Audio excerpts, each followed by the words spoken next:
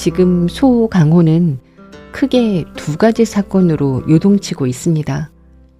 먼저 감옥에서 탈출한 전 마교교주 이마행이 본격적으로 움직이기 시작했죠. 자기 자리를 빼앗아간 동방불패에게 복수하기 위해서 칼날을 갈고 있는 상황이고요. 다른 한쪽에서는 비극적인 이별이 있었습니다. 마교의 함정에 빠진 항산파 여승들을 구하려고 영호충이 뛰어들었지만 수장인 정정사태가 결국 치명상을 입고 영호충에게 유언을 남긴 채 세상을 떠났습니다. 한쪽에서는 복수가 시작되고 다른 한쪽에서는 큰 슬픔이 몰아치는 상황인데요. 이어서 다음 이야기로 넘어가 보겠습니다.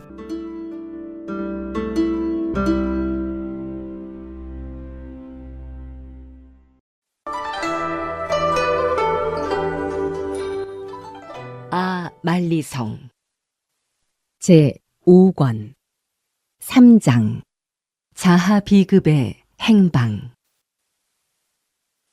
영호충은 큰 거리로 나섰다.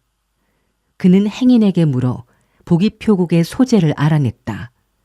그러나 바로 그곳으로 가지 않고 마냥 거리를 노닥거리며 이리저리 거닐었다. 왠지 사부와 사모를 뵈러 가기에는 용기가 나지 않을 뿐더러 소사매와 임사제가 정겹게 노는 정황을 다시 볼 일을 생각하니 마냥 싫은 생각이 났기 때문이었다.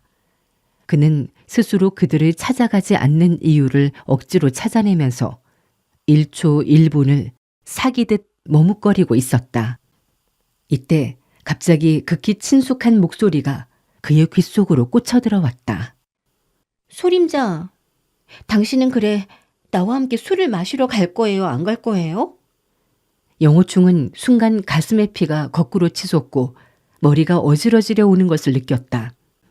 그가 천리 멀리 복권성에 온 것은 사실 이 목소리를 듣기 위해 이 목소리 주인공의 얼굴을 보기 위해서였다.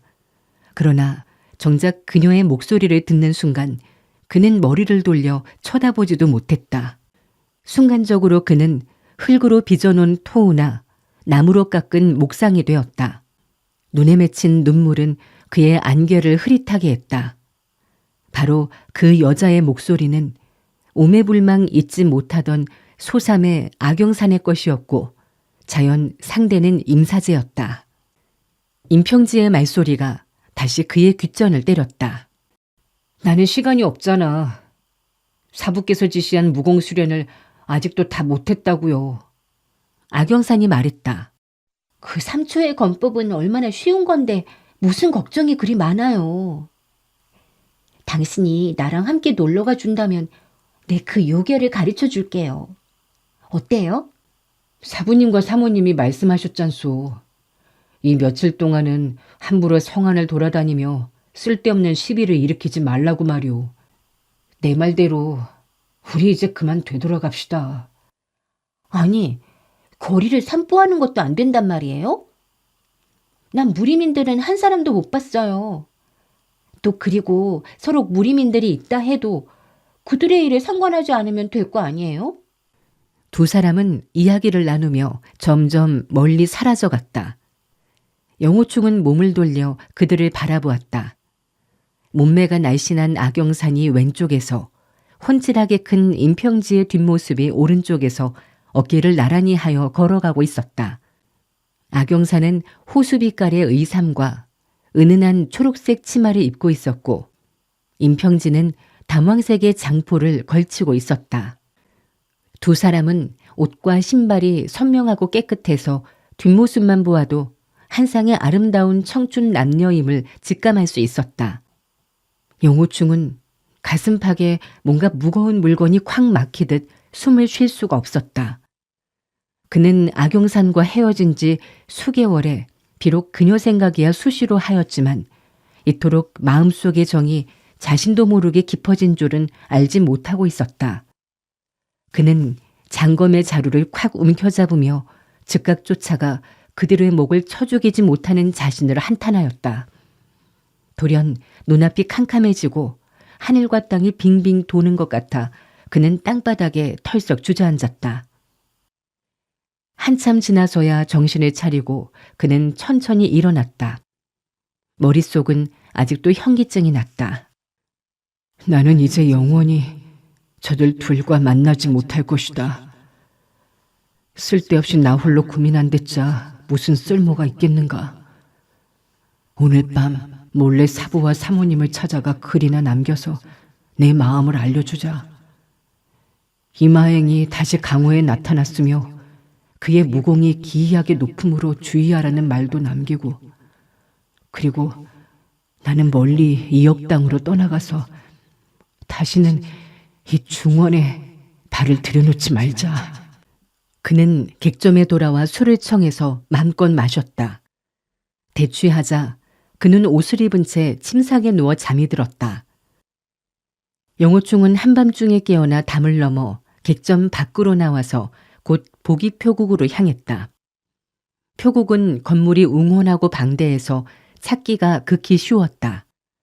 그러나 집안에는 등불이 모두 꺼지고 아무런 소리도 들리지 않았다. 그가 생각했다. 사부와 사모님이 어디 계실까? 지금은 주무시고 계시겠지. 바로 이때 왼쪽 담장에서 사람 그림자가 번뜩이더니 검은 그림자 하나가 밖으로 나왔다. 몸놀림으로 보아 여자였다. 여자는 서남 쪽으로 달려갔는데 경공술이 바로 화산 본문파의 신법이었다. 영호충은 숨을 크게 들이쉬고 그 뒤를 쫓아갔다. 뒷모습으로 보아 소삼의 악영산이 분명했다. 소삼애가 야밤 삼경에 어디를 갈까? 악영산은 담장을 끼고 쾌보로 달려갔다. 영호충은 기이한 생각이 들어 4, 5장쯤 뒤쪽에서 그녀를 따라갔다. 복주성 안의 거리는 종횡으로 길이 얽혀 있었다. 악영산은 동쪽으로 한 번 돌고 서쪽으로 한 번 돌려 시원스레 달려가는 품이 익숙한 길을 가고 있는 듯했다. 어디쯤을 달려가서는 돌다리 옆에 작은 골목길로 접어들었다. 영호충은 지붕을 타고 그녀를 따라갔다. 작은 거리가 끝나는 곳에 큰 집 한 채가 있었는데 집은 검정문에 하얀 담을 두르고 있었고 담 곁에 오래된 등나무가 한 그루 서 있었다. 집안 여러 창문을 통해 등불이 비쳐나오고 있었다. 악영사는 동쪽 상방의 창 아래에 가서 창문 틈 사이로 안을 들여다보더니 갑자기 이히힛 하고 귀신 울음소리를 냈다.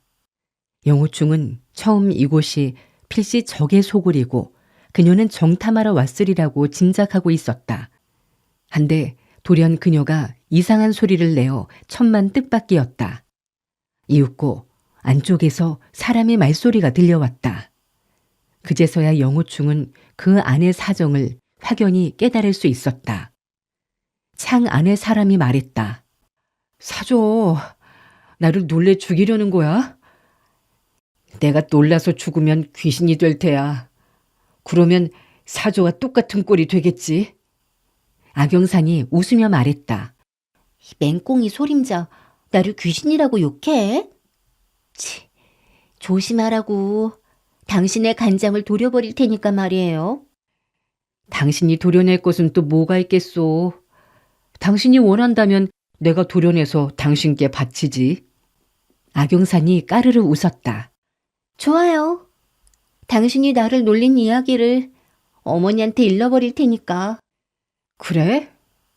사모님이 당신한테 언제 어디서 그 이야기를 하던 하고 물으면 어떻게 대답할 건가? 그야 뭐 오늘 오후 연검을 하면서 들었다고 하면 되겠죠. 당신이 열심히 연검은 하지 않고 나한테 히히덕거리며 싱거운 얘기만 했다고 말이에요. 그렇다면 사모님은 화가 나서 나를 불러다 방에 가둬버릴 텐데 아마 석 달은 당신을 못 보고 말 거야. 치, 그렇다고 내가 뭐 두려워할 줄 알아요? 안 보면 안 봤지. 못돼 먹은 소림자. 당신 창문은 안 열고 뭐 하는 거예요? 임평지가 껄껄 웃고는 창문을 열었다. 악영사는 후다닥 몸을 움츠려 한쪽에 숨었다. 임평지가 자문자답하듯 중얼거렸다. 이런, 사저가 왔는 줄 알았더니 아무도 없잖아. 귀신이 왔던가? 그가 천천히 문을 도로 닫으려 하자 악영산이 창문으로 쏘아 들어갔다. 영호충은 지붕 모퉁이에 쪼그리고 앉아 두 사람이 히히덕거리는 수작을 죄다 듣고 있었다. 자신은 그들의 대화를 하나도 듣고 싶지 않았으나 그럴수록 오히려 더욱 또랑또랑하게 귀청을 때렸다. 창문이 반쯤 닫히자 두 사람의 그림자가 창호지에 어른거렸다. 두 사람은 서로 기대었고 웃음소리는 점차 낮게 잦아들었다. 영호충은 가볍게 한숨을 쉬며 막 떠나가려는데 후련 악영산의 목소리가 들려왔다. 이렇게 밤늦게 자지도 않고 뭘 하고 있었어요? 임평지가 대답했다. 당신을 기다리고 있었지. 악영산이 웃으며 말했다. 치, 거짓말도 멀쩡하게 하는군요. 어떻게 내가 오리라는 것을 알 수 있었어요? 산에 묻힌 은사의 신기묘산을 당신은 모르리. 마음에 집히는 게 있어 손가락으로 헤아려 보니 글쎄 우리의 예쁜 사족께서 오신다 하질 않겠소이까? 네, 알았다. 당신 방을 이 모양으로 난장판에 만든 걸 보니 틀림없이 그 건보를 찾고 있었죠? 그렇죠? 영호충은 몇 걸음 걸어가다 돌연 건보란 말에 마음이 끌려 몸을 다시 되돌렸다. 임평지의 말소리가 들렸다. 지난 몇 달 동안 이 집을 몇 번이나 조사했는지 모른다오. 지붕에 있는 기왓장까지도 하나하나 들춰보았고 담장의 벽돌 조각도 일일이 들춰보았다오. 사저, 이 낡은 집은 이제 아무 쓸모가 없으니 담장도 모두 헐어서 살펴볼까? 어떻소? 이건 당신의 집 아니에요? 헐던 안 헐던 당신이 좋을 대로 하세요. 왜 나한테 물어요? 이거야 임가의 집이지. 그러니까 내 당신한테 묻는 거라고. 왜요? 당신한테 묻지 않고 누구한테 묻겠소? 당신은 장래 임가의 안주이니. 악영산의 야무진 욕소리가 터져나왔다. 이 더러운 인가야. 뭐라고 씨부렁대고 있는 거야? 파박하는 소리가 들리는 것이 그녀가 임평지를 때리고 있는 듯했다. 그 두 사람이 방 안에서 웃으며 깔깔대자 영호충은 칼로 가슴을 에이는 듯한 아픔을 느꼈다. 그는 떠나가고 싶었지만 벽사건보가 자신과 연관이 깊다는 생각을 하자 쉽게 발을 내딛지 못했다. 임평지의 부모가 죽을 때 몇 마디 유언을 자신들의 아들에게 전해달라고 그에게 부탁했었다. 그때 영호충 혼자만이 그들 곁에 있은 탓에 억울한 누명을 쓰게 되었다. 더구나 나중에 풍사숙조로부터 전수받은 독고국엄은 너무나 신묘한 권법이라 화산파 문인들은 사람마다 그가 벽사곤보를 훔쳤다고 믿게끔 되었다. 평소 마음으로 통하던 소삼회까지도 회의를 품게 된 것이다. 사실 이런 오해는 남을 탓할 수도 없게 되었으니 영호충이 사과에 오르던 날 사모님이 펼친 무쌍무대의 영시일검조차 그는 제대로 막아내지 못했었다. 그런데 사과에서 몇 달도 안 되어 그는 돌연 검술이 크게 발전했고 그 검법은 본문의 검법과는 크게 달랐다. 그가 다른 파의 검법 비결을 얻지 않고서야 어찌 그처럼 일취월장 할 수 있었겠는가. 그리고 다른 파의 검법 비급이라 한다면 임가의 벽사검보가 아니고 또 뭐가 있겠는가. 그는 혐의를 강력히 받고 있었으나 풍사숙조와의 약속 때문에 그분의 행적을 누설할 수는 없었다. 실로 입은 있어도 변명할 수 없는 입장이었다. 사실 스승이 그를 화산파에서 축출한 것도 영호충이 마교의 요물들과 친교를 맺었다는 이유보다도 벽사건보를 훔친 것이라고 믿은 때문이었을 것이다. 한데 지금 악영산과 임평지가 건보에 대해 말을 하니 비록 두 사람이 히히덕거리는 것을 듣고 싶지는 않았지만 마음의 쓰라림을 참고 기다릴 수밖에 없었다. 악영산의 말소리가 다시 들려왔다. 당신 벌써 몇 달 동안이나 찾았어도 못 찾았다면 건보는 자연 여기에 없는 것 아니겠어요? 담장 따위를 헐어서 뭘 하겠어요. 대사형이 입 가는 대로 한 말을 당신은 뭐 그렇게 진짜로 믿는 거예요. 영호충은 가슴이 아팠다. 그래도 그녀는 나를 아직도 대사형이라고 불러주는구나. 임평지가 대답했다. 대사형이 아버지의 유언을 전해주었잖소. 향양항 옛집에 있는 조상의 유물을 함부로 펼쳐보아선 안 된다고 말이오.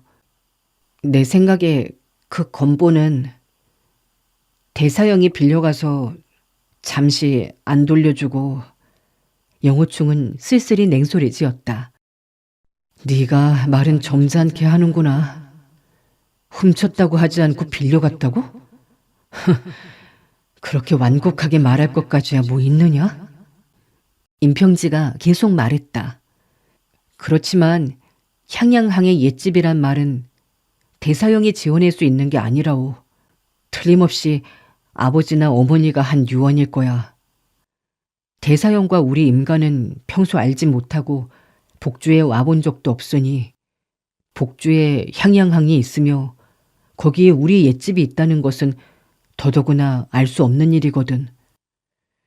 그건 복주 사람들이라도 별로 아는 사람이 많지 않다고. 악영산이 물었다. 그렇다면 당신 아버지 어머니의 유언은 무슨 뜻일까요? 대사형이 전해준 말 가운데 펼쳐본다는 말이 이상해. 그건 뭔가 건보와 관련이 있는 말일 거라고 봐야지. 아버님의 유언에서 향양향 옛집이 거론되었으니 건보가 없다 해도 뭔가 단서는 있을 거야. 그 말도 일리가 있는데 그래서 요 며칠 동안 당신이 그토록 피곤한 모양이군요. 낮에는 연검을 하며 나한테 신경을 쓰고 밤에는 표국에서 자지 않고 여기 와서 밤새도록 뭔가 찾아내느라고 정신이 없고 말이에요. 그러니 내가 마음이 안 놓여 이렇게 찾아와 볼 수밖에 없잖아요. 임평진은 담담히 웃다가 한숨을 푹 쉬었다. 나의 부모가 얼마나 처참하게 돌아가셨소. 만약 내가 건보를 찾아 임가 조상 전례의 건법으로 원수를 갚겠다면 아버지 어머니 영혼께서도 크게 위로가 될 것이오. 악영산이 말했다. 대사형이 지금 어디 계신지 모르겠어. 그분을 만난다면 내가 당신 대신 건보를 돌려주라고 할 텐데 말이에요.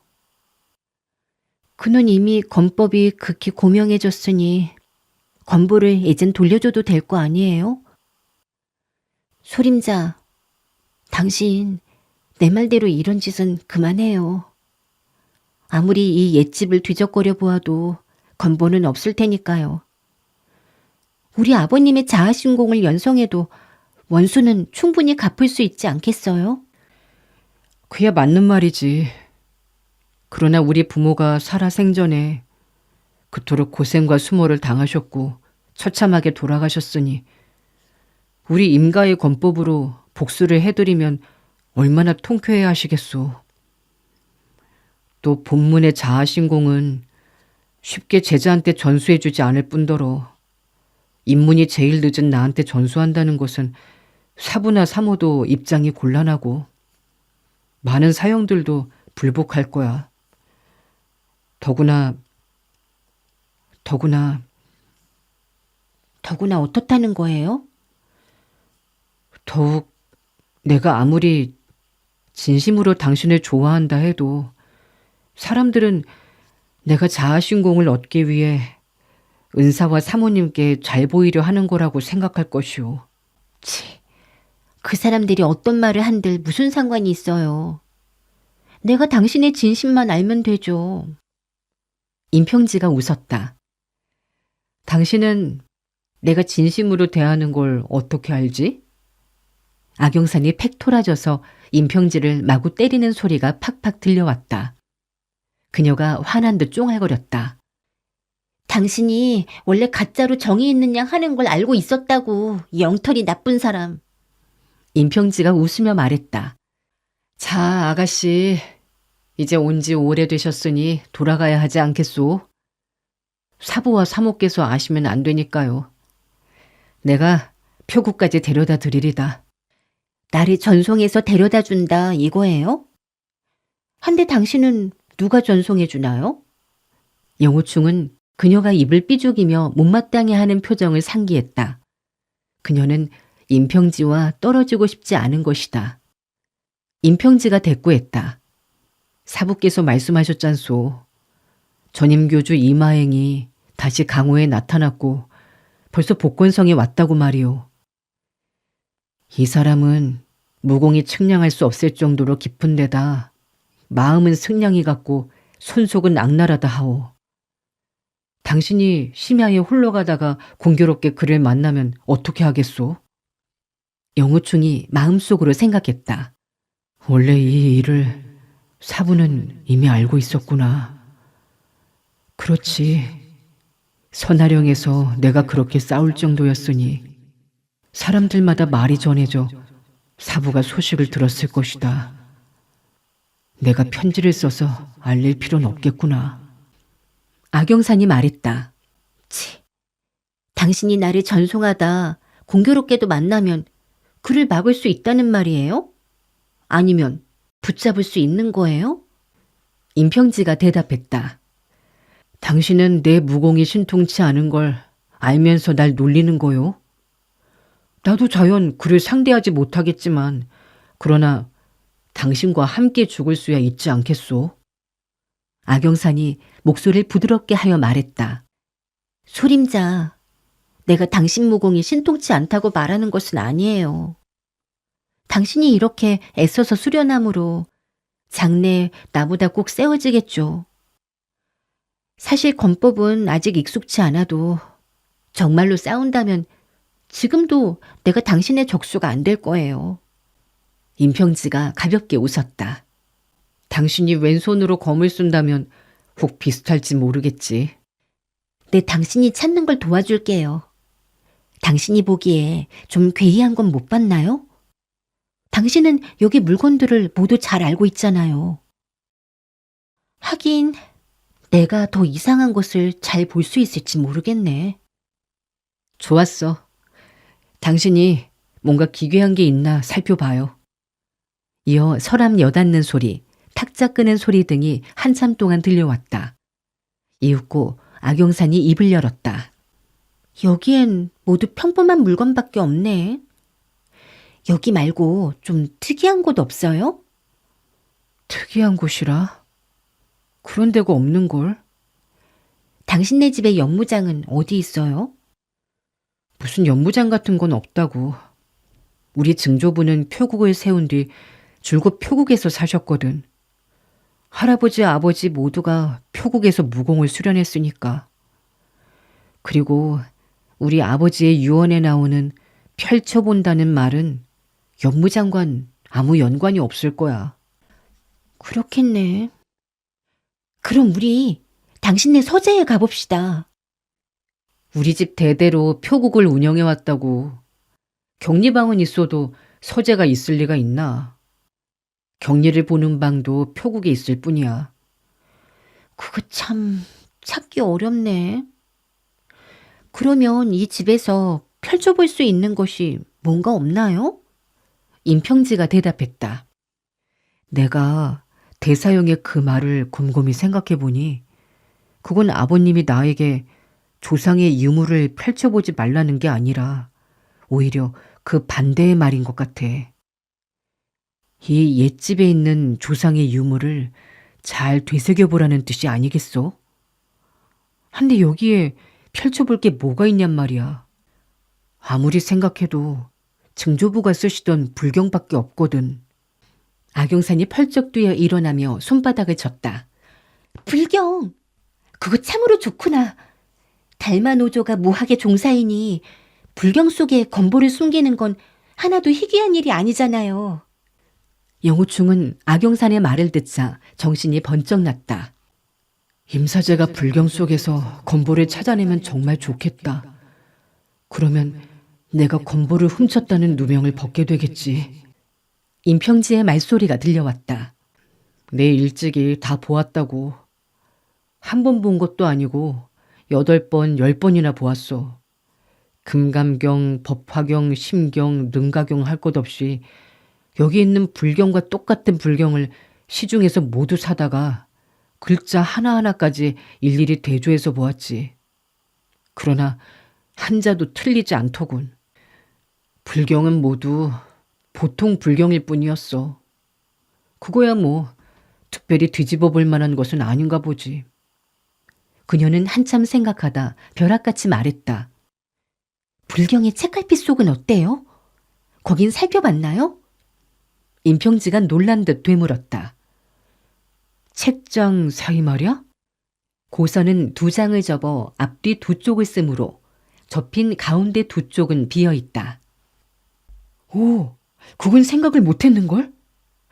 우리 그걸 살펴볼까? 2 사람은 촉대 하나씩을 들고 상방을 나와 후원으로 향했다. 영호충은 지붕 위에서 그들을 따라갔다. 촛불은 창문을 통해 그들의 가는 길을 안내해 주었다. 그들은 최후로 서북쪽의 방으로 들어갔다. 영호충은 가볍게 뜰로 내려서서 창문 틈 사이로 들여다보았다. 방 안은 좌불당이었는데 중간쯤에 한 폭의 수묵화가 걸려 있었다. 그림은 달마조사가 면벽을 해서 9년 동안 수련하는 모습이 묘사돼 있었다. 불당 서쪽에는 극히 오래된 방석이 놓여 있고 탁상에는 목어, 종경과 한 무더기의 불경이 쌓여 있었다. 영호충은 마음속으로 생각했다. 이분 보기표국을 세운 노선배는 옛날 위명을 천하에 떨치며 그의 손 아래 수많은 농림의 대도들이 혼났겠지. 하지만 만년에는 여기 은고에서 평생 동안 저지른 살업을 참여하신 모양이구나. 강호를 질타하던 한 영웅 호걸이 백발이 성성에서 이 음침한 불당에 쪼그리고 앉아 모고를 두드리며 독경했을 생각을 하니 그분의 적막하고 처량한 심경을 가히 짐작할 수 있을 것 같았다. 악영산이 불경 한 권을 집어들며 말했다. 우리 불경을 다 뜯어서 책장 사이에 무슨 물건이 있나 살펴봅시다. 아무것도 없으면 다시 철을 해놓으면 될 테니까요. 어때요? 좋아. 임평지도 불경 한 권을 들어 책을 철한 실을 끊었다. 그는 책장 사이를 한 장 한 장 들추며 무슨 글자의 흔적이 있는지 살폈다. 악영사는 책장 하나하나를 촛불에 비춰보기까지 했다. 영호충은 그녀의 뒷모습을 바라보고 있었다. 옷같이 뽀얀 팔이 부단히 움직이고 있었고 왼손에는 얘의 은팔찌를 끼고 있었다. 어쩌다 옆 얼굴이 살짝 보일라 치면 그녀의 2 눈은 임평지의 2 눈과 마주치며 눈웃음을 짓는 것이었다. 내 눈이 부딪히면 그녀는 생긋 웃고 다시 책장을 살피곤 했는데 촛불이 비추는 통에 그녀의 얼굴이 빨갛게 달아오르는지는 알 수가 없었다. 반만 보이는 얼굴을 보아도 봄날의 복숭아처럼 마냥 요염하기만 했다. 영호충은 창밖에 조용히 서서 마치 백치가 된 듯이 넋을 놓고 바라보았다. 2 사람은 뜯고 살피고 또 살피며 12권의 불경을 거의 다 끝내가고 있었다. 이때 돌연 영호충의 배후에서 가벼운 소리가 들렸다. 그는 몸을 슬쩍 움츠리며 뒤를 돌아보았다. 2 개의 인형이 남쪽 지붕에서 날아오고 있었다. 서로 손짓을 하며 그들은 뜰에 내려섰다. 소리 하나 나지 않았다. 둘은 창문 틈새로 안을 들여다보았다. 한참 있으려니 악영산의 말소리가 들렸다. 모두 다 뜯어봐도 아무것도 없잖아요. 말투에 무척 큰 실망이 깃들어 있었다. 그녀가 다시 말했다. 네, 한 가지 생각이 났어요. 당신 가서 물을 좀 떠와요. 악영산의 목소리가 이번에는 흥분에 들떠 있었다. 임평지가 물었다. 뭐라게? 내 어렸을 적에 아버님한테 들은 고사가 있거든요. 일종의 기이한 풀이 있는데 거기서 시디신 즙이 나와서 그걸로 글씨를 쓸 수 있다는 거예요. 그러면 마른 뒤에 글자가 보이지 않는다는군요. 하지만 물에 젖으면 글자가 다시 나타난다는 얘기였어요. 영호충은 갑자기 마음속이 시큼해졌다. 그 역시 사부가 들려준 그 이야기를 기억하고 있었다. 그것은 악영산이 8, 9세 때, 자기가 17, 8세 때의 일이었다. 그 옛날의 추억이 순식간에 그의 가슴 속에 파도처럼 밀려왔다. 그날 그녀와 영호충은 귀뚜라미 잡는 시합을 했었다. 물론 그 시합은 영호충이 이겼고 진 악영산은 분해서 한없이 울었다. 한참을 신나게 놀려대던 영호충은 어린 소사매가 귀여워서 그가 잡은 가장 큰 귀뚜라미를 악영산에게 주었고 그래서 거꾸로 그가 지고 말았다. 그제서야 화가 기쁨으로 변한 사매를 달랠 수 있었으며 기분이 좋아진 두 사람은 사부에게 옛날 이야기를 해달라고 졸랐었다. 그 생각을 하니 영호충의 눈에 괜히 눈물이 그렁그렁 고여왔다. 임평지의 말소리가 들렸다. 그래? 그렇다면 한번 시험해 본 적도 한데 그래? 그가 밖으로 나가자 악영산이 소리쳤다. 나랑 같이 가요. 두 사람은 손을 잡고 다정히 걸어 나왔다. 창가에 숨어있는 사람은 숨을 죽이고 움직이지 않았다. 이윽고 임평지와 악영산이 물을 담은 대야를 들고 불당으로 들어갔다. 그들은 7, 8매의 불경 쪼가리를 물에 담가 촛불에 비춰보았다. 별다른 글자는 보이지 않았다. 두 사람은 20여 매를 시험해 보았으나 하나도 이상한 점을 발견할 수 없었다. 임평지가 한숨을 쉬며 말했다. 더 시험해 볼 것 없어. 아무 글자도 안 나타나는 걸. 임평지가 말을 끝내자마자 창밖에 숨어있던 두 사나이가 문을 밀고 안으로 들어갔다. 임평지가 호통쳤다. 누구냐? 그들은 질풍같이 두 사람을 덮쳤다. 임평지는 싸울 차비도 차리기 전에 어깨 밑에 일격을 당하고 말았다. 악영산이 장검을 반쯤 빼내었을 때 적은 이미 두 손으로 그녀의 눈을 찔러갔다. 악영산은 검을 내동댕이 치고 손으로 이를 막았다. 그 사나이는 연이어 3번을 쥐어갔는데 모두 그녀의 목만을 노렸다. 악영산은 너무나 놀라 2걸음 뒷걸음질 쳤다. 이제 그녀의 등은 탁자를 등지고 있어 더 이상 물러날 수가 없었다. 그 사람은 왼손으로 악영산의 철령개를 내려쪼겠다. 악영산은 쌍장으로 이를 막았다. 하나 이 1초는 허초였다. 사나이는 오른손으로 악영산의 왼쪽 허리의 혈도를 찍어버렸다. 그녀는 비스듬히 탁자에 기대어 꼼짝도 할 수가 없었다. 이 일체의 상황을 영호충은 모두 환히 보고 있었지만 당장은 그 둘의 목숨이 위태롭지 않다고 생각해 출수에 돕지 않았다. 그는 적의 내력을 알아보려는 심산이었다. 두 사나이는 불당의 사방을 수색했다. 한 사나이가 방석을 들더니 두 쪽으로 푹 찢었고 다른 사나이는 모고에 일장을 가해 7, 8토막으로 부숴버렸다. 임평지와 악영산은 이미 말을 할 수 없고 움직이지도 못했는데 두 사나이가 장력을 칼같이 쓰면서 방석을 찢고 모고를 부수는 것을 보자 금세 벽사건보가 나올 것 같은 생각이 들었다. 왜 건보를 방석과 모고 속에 숨겼다는 것을 생각하지 못했을까? 그러나 방석이나 모고 속에는 아무것도 없었다. 그들은 똑같이 마음속으로 다행이라며 기뻐했다. 그 두 사나이는 50세쯤 되어 보였다. 한 사람은 대머리였고 다른 사람은 백발이었다. 두 사람의 행동은 민첩하고 빨라 경각간에 불당 안의 모든 물건을 일일이 부숴버렸다. 더 이상 부술 것이 없자 그들의 눈초리는 달마조사가 그려있는 그림에 집중됐다. 대머리 노인이 왼손으로 그림을 쥐어잡으려 했다. 백발 노인이 한 손으로 이를 막으며 소리쳤다. 잠깐, 자네 저 노인 영감의 손가락을 보게나. 영호충, 임평지, 악영산 세 사람의 눈동자가 동시에 달마조사를 보았다. 그림 속의 달마조사는 왼손으로 등 뒤를 가리키고 있었는데 마치 무슨 검결을 시전해 보이는 듯했다.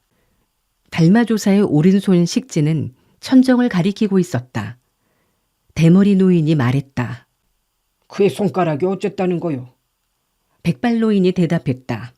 글쎄, 알 수 없지만 한번 시험해 볼까? 그는 몸을 날리며 쌍장으로 그림에서 달마조사가 가리키는 천정을 후려쳤다. 펑 하는 소리가 나고 흙과 먼지가 우수수 떨어져 내렸다. 대머리 노인이 말했다. 뭐 별게 없자.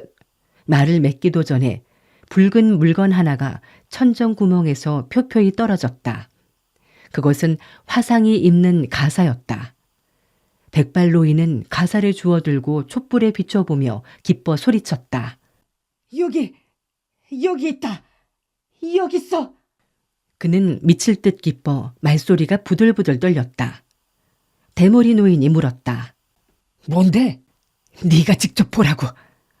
영호충은 눈을 모아 쳐다보았다. 가사에 수많은 작은 글자가 빼곡히 써 있는 것이 은은히 보였다. 대머리 노인이 말했다. 이게 벽사건보란 말이야? 백발 노인이 말했다. 10중 8구 건보일 거야. 우리 형제가 드디어 오늘 큰 공을 세웠구나. 동생, 갖고 가세나. 대머리 노인도 기쁜지 입을 다물 줄 몰랐다. 그는 가사를 조심스럽게 접어서 품에 넣었다. 그가 왼손으로 임, 악 두 사람을 가리키며 물었다. 죽여버릴까? 영호충은 검을 부여잡고 백발 노인이 두 사람을 해칠 듯만 보이면 즉시 달려들어 두 노인을 먼저 죽일 태세를 취했다. 그러나 백발 노인은 그들을 죽일 마음이 없었다. 건보를 이미 입수했으니 화산파와 깊이 원수질 필요는 없다. 살려주자고. 두 사람은 어깨를 나란히 불당을 나와 담장을 뛰어넘었다. 영호충도 담 밖으로 뛰어나와 그들을 따랐다. 두 노인의 발걸음은 아주 쾌속했다. 영호충은 어둠 속에서 그들을 놓칠까봐 걸음을 빨리해 두 사람과의 사이를 3장 정도로 유지했다. 두 노인이 무척 빨리 달렸으므로 영호충도 급히 달려야 했다. 한데 돌연 두 노인이 걸음을 멈추고 뒤돌아섰다. 눈앞에 삼광이 한 번 일자 영호충은 오른 어깨와 왼쪽 팔에 극렬한 통증을 느꼈다. 상대의 쌍도에 동시에 찔린 것이다. 두 사람이 돌연 멈춰서서 돌연 되돌아 칼을 쳐오는 형국은 마치 우레가 으르렁거리다 번개를 후려치는 것 같았다. 그러나 영호충은 내력이 웅온했고 권법이 고명했으므로 임기응변도 빨랐다. 그는 급히 뒤로 날아뛰었다. 그의 내력이 워낙 심우해 한 번 뛰자 두 장 밖으로 날아갔다. 두 노인은 1초가 성공하자 번개같이 2초를 펼쳤다. 영호충은 또 한 번 뒤로 2장을 뛰어날았다. 그 노인은 그가 중상을 입고도 이처럼 쾌속하게 그리고 멀리 뛰어나르는 것을 보자 크게 놀랐다. 그러나 숨 쉴 새 없이 그들은 영호충을 몰아쳐왔다. 영호충은 몸을 돌려 달아났다. 어깨와 팔의 통증이 처음 임기응변할 땐 못 느꼈으나 지금은 점이듯 아파왔다. 영호충은 금방 기절에 쓰러질 것만 같았다. 그는 마음속으로 생각했다. 이 두 사람이 훔쳐가는 가사에 적힌 글이 벽사건보일 것이다. 내 지금 억울한 누명을 쓰고 있으니 어떻게 해서라도 이를 빼앗아서 임사제에게 가져다 줘야 한다. 그는 아픔을 참고 장검을 빼들었다. 그러나 장검은 반만 나온 채 멈췄다. 오른팔이 칼을 맞은 뒤 힘을 쓸 수 없었던 것이다. 바람 가르는 소리가 나고 적의 칼이 사납게 쳐왔다. 그는 진기를 끌어모아 앞으로 급히 뛰어날았다. 동시에 요대를 뜯어내 장검을 잡고는 한껏 뿌리치자 검집이 빠져 땅에 떨어졌다. 그가 몸을 돌리자마자 싸늘한 기운이 얼굴에 덮쳐왔다. 쌍도가 한꺼번에 쳐온 것이다. 영호충은 다시 한번 뛰어올랐다. 이제 하늘은 점차 밝아오고 있었다. 그러나 하늘이 밝기 직전의 어둠이 사방에 깔려 있어서 도광이 번쩍번쩍 빛날 뿐 물건들을 똑바로 볼 수가 없었다. 그가 배운 독고국엄의 요지는 적의 초수 가운데 파탄을 찾아내 그 약점을 찔러가는 것이었다. 그러나 지금은 적의 신법과 초식을 전혀 볼 수가 없어 검을 쳐낼 수가 없었다. 다시 왼쪽 팔에 통증을 느꼈다. 적의 칼끝이 스치고 지나간 것이다. 영호충은 큰 거리로 급히 달려갔다. 검을 잡은 왼손 주먹으로 오른쪽 어깨의 상처를 눌러 피가 마구 쏟아지지 않게 했다. 두 노인은 한바탕 쫓아오다가 영호충이 워낙 날쌔게 도망치는 것을 보자 쫓아잡을 수 없다고 생각해 발을 멈추었다. 이미 검법의 비보는 수중에 넣은 터이니 쓰잘데없는 일에 얽매이기 싫은 것이다. 그들은 몸을 되돌렸다. 영호충이 소리쳤다. 어이, 이 더러운 도둑놈들아! 물건을 도둑질했으니 이제 도망치려는 거냐? 영호충이 오히려 쫓아가며 소리치니 두 노인은 크게 화가 났다. 그들은 다시 뒤돌아 칼을 휘두르며 덤볐다. 영호충은 그들과 정면으로 싸우지 않고 또 도망갔다.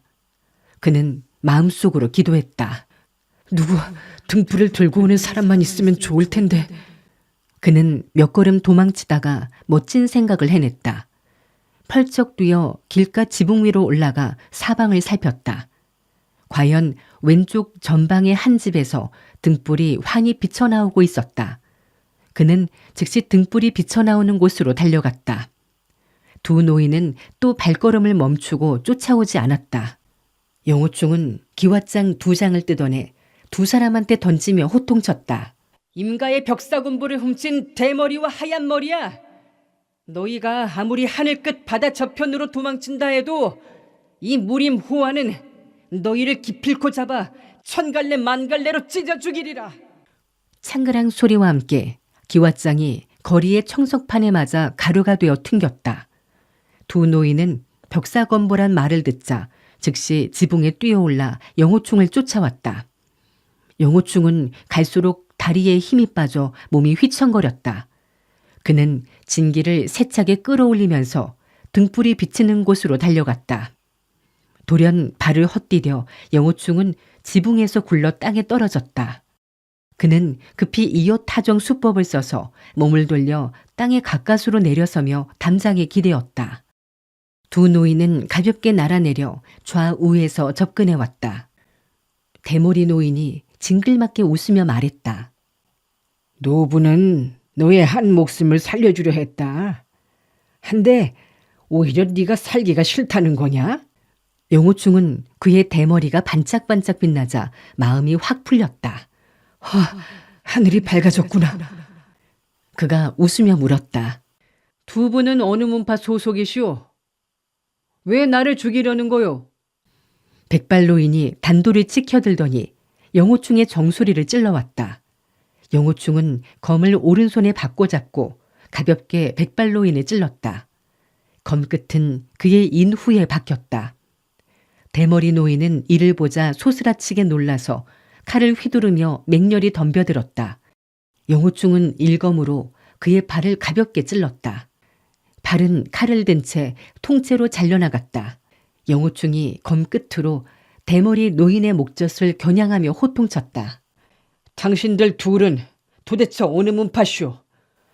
순순히 대답하면 당신의 목숨은 살려주겠소. 대머리 노인은 허탈하게 웃으면서 처량하게 말했다. 우리 형제가 강호에 횡행하며 적수를 만난 적이 드물었는데 오늘 귀하의 검 아래 죽게 되었소. 탐복했소이다. 한데 귀하의 대명을 모르는 게 섭섭하구려. 그 점 죽어도 분하여 눈을 감지 못하겠소이다. 영호충은 그가 팔 하나를 잘리고도 기계가 허낭한 것을 보자 사나이 대장부라 마음속에서 존경심이 우러났다. 나는 그대들이 핍박했기 때문에 자신을 보호한 것밖에 없소. 사실 두 분과 서로 알지 못하는 사이인데 실수하여 상하게 했으니 미안할 뿐이요. 그 가사를 돌려주시고 이만 우리 헤어지도록 합시다. 대머리 노인이 위험이 서린 목소리로 말했다. 도궁이 어찌 남에게 항복할 수 있으리요? 그는 왼손의 비수로 자기의 심장을 푹 찔러 자결했다. 영호충이 중얼거렸다. 이 사람은 죽을지언정 굴복은 하지 않는 호쾌한 인물이구나. 그는 대머리 노인의 품속에서 가사를 끄집어내기 위해 몸을 숙였다.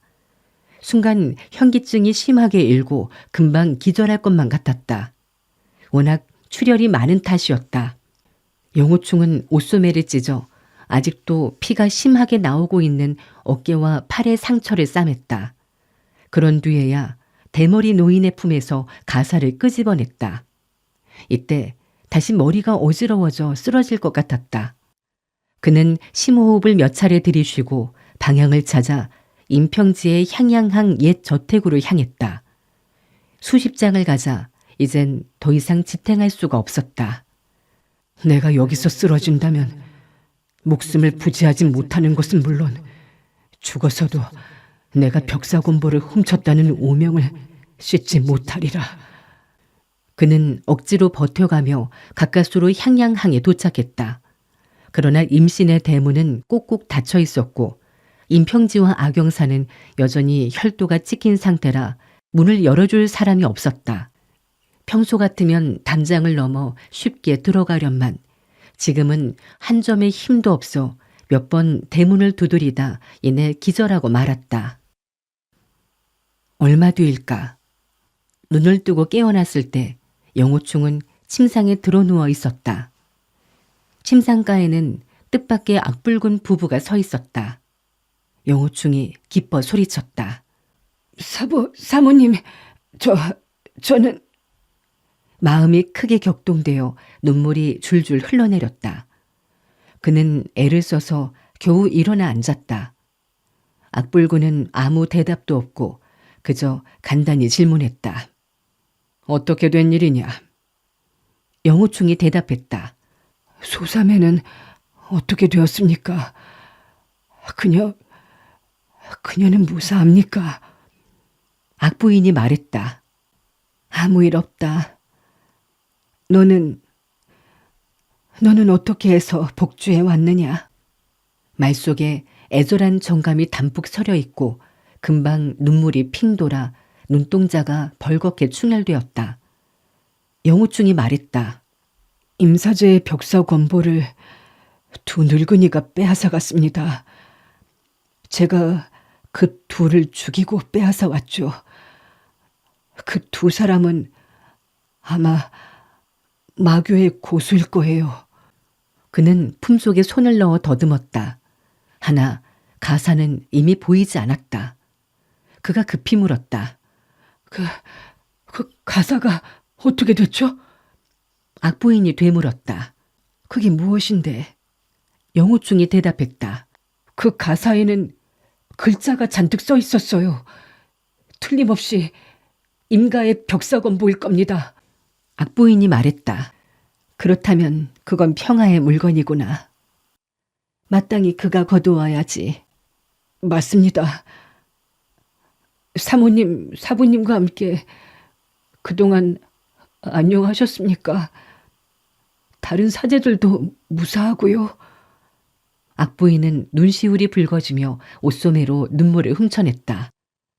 모두 잘 있단다. 영호충이 물었다. 제가 어떻게 여기에 왔습니까? 사부님과 사모님께서 저를 구하셨나요?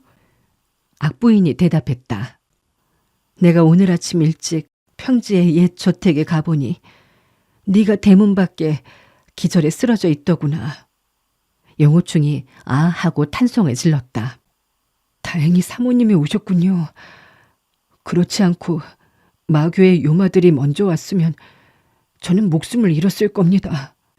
그는 사모가 틀림없이 딸이 돌아오지 않자 향양항의 옛집으로 찾아갔으리라고 짐작했다. 그 이야기는 차마 입 밖에 담지 못하지만 말이다. 악불군이 물었다.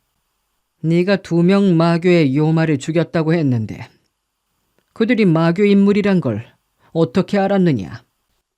제자는 남쪽으로 오면서 적지 않은 마교 인물을 만났습니다. 그 두 노인은 무공이 괴이한 게 확실히 정파 인물 같지는 않았습니다. 영호충은 마음속으로 은근히 기뻐했다. 내 이제 임사제의 벽사건보를 빼앗아 왔으니 사부 3호 3회가 다시는 날 의심하지 않겠고 2명의 마교 인물을 죽인 것으로 해서 내가 마교와 결탁했다고도 몰지 않을 것이다. 한데 악불군은 얼굴색을 퍼렇게 바꾸면서 호통쳤다. 넌 아직도 마구 함부로 짓거리는구나. 내가 그렇게 쉽게 속을 줄 아느냐? 영호충이 깜짝 놀라 급히 대답했다. 제자는 결코 사부님을 속이는 게 아닙니다. 악불군이 엄하게 꾸짖었다. 누가 너의 사부란 말이냐? 이 악모는 이미 너와 제자의 연분을 끊은 지 오래됐다. 영호충은 침상에서 구르듯 땅바닥에 내려서서 무릎을 꿇고 절을 했다. 제자가 그동안 많은 잘못을 저질렀습니다. 하오나 사부님께서 저를 엄히 다스릴지언정 사문에서 축출만은 하지 마시옵소서. 사부님, 한 번만 통촉해 주십시오. 악불군은 몸을 피해 영호충의 큰 절을 받지 않고 냉랭하게 말했다. 마교 임교주의 딸이 너를 그토록 좋아하니 네가 그들과 결탁한 거겠지. 그러니 이 사부도 어쩔 방법이 없다. 영호충이 이상하다는 투로 물었다. 마교 임교주의 딸이라고요? 사부님, 그 무슨 말씀을 하시는 겁니까? 임아행에게 딸이 있다는 말은 들었지만 제자는 만나본 적이 없습니다. 악부인이 말했다. 충아, 이제 와서 또 무슨 거짓말을 하려는 거냐? 그녀는 한숨을 푹 쉬고 계속 말했다. 그 임소저가 강호 방문좌도의 인사들을 소집해 산동 오폐강에서 너의 병을 고쳐주려 했지 않느냐. 그날 우리가 직접 가기까지 했는데도 잡아 때렸느냐. 영호충은 너무 놀라 떨리는 목소리로 말했다. 오폐강에서의 그 소저, 그녀 영영이 그녀가 임교주의 딸이란 말입니까? 악부인은 말했다. 그래, 얘기를 해보아라. 영호충은 천천히 일어섰다. 그는 망연한 표정으로 천천히 중얼댔다. 그녀가 임교주의 딸이라고요? 그게 정말입니까? 악부인은 불쾌한 표정을 지었다. 너는 아직도 사부 사모한테 거짓말을 하려는 것이냐? 악불군이 화를 버럭 냈다. 누가 그의 사부 사모란 말이오? 그는 손으로 탁상을 벼락같이 내리쳤다. 퍽하니 탁자 모서리가 부서져 날아갔다. 영호충이 말했다. 제자가 어찌 감히 사부 사모님을 속이겠습니까? 악불군이 냅다 소리쳤다. 이 악모가 당초 눈은 있어도 볼 줄을 몰라 너 같은 염치도 모르는 놈을 제자로 받아들였으니 천하 호골들에게 실로 부끄럽게 아니없다. 너는 아직도 날 더럽고 치사한 놈으로 만들려고 하느냐? 네가 다시 한번 사부 사모라고 부른다면 내 즉시 쳐 죽이겠다. 그는 호통치며 얼굴이 점차 대추빛으로 붉어졌다. 분노가 부글부글 끓어오르는 모양이었다. 영호충은 어찌할 바를 몰랐다. 알겠습니다. 네. 영호충은 침상을 부둥켜 안고 있었는데 얼굴색이 백지장처럼 창백했다. 그는 몸이 흔들거리며 금방이라도 넘어질 것 같았다. 그가 입을 열었다. 그들이 저의 병을 치료해 준 건 사실입니다. 그러나 어느 누구도 그녀가 임교주의 딸이란 것을 말해주지 않았습니다. 악부인이 말했다. 너는 총명하기 그지없고 기지가 대단한데 어찌 그것도 생각해내지 못했다고 하느냐. 그처럼 젊은 소녀의 단 한마디 말에 삼산오학의 좌도 인물들이 다투던 너를 하늘처럼 떠받들며 치료해주려 할진데 그녀가 마교의 임소저가 아니고 그 누구겠느냐? 그렇게 권위 있는 사람이 임소저 이외에 세상에 또 누가 있겠느냐? 물론 없죠. 그렇지만 저는 당시 그녀의 얼굴을 줄곧 보진 못했었습니다. 악불군이 어이가 없다는 듯 헛웃음을 지었으나 얼굴은 조금도 웃음기가 없었다. 악부인이 한숨을 쉬며 말했다. 충아, 네가 나이가 들더니 성격도 변했구나. 그래, 내가 한 말일랑 마음에 새기지 말거라. 영호충이 받았다. 제가 당신께 올린 말은 정말 거짓이 아니옵니다. 그는 어른께서 하신 말씀은 절대 어기지 않겠습니다 하고 말하려 했었다. 그러나 막상 말을 하다 보니 그렇게 함부로 장담할 수도 없었다. 사부와 사모는 자신에게 마교의 인물과 친교를 맺지 말라고 했지만 그는 향문천, 영영, 이마행 등과는 이제 친교를 넘어선 경지까지 가 있는 것이었다. 악부인이 다시 말했다. 사실 그 임교주의 딸이 너한테 잘해주고 있고 너 자신은 병을 고치기 위해서 그녀를 시켜 사람들을 소집케 했으니 사람들은 너를 용서해줘야 한다고도 말하더구나. 악불군이 노해서 말을 꺾었다. 무슨 소리야? 용서해줘야만 한다니. 그래, 살기 위해서는 못할 짓이 없다는 거요. 그는 평소 사매인 아내에 대해 늘상 공손히 그리고 예모를 갖춰서 행동했다. 마치 존경하는 손님처럼 대했던 것이다. 그러나 지금은 그녀의 말을 꺾으며 마구 호통치는 것이 단단히 화가 난 모양이었다. 악부인은 낭군의 심정을 잘 알므로 그를 탓하지 않고 계속해서 말했다. 한데 넌 어째서 마교의 그 대마도인 향문천과 한통속이 되어 그렇게 많은 정파 인물을 살해하였니? 이제 네 두 손이 정파 인사의 선혈로 온통 범벅이 되었구나. 이 일을 어쩐다냐. 너는 빨리 여기를 떠나가거라. 영호충은 등골에 식은땀이 주르르 흘러내렸다. 그날 양정과 깊은 계곡의 입구에서 그는 향문천과 어깨를 나란히 하여 무수한 정파 인물들을 해치웠었다. 그러한 처절한 악도 속에서 상대를 죽이지 않으면 자신이 피살될 것은 뻔한 일이었지만 그 혈체는 이제 자기가 책임져야 할 일인 것이다. 악부인이 말했다. 또 오패강에서 넌 마교의 임소조와 연합해 소림파와 굴륜파의 여러 제자도 죽였더구나. 충아, 내가 예전부터 너를 친자식처럼 대해왔다만 일이 이렇게까지 되고 보니 나로서도 더 이상은 너를 돌봐줄 수가 없구나. 내 능력의 한계를 넘어선 것이야. 더 이상은 나도 너를 보호해줄 수가 없단다. 그녀는 여기까지 말하고는 두 줄기 눈물을 뚝뚝 흘렸다. 영호충이 암담한 표정을 지으며 입을 열었다. 제가 정말 모든 일을 잘못하고 말았습니다. 용서받지 못할 놈입죠. 그러나 제가 저지른 죄과는 저 혼자 달게 받겠습니다. 절대로 화산파의 명예는 더럽히지 않도록 하겠습니다.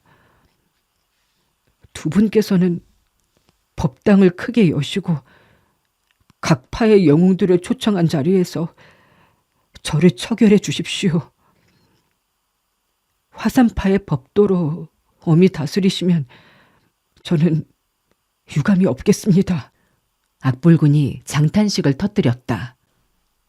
여복의 영호소엽, 그대가 오늘 내 화산파에 문하였다면 뭘 걱정하겠는가? 그대의 목숨은 버린다 해도 우리 화산파의 깨끗한 명망은 버리지 않을 것이라 우리 사도지간의 정리는 영원히 남았겠지. 그러나 내 일찍이 천하에 글을 보내 그대를 우리 문중에서 쫓아내지 않았는가? 그러니 그 뒤에 자네 행적이야 우리 화산파와 무슨 상관이 있겠고 나 또한 무슨 신분으로 자네를 조치한다는 말인가? 정사는 서로 양립하지 못하는 것. 앞으로 자네가 또 나쁜 짓을 하다가 나를 만나면 그때는 천하의 간적으로서 박살을 낼 터이니 그리 알게. 그때는 절대 용서할 수가 없네. 바로 그때 방 밖에서 사부님, 사모님하고 뛰쳐나오는 사람이 있었다.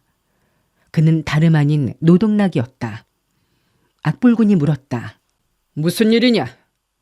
노덕락이 대답했다. 밖에 사부님과 사모님을 뵙자는 분이 와 계십니다. 숭산파의 종진과 그의 두 사제라고 하던데요.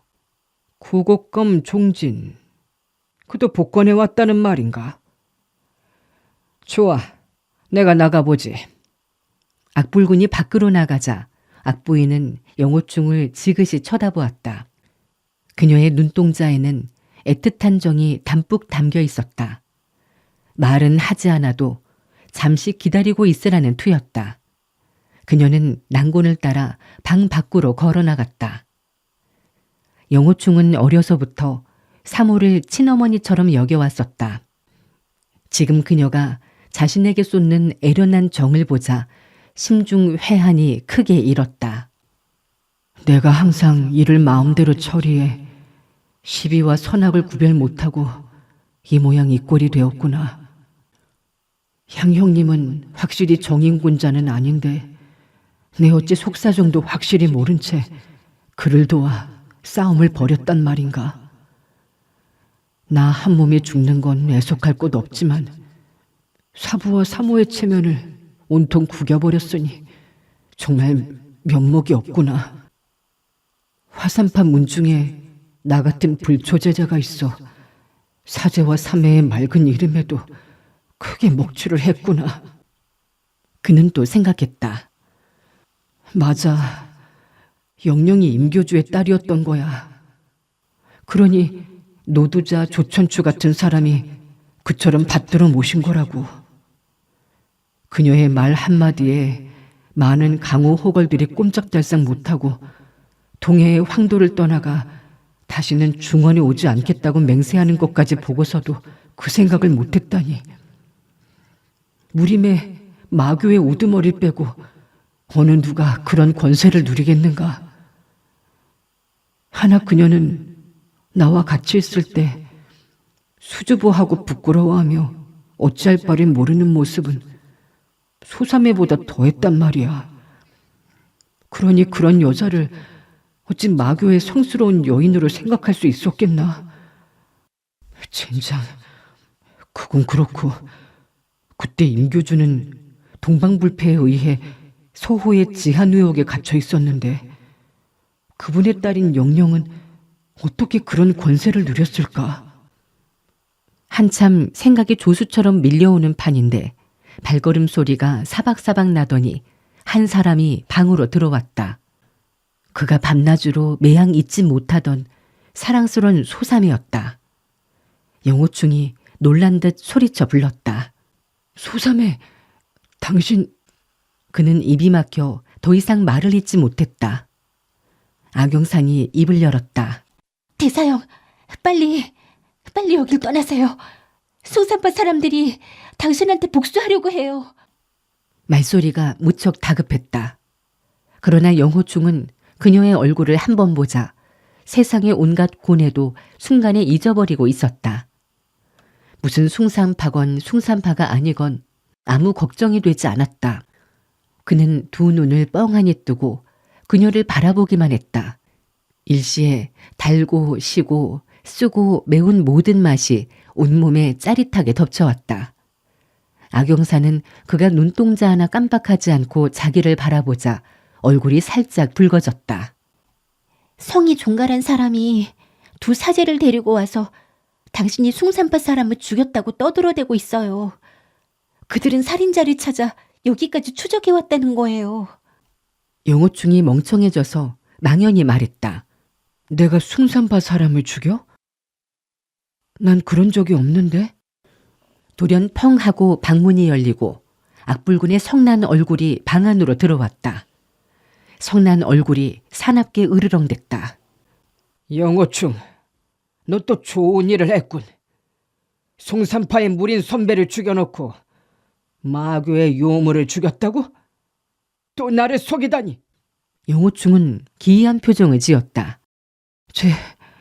제가 숭산파 소속의 무림 선배를 죽였다고요? 난 그런 적이... 악불군이 화를 내며 말했다.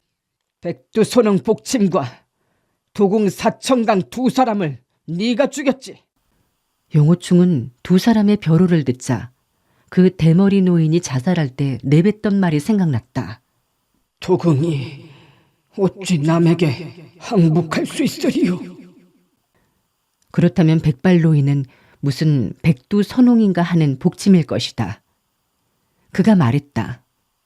백발 노인 한 사람, 대머리 노인 한 사람을 제가 확실히 죽였습니다. 그러나 저는 그들이 숭산파 문화인 줄은 몰랐습니다. 그들이 쓴 단도는 전혀 숭산파 무공이 아니었거든요. 악불군의 신색은 갈수록 무서워졌다. 하여튼 그 두 사람을 확실히 네가 죽였다는 말이냐? 그렇습니다. 이때 악영산이 끼어들었다. 아버지, 그 백발 노인과 대머리 노인은... 악불군이 호통쳤다. 썩 나가거라. 누가 너를 여기 들어오라고 했느냐? 아비가 말하는데 감히 함부로 끼어들다니.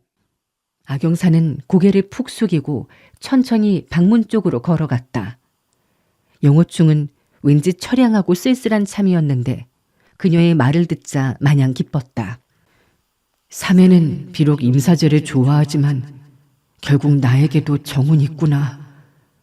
그녀는 아버지의 경고에도 불구하고 내가 화를 피할 수 있게 와서 알려준 것이다. 악불군이 냉소리치며 말했다. 오악관파는 각 파마다 무공이 있는데 네가 그걸 모두 안다는 말이냐? 복사 두 분은 숭산파의 반계 출신인 게야. 너는 도대체 무슨 악랄하고 비열한 방법으로 그들을 죽이고는 피를 흘리며 향양항의 옛 저택까지 온 것이냐? 숭산파는 너의 뒤를 추적해 얘까지 와서 너를 넘겨달라고 하고 있다. 무슨 할 말이 있느냐? 악보인이 방으로 들어오며 주장했다. 그들도 충하가 살인하는 걸 직접 본 건 아니잖아요. 핏자국 몇 개를 가지고 어떻게 표국 내에 있는 사람이 살인했다고 할 수 있겠어요. 우리가 딱 잡았다면 그들도 어쩔 수 없다고요. 악불군은 화를 버럭 냈다. 삼해, 아직도 당신은 악한 것이 아니면 하지를 않는 이 더러운 무례배를 비호하려 하오. 나는 당당한 화산파 장문이요. 어찌 그렇게 짐승만도 못한 거짓말을 할 수 있겠소? 당신, 우리가 그런 짓을 한다면 몸도 망치고 명예까지 더럽히게 될 것이오. 영호충은 이 몇 년 동안 늘 사부와 사모가 부부가 된 것처럼 자기도 소사매와 단 하루라도 부부가 되면 한이 없으리라 생각했다. 한데 지금 사부가 사모에게 험악하게 말하는 것을 듣자 후련 마음속에 캥기는 것이 있었다. 만약 소사매가 나의 아내라면 나는 그가 하자는 대로 다 들어줄 것이다. 좋은 일이건 나쁜 일이건 그녀가 요구하는 것은 죄다 좋다고 하겠지. 나는 결코 조금도 그녀를 거슬리지 못할 거야. 아주 악랄한, 절대로 용서받지 못할 나쁜 짓도 그녀가 하라면 이맛살 하나 찌푸리지 않고 해낼 것이다. 악불군은 두 눈을 부릅뜨고 영호충을 노려보고 있었는데 갑자기 그의 얼굴에 부드러운 화기와 미소가 돌며 방문 입구에 서 있는 자기의 딸을 담뿍 정이 어린 눈초리로 쳐다보는 걸 보자 더욱 분기가 탱천했다. 이 개만도 못한 놈이 무슨 헛된 생각을 하고 있는 것이냐? 악불군의 이 호통 소리에 영호충은 망상 속에서 현실로 되돌아왔다. 그가 머리를 들고 쳐다보니 악불군이 얼굴에 은은히 자기를 띄우고 손을 들어 올려 금방이라도 자신의 정수리를 쳐올 것 같았다. 그 모습을 보자 영호충은 불현듯 환희가 가슴속에 솟구쳤다. 그동안 이 세상이 얼마나 무미건조하고 고통스러웠던가. 오늘 사부의 손 아래 죽는다면 그야말로 시원하고 통쾌하게 이 세상을 해탈할 것이다. 더구나 소사매가 옆에 있어 그녀의 부친이 자신을 죽이는 것을 보아주니 이 또한 바라던 일이 아닌가. 그는 담담한 미소를 띄우며 다시 악영산을 지그시 쳐다보면서 사부의 손바닥이 쳐오기를 기다렸다. 머리 위에서 세찬 바람이 일고 악불군의 오른손이 무섭게 날라왔다. 바로 이때 악부인의 외침소리가 들렸다. 안 돼요. 그녀는 손가락으로 남편의 머리 위쪽 옥침혈을 찍어갔다. 두 사람은 어려서부터 동문수학을 해 피차의 무공과 그 공격의 흐름을 잘 알고 있었다. 악부인이 겨눈 혈도는 치명적인 요혈이었으므로 악불군은 자연 장을 거둠과 동시에 악부인의 일제를 막아냈다. 악부인은 날렵하게 영호충의 앞을 막아섰다. 악불군은 얼굴이 시퍼래져서 화를 냈다. 당신 지금 뭘 하는 거요? 악부인이 급히 외쳤다. 충아, 빨리 가거라. 빨리 도망을 가. 내가 막아주마. 영호충은 고개를 절레절레 저었다. 제자는 안 갑니다. 사부께서 제자를 죽이시려 한다면 저는 죽겠습니다. 저는 죄를 지은 몸이죠. 악부인이 발을 동동 구르며 외쳤다. 내가 있는 한 그는 너를 못 죽인다. 빨리 가거라. 멀리 가. 그리고 영원히 오지 말거라. 악불군이 말했다.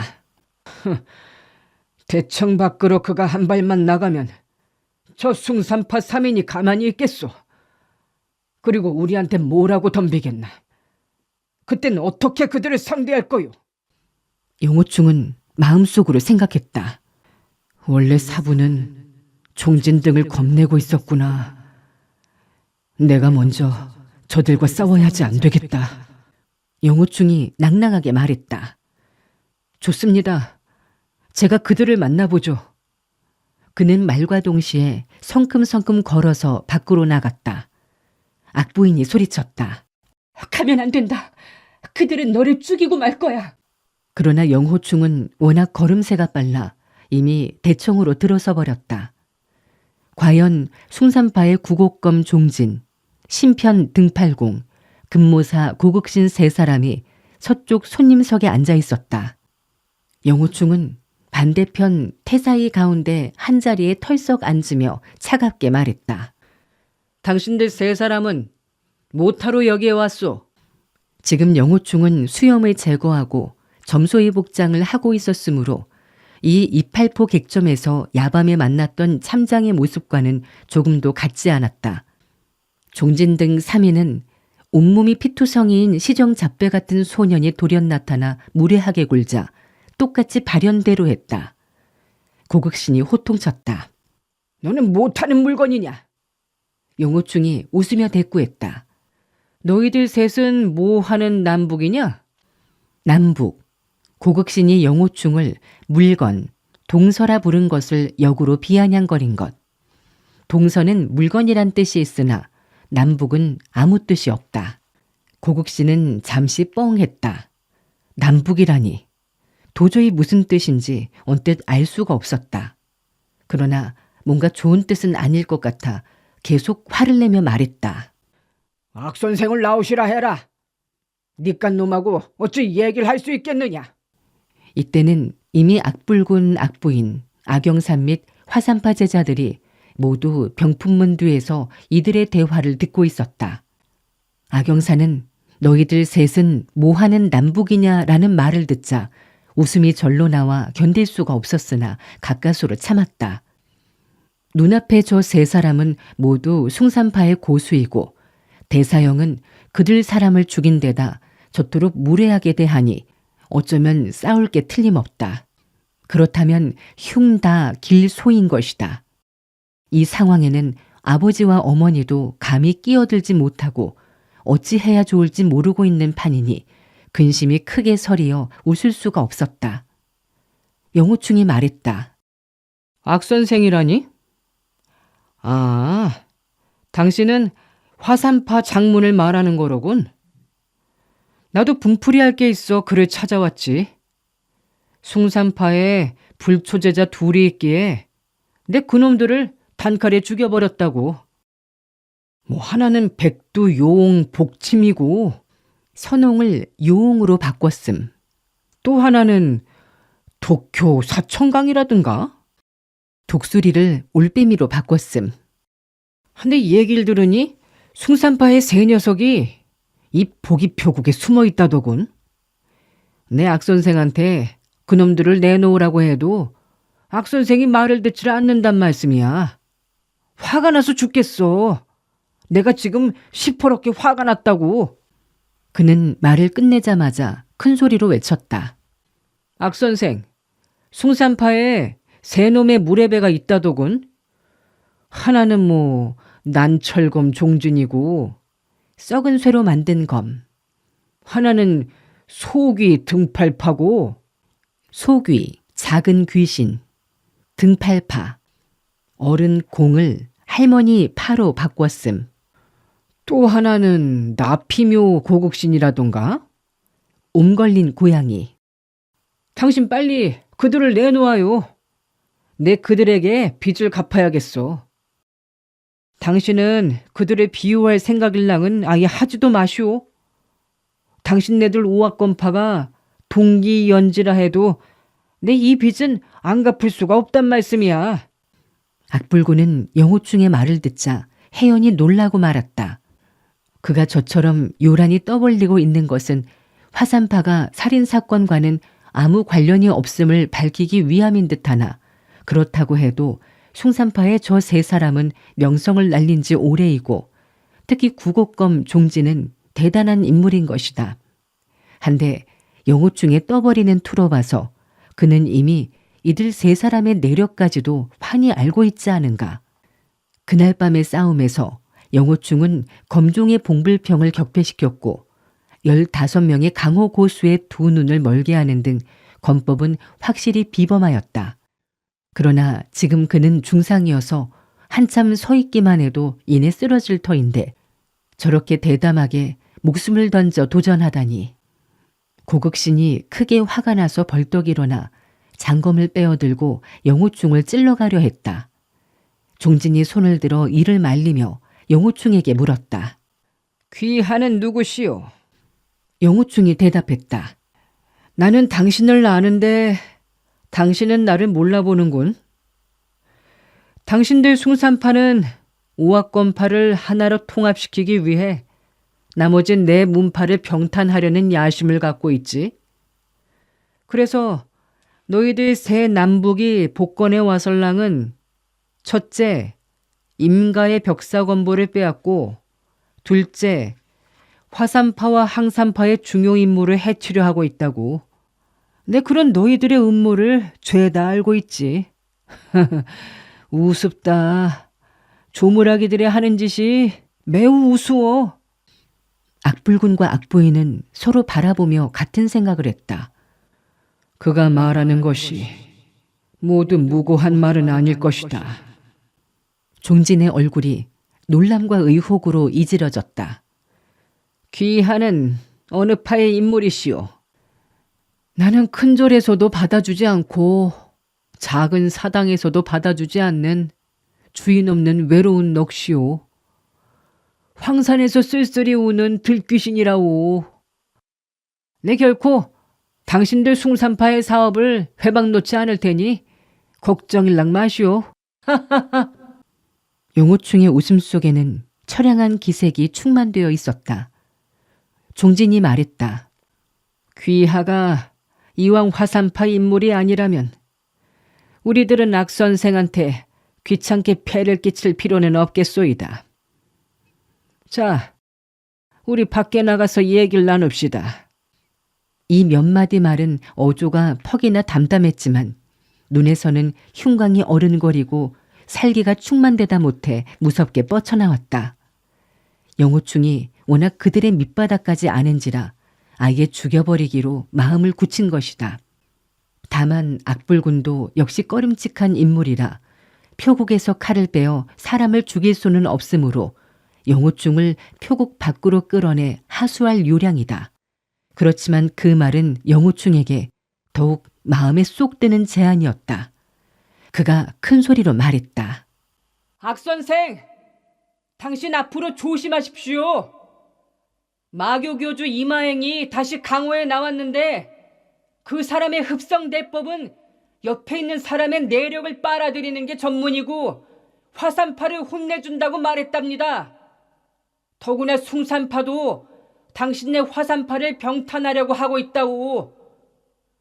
당신은 점잖은 군장이나 사람들은 승냥이나 개 같은 심보를 지녔으니 조심해 방비해야 할 거요. 그가 이번에 복주에 온 것은 사부에게 이 몇 마디를 하기 위해서였다. 그는 말을 끝내자 성큼성큼 걸어서 문 밖으로 나갔다. 종진 등이 그 뒤를 따라갔다. 영호충이 보기표국 밖으로 나가니 대문 밖에 한 무리의 여승과 부녀들이 모여 있었다. 바로 항산파의 여제자들이다.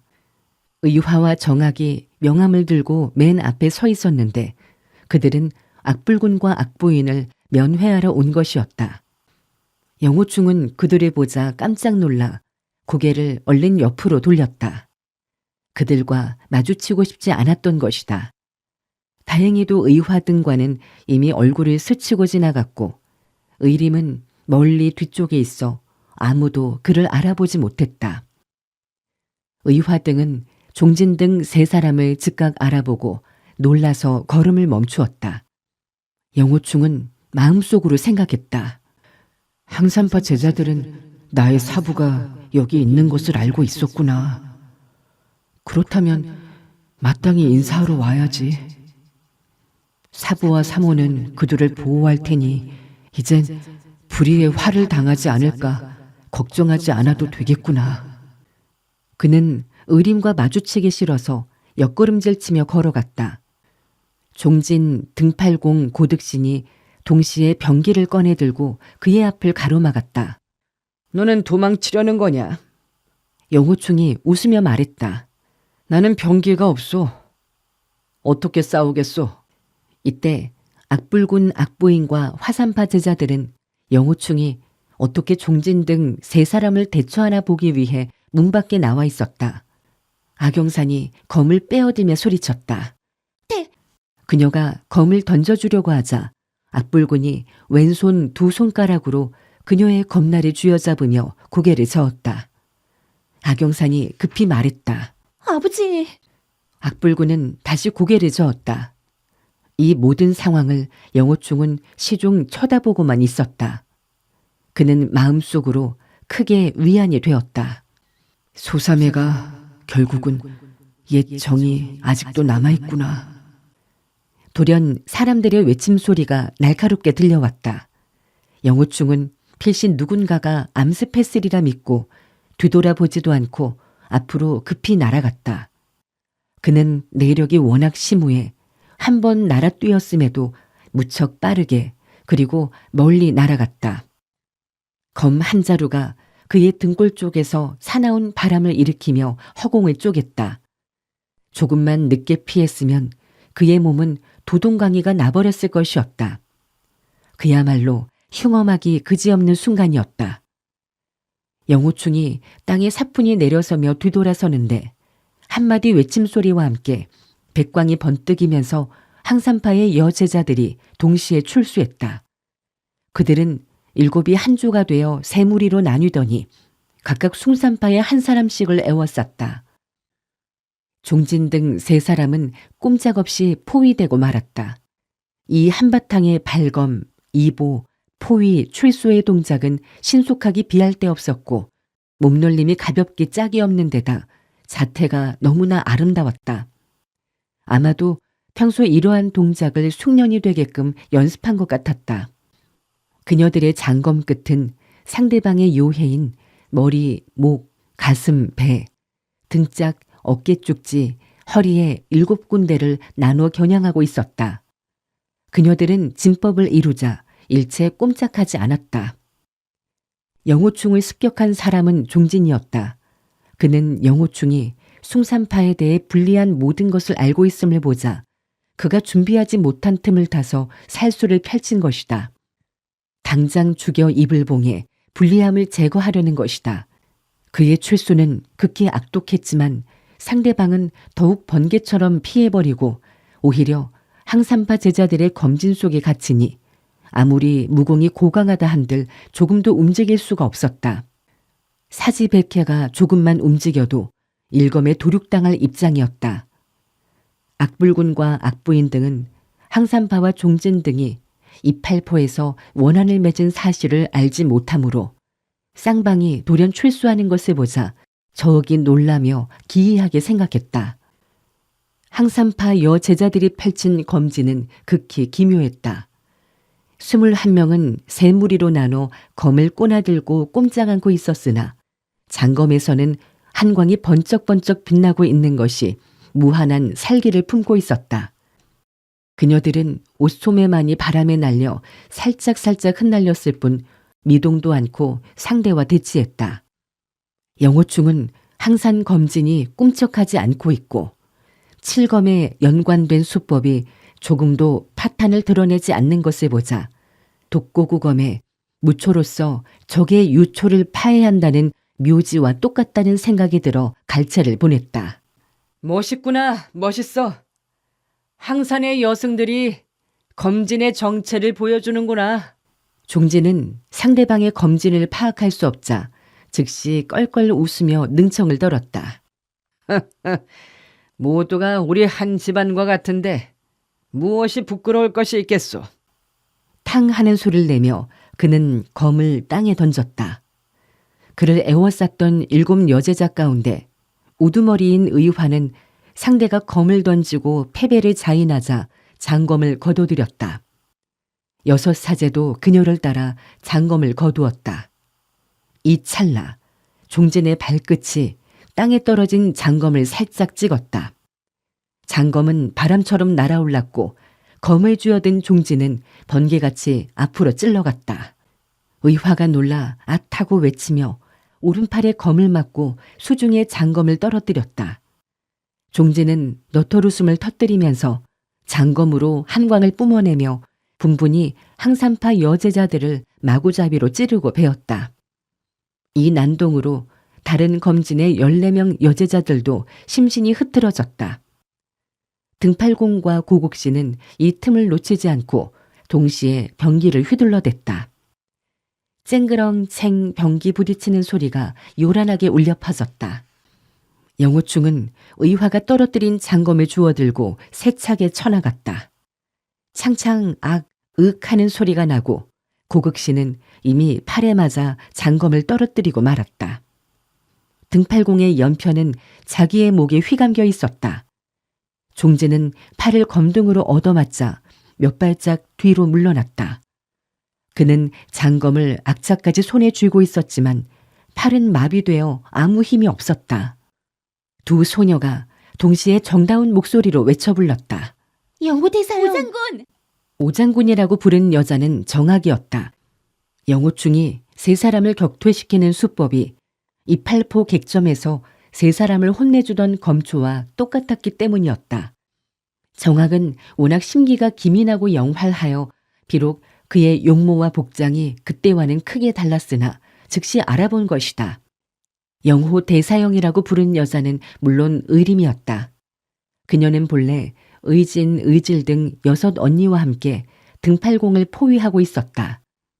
모든 사람의 눈은 적을 주시하며 절대 옆눈질을 하지 않고 있었다. 따라서 옆에 있는 사람을 쳐다볼 여가가 없었다. 의림은 검진이 흩어진 뒤에야 영호충을 보았는데 그녀는 대번에 그를 알아보았다. 아무리 헤어진 지 오래되었다 해도 별로 분장하지 않은 그를 몰라볼 리 없는 것이다. 의림은 너무도 뜻밖의 그를 만나자 온몸을 부르르 떨며 금방 기절할 것만 같았다. 영호충은 진상이 밝혀지자 더 이상 속일 수 없음을 알고 웃으며 말했다. 이런 빌어먹을. 너희 세 녀석은 세상에 좋지 않은 놈들인데 항산파 사태들이 목숨을 살려주면 고마운 줄이나 알지. 은혜를 원수로 갚으려고 해? 본 장군은 그런 놈들은 보아줄 수가 없다 이거야. 나는 영호충은 여기까지 중얼대다가 돌연 머리가 어지러워지고 눈앞이 캄캄해져 꽈당 쓰러졌다. 의림이 쫓아가 그를 부축하며 부르짖었다. 영호대사형! 영호대사형! 영호충의 어깨와 팔에서 피가 분수처럼 흘러나오는 것을 보자 의림은 급히 옷소매를 찢어 상처를 싸매주고 본문의 치상 영약인 백운 웅담환을 먹였다. 정학, 의진 등은 천양 단속교를 그의 상처난 곳에 발라주었다. 항산파의 모든 여제자들은 영호충이 그들을 구해준 데 대해 깊이 감사하고 있었다. 그날 그가 출소에 구해주지 않았다면 그들은 모두 비명에 죽었을 것이다. 참혹한 죽음을 당하지 않았으면 적한테 말할 수 없는 수모와 치욕을 당했으리라. 그래서 여제자들은 약을 전하는 사람, 피를 닦는 사람, 붕대를 감는 사람 등 큰 거리에서 간호하느라고 경황이 없었다. 천하의 여자들은 이런 긴급 사태를 맞으면 제자의 조잘조잘 말들이 많고 의론이 쉽게 끝나지 않는 법이다. 항산파 여제자들도 무학을 배우긴 했지만 보통 여자와 다를 바가 없었다. 혹은 탄식을 하고 혹은 관심을 보이고 혹은 누가 우리 장군을 다쳤을까 물었고 혹은 흉수의 악랄함이 참으로 지독하다며 이론이 분분했다. 거기에 불경 외는 소리까지 한몫을 했다. 화산파 여러 사람들은 이런 전경을 보자 모두 기이하게 생각했다.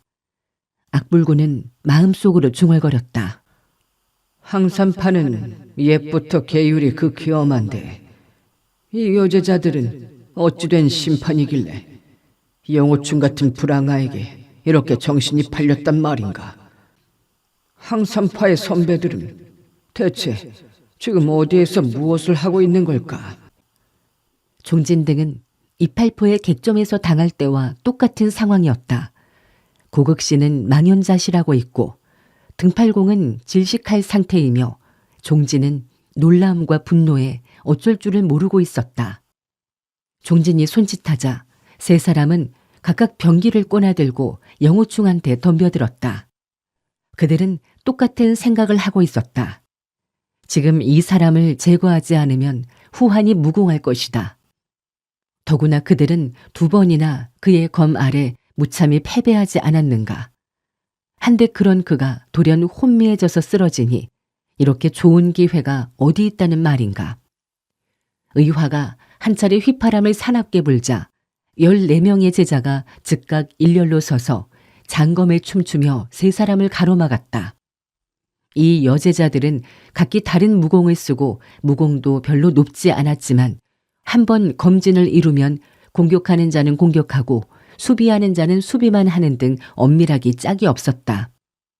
이들 14명으로 좋기 인류고수 5명은 감당할 수가 있는 것이었다. 악불구는 처음 쌍방의 오해를 풀도록 중간에서 권고하려 했으나 만사가 뜻밖으로 진척만 되는 데다 쌍방이 어떻게 원한을 맺었는지 알 수도 없고 숭산파와 항산파가 서로 반감이 있는 것 같아서 잠시 수수방관키로 했다. 항산파 14명 여제자의 수비는 극히 엄밀해서 종진 등이 초식을 연신받고 공격했지만 시종 접근할 수가 없었다.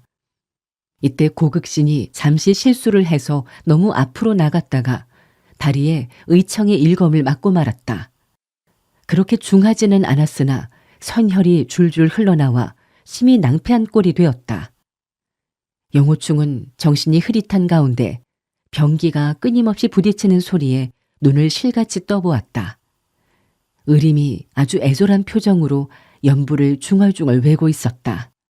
중생은 곤혹함 속에 있고 그 쓰라림이 가에 없으니 빼어난 지혜와 능력으로 세간의 쓰라림을 구하소서. 영호충은 그녀의 연불소리를 듣자 크게 감격했다. 그는 벌떡 일어나서 낮게 속삭였다. 소삼해, 정말 고맙소이다. 나에게 장검을 주시오. 의림이 대답했다. 당신은 싸우시면 안 돼요. 영호충은 미소를 지으며 그녀 수중에 검을 낚아쥐고는 왼손으로 그녀의 어깨를 짚고 흔들거리면서 앞으로 걸어나갔다. 의림은 그의 상세 때문에 무척 걱정을 하고 있던 참인데 그가 자신의 어깨를 짚으며 의지하자 자기도 모르게 용기가 불끈 솟아올랐다. 그녀는 전신의 힘을 오른쪽 어깨에 끌어모았다. 영호충은 몇 명의 여제자 곁을 지나서 일검을 휘둘렀다. 고극신의 장검이 땅에 떨어졌다. 두 번째 검을 뿌리니 등팔공의 연편이 휘돌아 그의 목을 조였다. 제3검은 종진의 검날에 격중되었다.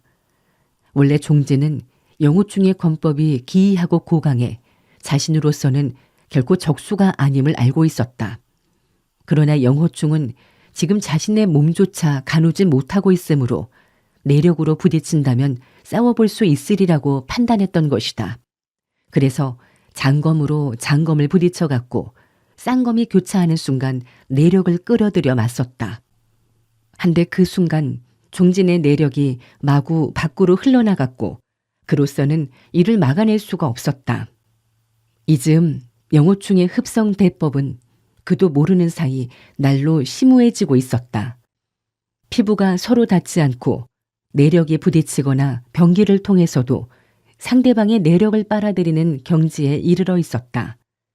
종진은 크게 놀라 급히 장검을 회수했다. 영호충은 그의 어깨쪽지 밑에 크게 허점이 드러나자 일검을 쓱 밀어냈다. 평소 같으면 즉시에 종진의 목숨을 거두었을 터이나 지금은 힘이 마음대로 뻗어나지 못해 검이 옆으로 날며 쌍검이 다시 교차했다. 종진의 내력이 또 밖으로 급히 빨려나갔다. 종진은 놀라 심장이 펑펑 뛰는 가운데 평생의 힘을 끌어모아 장검을 잽싸게 찔렀다. 검은 도중 옆으로 획 방향을 바꾸어 영호충의 옆에 있던 의림의 가슴팍을 향해 날아갔다. 그러나 이 일초는 사실 허허실실로 악랄하기 그지없는 수법이었다. 영호충이 검을 옆으로 돌려 의림을 구하려 한다면 종진의 검은 즉시 그의 아랫배를 찌를 것이고 그녀를 구하지 않는다면 검은 계속 의림을 찔러갈 계획이었다. 의림을 상한다면 영호충은 틀림없이 크게 어지러워질 것이라 그 틈에 악독한 살수를 쓰려는 심산이었다. 여러 사람이 놀라 외치는 속에 검끝은 의림의 가슴팍 옷자락에 다다르고 있었다. 영호충이 장검을 번개처럼 뒤집어 종진의 검날을 눌러 찍었다. 돌연 종진의 장검은 허공에서 꼼짝 않고 멈춰섰다. 그가 힘을 써서 아무리 앞으로 밀어내려 해도 검끝은 조금도 나가지 않았다. 검날이 둥글게 휘는가 싶더니 동시에 그의 내력이 또 밖으로 마구 쏟아져 나갔다. 할 수 없이 종진은 기회를 엿보아 쾌속하게 검을 철수하며 뒤로 피하는 수밖에 없었다. 하나 이제는 앞으로 나아갈 힘도 뒤로 물러날 힘도 없었다.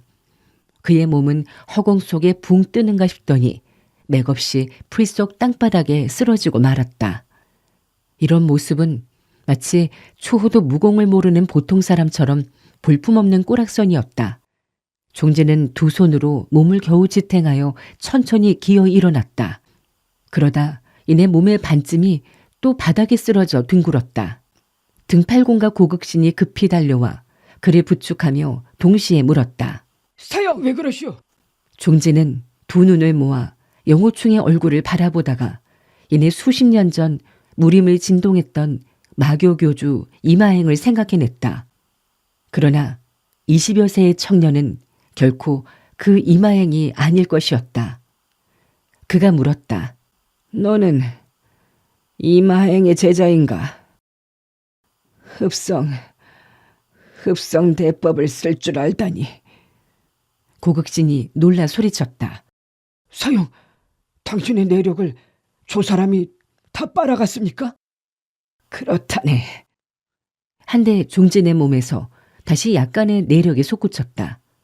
원래 영호충의 흡성대법은 수련이 아직 심오하지 않았고 또 남의 내력을 빨아들이려 하지 않았기에 그의 내력이 남아있었던 것이다.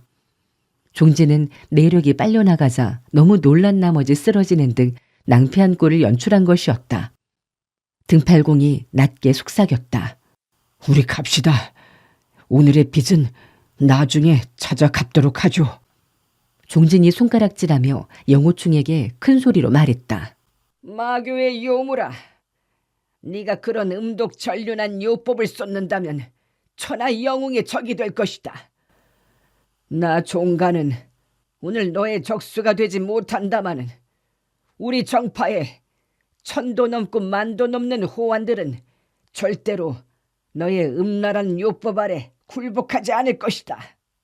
그는 한바탕 악다구니를 끝내자 악불군을 향해 두 손을 모으며 정중히 인사했다.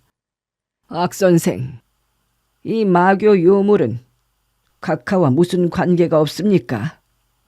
악불군은 흥하고 코웃음 칠 뿐 아무 대답도 하지 않았다. 종진은 악불군의 면전에서 함부로 놀 수 없었으므로 점잖게 말했다. 진상이 어떤가는 끝내 밝혀지겠지요.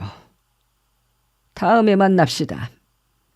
그는 등팔공과 고극신을 데리고 그곳을 떠나갔다. 악불군은 대문의 돌계단을 내려와 으스스하게 말했다. 영호충, 잘하는 짓이다. 너는 이 마행의 흡성대법을 배웠구나. 영호충은 확실히 이마행에 그 무공을 배운 것이 사실이나 다만 무의식 중에 습득한 것이다. 이렇게 벌어지자 그는 뭐라 답변하기 곤란했다. 악불군이 사납게 다그쳤다. 내가 너에게 묻는 것이다. 그러하냐, 그렇지 아니하냐? 영호충이 대답했다. 그렇습니다. 악불군이 무섭게 짖었다.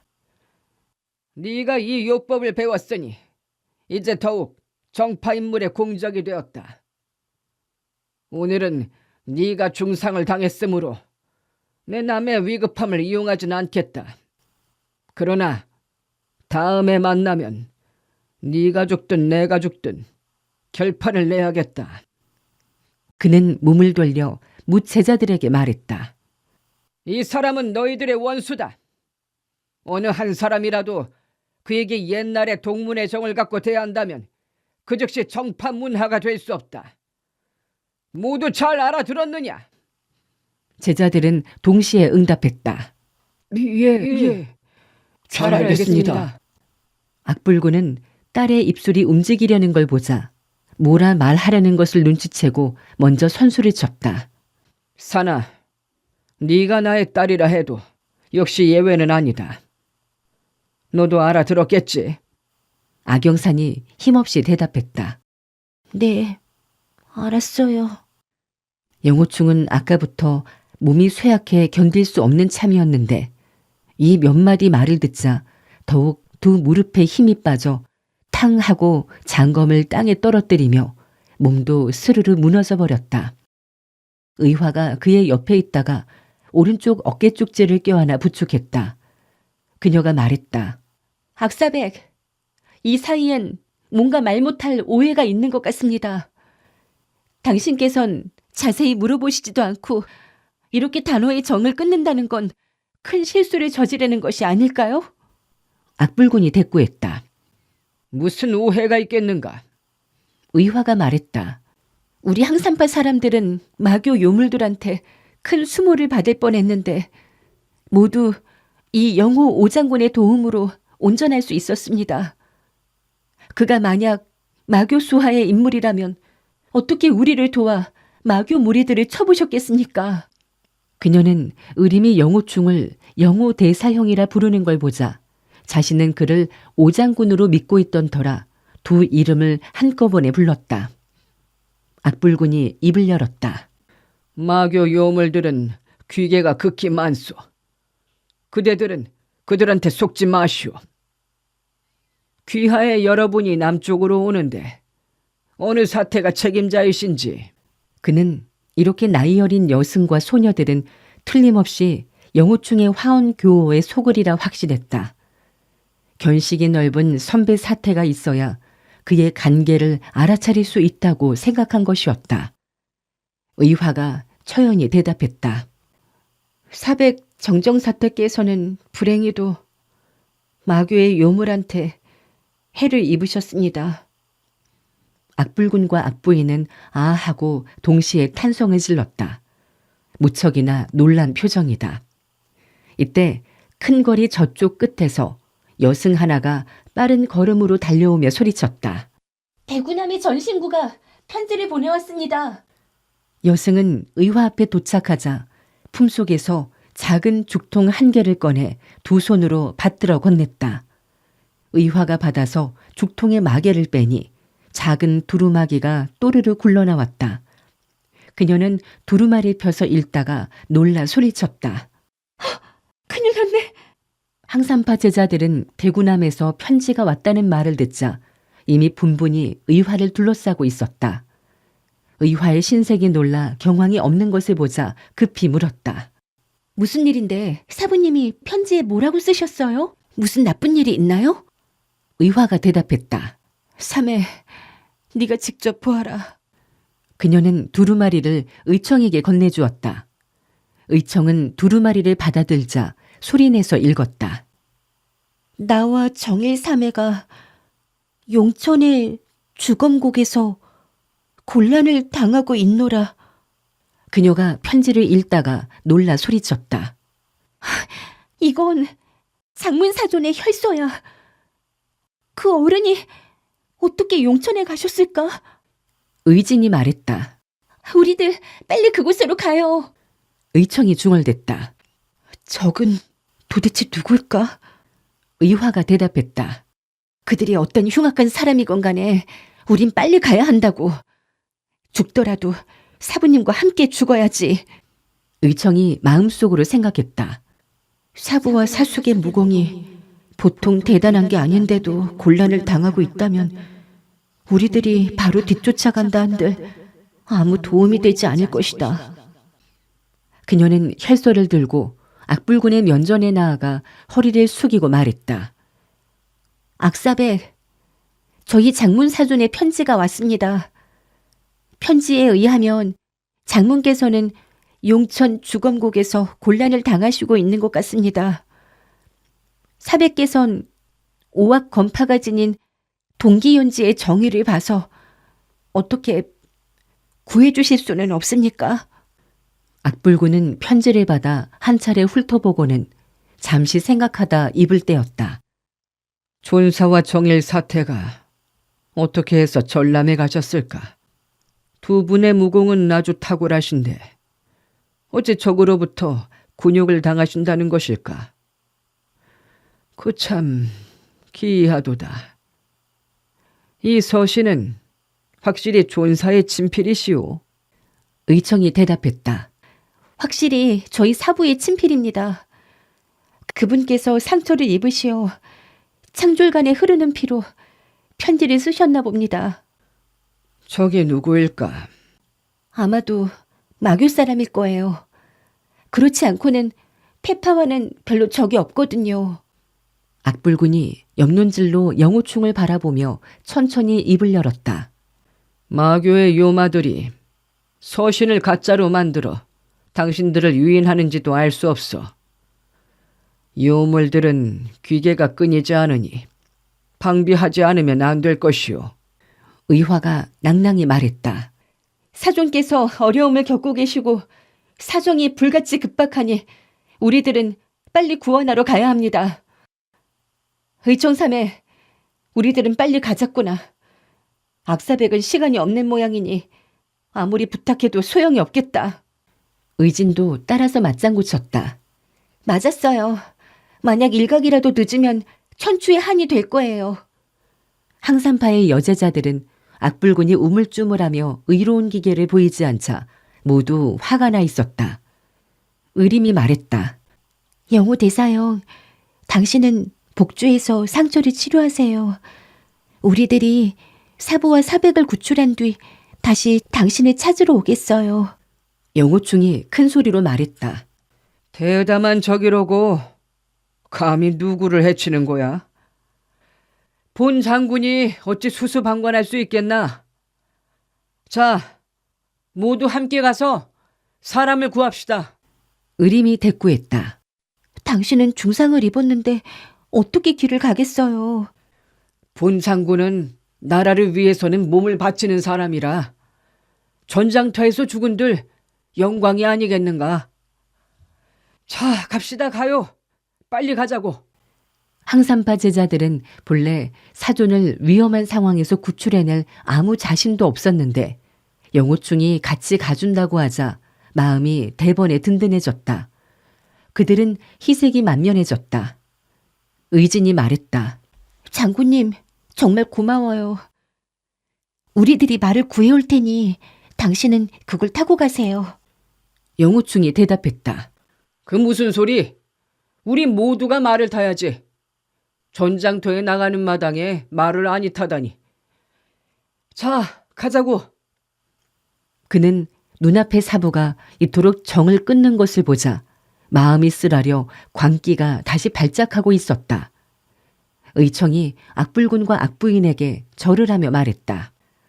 후배들은 이만 작별을 고해야겠습니다. 의화가 화가 나서 소리쳤다. 그까지 사람들한테 뭐라고 그렇게 정중히 대하며 시간을 허비하는 거냐? 의리도 하나 없이 헛되이 허명만 얻다니. 의청이 큰 소리로 나무랐다. 언니, 쓸데없는 소리 하지 말아요. 악불군이 빙긋이 웃을 뿐 들은 척도 하지 않았다. 이때 노덕락이 잽싸게 뛰쳐나와 호통쳤다. 너희들 어디라고 말을 함부로 하는 거냐? 우리 오악건파는 본래 동기연지라 한파가 이를 당하면 내 파가 같이 구해주게 되어 있다. 그러나 너희들은 영호충 저 요마와 한통속이 되어 하는 짓도 귀신같이 은큼스레 놀기에 우리 사부께선 두루 자상하게 생각하는 중이시다. 너희들은 먼저 영호충 저 요물을 죽여 마음이 깨끗함을 증명해라. 그렇지 않으면 우리 화산파는 항산파의 나쁜 무리에 동조할 수 없다. 의화가 화가 탱천해서 한 발씩 나서며 검자루를 움켜쥐고 낭낭히 물었다. 나쁜 무리에 동조할 수 없다니? 그게 무슨 소리요? 노동락이 대답했다. 당신들이 마교와 한패가 되었으니 바로 나쁜 무리가 아니겠소. 의화가 크게 화를 냈다. 이분 영호 대협은 의를 보면 행하고 남의 어려움을 보면 도와주시는 진정한 대영웅이요 대장부시다. 너희들 같이 겉으로는 허거린 체 하면서 사실은 남이 죽어도 구하지 않고 어려움만 어찌어찌 넘기려 하는 위군자는 아니시다. 악불군의 벼로가 군자검이라고 해서 화산파 문인들은 위군자란 말을 제일 싫어한다. 노동락은 그녀가 말 속에서 은근히 사부를 풍자하자 쏴하고 장검을 뽑아들고 의화의 목을 겨냥에 찔러갔다. 이 일초는 화산검법 중에서도 극묘한 유봉레이였다. 의화는 그가 이처럼 돌연히 출수하리라고는 생각지 못했으므로 미처 검을 빼어 상대하지 못했다. 검끝은 이 목 언저리에 다가오고 이어 한바탕 놀란 호갈 소리가 가을 허공을 갈랐다. 한광이 서리빨처럼 뻗으며 7자루 장검이 노동락을 향해 날아갔다. 노동락은 급히 검초를 거두었으나 치칙하는 소리와 함께 6자루의 장검은 벌써 그의 옷자락에 6개의 구멍을 내고 있었다. 구멍마다 너비가 한 자가 넘었다. 항산파 제자들은 그의 생명을 빼앗을 마음이 없어 장검이 몸에 이르자 뻗어가던 장검을 중지시킨 것이었다. 정학은 이들 가운데 제일 무공이 떨어져 출검이 정확하지도 않았고 도중 멈출 수도 없어 검은 그의 오른팔 소매를 찍고 검끝이 살갗을 스치고 지나갔다. 노동락은 크게 놀라 뒤로 펄쩍 뛰어날았다. 이때 풀썩하면서 품속에서 책자 하나가 떨어져 내렸다. 햇빛이 밝게 비추는 대낮이라 모든 사람이 책자를 또렷이 볼 수 있었다. 책자 겉장에 자하비급이라는 네 글자가 또렷이 쓰여져 있었다. 노동락은 얼굴이 헬쓱해지며 급히 비급을 주워들려 했다. 영호충이 소리쳤다. 그를 막아요. 의화가 이때 검을 빼들고 있던 참이라 쏴쏴쏴 3검을 연속으로 쳐내자 노동락은 이를 막아낼 뿐 한 걸음도 앞으로 나아갈 수가 없었다. 악영산이 소리쳤다. 아버지, 저 비급이 어떻게 둘째 사형의 신상에 있을까요? 영호충이 큰 소리로 물었다. 노동락, 육사제는 네가 죽였구나. 그렇지. 그날 화산의 절정에서 여섯째 제자인 육대유가 해를 입었을 때 자하 비급도 실종되었고 이 실종은 내내 크나큰 의혹으로 남아 있었다. 한데 지금 항산파에 무공이 서툰 여제자가 노동락의 옷소매를 잘라내며 그의 주머니까지 검으로 그어버리자 화산파의 진산지보인 자하 비급이 덜커덩 땅에 떨어져 나타난 것이다. 노동락이 내뱉었다. 헛소리하지 마라. 그는 돌연 몸을 웅크리고 날쌔게 달려가더니 사람들의 작은 틈새를 통해 날듯 도망쳤다. 영호충은 분노가 극렬해 급히 쫓았으나 몇 발짝 가지 못하고 힘없이 땅에 쓰러지고 말았다. 의림과 정학이 급히 달려가 그를 부축했다. 악영산이 책자를 주어 부친에게 건넸다. 아버지, 원래 둘째 사형이 훔친 것이었군요. 악불고는 얼굴이 시퍼래진 채 비급을 받아 살폈다. 과연 본파의 역대 조사를 통해 전해오던 내공 비급이었다. 다행히 한쪽도 없어지지 않고 온전했다. 악불곤이 한스러운 듯이 중얼거렸다. 모두 내 탓이다. 인정에 쏠려 이런 불행을 자초하다니. 의화는 그 말을 듣자 참지 못하고 한마디 큰 소리로 내뱉었다. 이제야 나쁜 무리가 누구인지를 알게 된 셈이로군요. 우수가 영호충 앞으로 다가가 물었다. 영호대요. 좀 괜찮습니까? 영호충이 이를 악물고 대답했다. 내 사제가 저 간적한테 해를 입고 죽었다오. 쫓아가 잡지 못하는 게 전추의 한이오. 이때 악불군과 못제자들은 안으로 들어가서 표국의 대문을 꽉꽉 닫아 걸었다. 이를 보자 영호충은 마음속으로 홀로 생각했다. 사부의 대제자는 마교의 응독한 무공을 배웠고 둘째 제자는 동문을 살해하고 비급을 훔치는 악적이 되었으니 저 어른도 얼마나 속이 상하실까. 영호충이 말했다. 존사께서 곤란을 받고 계시니 이를 늦게 해선 안 됩니다. 우리들은 빨리 쫓아가 그분을 돕도록 합시다. 노동락 저 악적은 늦던 빠르던 언젠가는 내 손안에 걸려들 겁니다. 우수가 이야기했다. 당신은 아직 부상이 심하시잖아요. 그런데도 이렇게까지... 저희는 뭐라고 말씀드릴 수가 없군요. 그녀는 지금 항산파에서 신분도 낮지 않고 무공도 약하지 않았지만 자벽부 출신이라 아는 바 어휘가 모자라서 뭐라 감격의 말을 해야 할지 몰라 계속 떠듬거렸다. 영호충이 말했다. 우리들은 빨리 말시장에 가서 말을 사도록 합시다. 그는 품속을 뒤져 은자를 꺼내서 우수에게 주었다. 그러나 시장에는 충분한 마필이 없었다. 몸이 가벼운 여제자들은 두 사람이 한 필씩 말을 타고 복주의 북문을 나와 일행은 북쪽으로 날듯이 달려갔다. 10여리를 달려가자 한쪽 넓은 풀밭에 수십 필의 말을 방복하고 있었다. 6, 7명의 병졸이 지키고 있는 품이 군영의 관마임이 분명했다. 영호충이 말했다. 가서 저 말들을 빼앗아 오시오. 우수가 재빨리 대답했다. 저건 군마예요. 그런 짓을 하면 안 된답니다. 사람을 구해야 하는 급한 마당에 황제의 말이면 어떻소? 또 안 되고 자시고가 무슨 상관이야? 의청이 말했다. 관부에 죄를 지었다간 영호충이 큰 소리로 말했다. 사부를 구하는 게 급하오, 왕법을 지키는 게 급하오. 빌어먹을 관부가 어떻다는 거야. 나 오장군이 바로 관부인 것이야. 장군이 말이 필요하다는데 졸병이 안 들을 수 있나? 의화가 맞장구 쳤다. 맞아요. 그 말씀이 맞아요. 영호충이 소리쳤다. 졸병들의 혈도를 찍고 말들을 가져와. 의청이 끼어들었다. 말은 12필이 있어야 해요. 그러면 숫자대로 가져와. 영호충이 명령하니 왠지 위험이 있어 보였다. 사실 정정사태가 서거한 뒤 항산파 제자들은 처량하고 쓸쓸하여 아무 기댈 데가 없었다.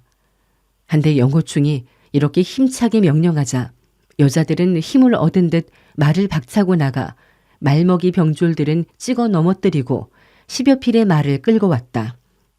병졸들은 이토록 천하의 무법천지로 구는 여승은 평생 처음이었다. 뭐 하는 거야? 우릴 놀리는 건가? 그들은 주접을 떨다가 이내 땅바닥에 쓰러져서는 꿈쩍도 하지 못했다. 여러 제자들은 말을 빼앗아 와서는 하하하 낄낄낄 호호호 등 재미있어 죽겠다는 듯이 웃었다. 그들은 싱싱한 말을 보자 말등에 뛰어올라 한바탕 신나게 달려갔다.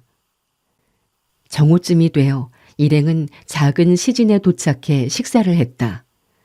마을 사람들은 한 무리의 여승들이 한 남자와 엄청난 마피를 대동한 것을 보자 모두 이상하게 생각했다. 식사를 끝내고 의청이 계산을 치르려고 보니 돈이 몇 푼 없었다. 그녀는 영호충에게 의논했다.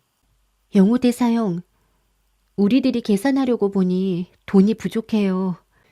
그들은 말시장에서 말을 살 때 사부를 구하려는 마음이 다급해 값을 따지지 않고 지불하느라고 은자를 모두 쓰고 말았던 것이다.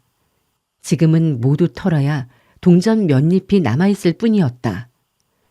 영호충이 말했다. 정삼해, 우수와 함께 말 한 피를 끌고 가서 팔아오시오. 관만은 팔 수 없으니 다른 말을 데려가도록. 정학과 우수는 말 한 피를 끌고 시장으로 팔러 갔다. 다른 제자들은 몰래 웃으며 킥킥댔다. 그녀들은 생각을 하는 것이었다. 우수야 그렇다 하더라도 정학 저 어린 것이 어떻게 시장에서 말을 판다는 거야? 그러나 정학은 총명하고 영리해서 복권성에 온 지 며칠 안 되었는데도 천하에서 제일 어렵다는 이곳 말을 벌써 수백 마디나 알고 있었다. 얼마 되지 않아 그녀들은 말을 팔아왔고 음식값을 치를 수 있었다. 일행은 다시 출발했다. 저녁 때가 다 되어 그들은 작은 산 언덕에서 저 멀리 큰 시진을 바라보고 있었다. 집들이 비늘처럼 가지런한 게 적어도 700~800호는 됨직했다. 사람들은 시진에 도착해 저녁 식사를 했다. 말을 판 돈으로 식사대를 내고 보니 이제 또 몇 푼이 남지 않았다. 정학이 신이 난 듯 웃으며 짓거렸다. 내일도 우리 말 한 피를 또 팔아야겠군. 영호충이 낮게 소곤댔다. 당신들 거리에 나가 수소문해 보시오. 이 시즌에서 누가 가장 돈이 많고 누가 제일 나쁜 사람인지 말이오. 정학이 고개를 끄덕이고는 진견을 데리고 시내로 나갔다. 반 시즌쯤 지나자 그녀들이 돌아와 보고했다. 이 시즌엔 오직 한 사람의 부자가 있는데 성이 백이고 벼로가 100박피로 전당포와 쌀집을 열고 있답니다. 이 사람은 100박피라는 벼로처럼 아주 사람이 나쁘다고 하더군요. 영호충이 싱긋 웃었다. 오늘 우리들은 그를 찾아 보시 좀 달라고 합시다. 정학이 중얼거렸다. 이 사람은 아주 인색해서 몇 푼 안 줄 거예요. 영호충은 빙긋이 웃을 뿐 더 입을 열지 않았다. 얼마 뒤 영호충이 다시 말했다. 여러분, 이제 출발합시다. 여자들은 날이 이미 저물었지만 사부가 어려움을 겪고 있다는 생각을 하자 고달픔도 마땅한 일이라 치부하여 밤을 도와 길을 가는 게 원칙이라 생각하고 북쪽을 향해 떠났다. 일행이 몇 리를 가지 않아서 영호충이 말했다. 됐소이다. 우리 여기서 잠시 쉽시다. 사람들은 그의 말에 따라 작은 개울가에 앉아 휴식을 취했다. 영호충은 눈을 감고 한동안 운기조식하더니 반시즌쯤 지나자 우수와 의화를 향해 말했다. 당신들 두 분은 각각 6사매를 데리고 백박피의 집에 가서 시주를 받아오십시오. 정사매가 길을 안내하면 되리다. 우수와 의화 등은 왠지 기이한 생각이 들어 채 대답도 못하고 있는데 영호충이 다시 말했다. 적어도 500냥은 돼야 하고 2000냥이면 아주 좋소이다. 의화가 큰 소리로 물었다. 어머, 그렇게 많은 시주를 정말 받을 수 있을까요? 그까짓 2000냥 은자야 본 장고는 안중에도 없소. 그 2000냥은 우리들이 1000냥을 쓰고 나머지 1000냥은 시진의 가난한 사람에게 나누어 주십시다. 여자들은 그때서야 황연히 깨닫고 서로를 바라보았다. 의화가 말했다. 당신은 그러니까 부자를 털어서 가난한 사람을 돕자는 건가요? 영호충이 대답했다. 털다니 그 무슨 말이오. 우리들은 시주를 받아 가난한 사람을 도와주자는 것뿐이오. 우리들 수십 명도 모두 합쳐야 몇 냥 은자가 없잖소. 우리들 역시 가난한 노인네들과 다를 게 없는 입장이오. 우리들 같은 빈민이 부자한테 보시를 안 받고 어떻게 용천의 주검곡까지 갈 수 있겠소이까? 여자들은 용천 주검곡이란 말을 듣자 모두 고개를 끄덕였다. 그러네요. 맞아요. 그래요. 시주를 얻으러 가요. 영호충이 마지막으로 한마디 다짐했다. 그러나 이번 시주는 여러분이 그동안 해왔던 거와는 영판 다른 겁니다. 방법도 약간 달라야 할 것이오. 당신들은 얼굴에 복면을 하고 시주를 권할 때 일체 말을 하지 마십시오. 은자를 내거든 그냥 받아서 오기만 하면 됩니다. 정학이 웃으며 물었다. 만약 그가 돈을 주지 않으려 하면요? 그거야 크나큰 호의를 모르는 소리지. 항산파 문화의 영걸들은 모두 무림에서 비범한 인물들이 아니겠소? 8사람이 타는 큰 가마를 보내어 초청해도 갈까 말까 하는 당신들이 무려 15명씩이나 친히 광림했으니 그로서는 평생의 영광일 것이오. 그럼에도 그가 당신들을 소홀히 대한다면 그와 한바탕 싸움을 벌인다 해도 그야 무방한 일이 아니겠소? 물론 싸워야 합니다. 하긴 백박피의 무공이 아무리 무섭다 해도 우리 항산파의 정사매의 권각술도 못 당할 것이오. 그가 이렇게 한바탕 떠버리자 여자들은 모두 웃음을 터뜨렸다. 그러나 여러 제자 가운데 의청 등 몇몇 나이 든 사람들은 마음속으로 은은히 부당하다는 생각을 하고 있었다. 항산파는 계율이 심히 엄해 훔치거나 강도질하는 것은 계율로서 금하고 있는데 이번에 시주 요청은 범계하는 것이 아닐 수 없었다. 그러나 의화와 정학 등이 이미 쾌보로 떠나가 버렸으므로 마음에만 새길 뿐 뭐라고 따지지는 않았다. 영호충이 고개를 돌리자 자기를 빤히 바라보고 있는 예쁜 의림의 눈동자와 마주쳤다. 그가 웃으며 물었다. 소삼해, 뭐가 잘못됐소? 의림은 그의 눈길을 피하면서 나지막히 말했다. 저는 모르겠어요. 당신이 옳다면 저도 또한 그렇게 생각해요. 그날 내가 수박이 먹고 싶다고 했을 때 당신은 밭에 가서 하나를 따오지 않았던가요? 의림은 얼굴이 살짝 붉어졌다. 그녀는 그날 산속에서 그와 함께 있던 순간을 생각했다. 바로 그때 하늘가의 유성 하나가 빛을 번쩍이면서 긴 꼬리를 달고 지나갔다. 영호충이 말했다. 당신은 마음속으로 기원하던 생각이 안 나오? 의림이 작은 목소리로 대답했다. 어찌 기억하지 못하겠어요. 그녀는 고개를 돌리며 말했다. 영호 대사형, 그렇게 기원하는 건 큰 효험이 있더군요. 그래? 당신은 뭘 기원했었소? 의림은 고개를 숙인 채 대답하지 않고 혼자 마음속으로만 중얼거렸다. 내가 다시 당신을 만나게 해달라고 기원했더니 끝내 다시 당신을 만났어요.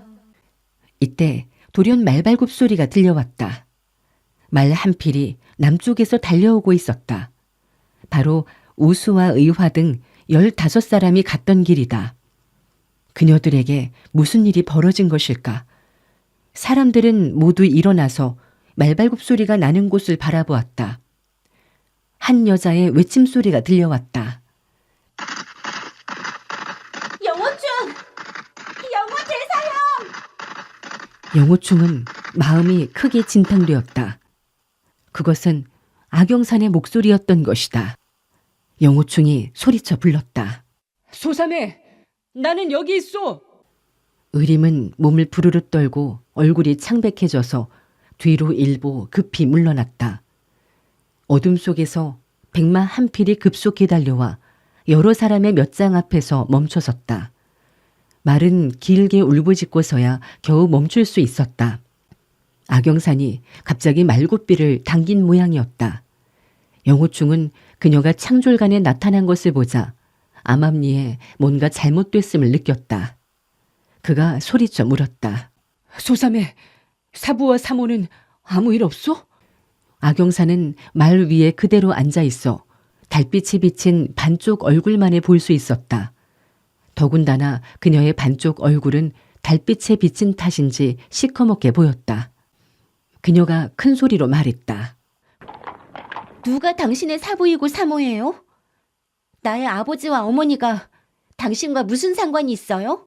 영호충은 누군가의 된통 얻어맞은 양 몸을 흔들거렸다. 악불군이 그동안 그에게 10분 사납게 대해왔어도 악부인과 악영사는 시종 예정을 보여줘 그나마 큰 위안이었다. 한데 지금은 그녀가 이처럼 쌀쌀맞게 나오니 영호충으로서는 충격이 아닐 수가 없었다. 그가 처량히 대꾸했다. 하긴 그래. 나는 이미 화산파에서 쫓겨난 신사라 사부나 사모라 부를 자격이 없군. 당신은 이미 그런 걸 알면서 왜 자꾸 주절대는 거예요? 영호충은 머리를 푹 떨구고 아무 말도 하지 않았다. 가슴이 칼로 도리는 듯 아파왔다. 악영사는 흥하고 코웃음을 치고는 말을 몰아 몇 걸음 다가와 쌀쌀맞게 소리쳤다. 가져오세요. 그녀는 오른손을 앞으로 쓱 내밀었다. 영호충은 힘 하나 없이 물었다. 뭘 말이오? 아직도 시침을 뗄 거예요? 나를 속일 수 있다고 생각하시나요? 그녀는 돌연 목청을 날카롭게 받고 소리쳤다. 자, 가져와요. 영호충은 고개를 저었다. 나는 잘 모르겠소. 당신은 뭘 원하는 거요? 뭘 원해요? 임가의 벽사공보를 달라는 거예요. 영호충이 기이한 표정으로 물었다. 벽사건보? 당신은 어째서 나한테 그걸 달라는 거지? 악영산이 차갑게 웃었다. 당신한테 요구하지 누구한테 요청한단 말이에요? 그 가사를 임가의 옛 저택에서 누가 훔쳐갔죠? 영호충이 대답했다. 숭산파의 두 녀석. 하나는 백두선홍이라는 복침이고 다른 하나는 도긍 사천강이라 부르는 자였소. 복가와 사가라는 두 사람을 누가 죽였나요? 그야 내가 죽였소. 그러면 그 가사를 누가 가져갔습니까? 그것도 나요. 그렇다면 그걸 가져와요.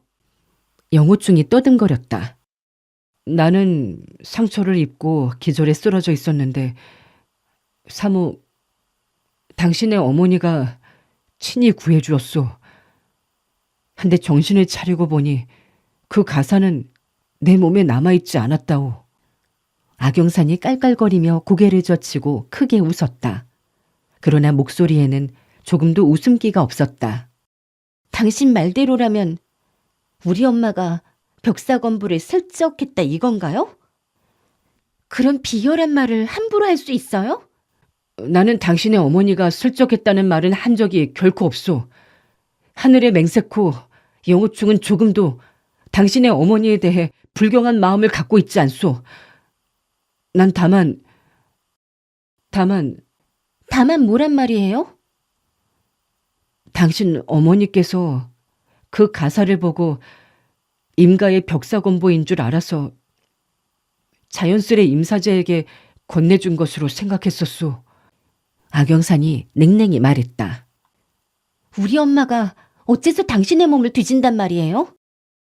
임사제에게 돌려준다 하더라도 당신이 목숨을 걸고 찾아온 것이니 당신이 깨어나면 직접 전하게 해주지 않겠어요?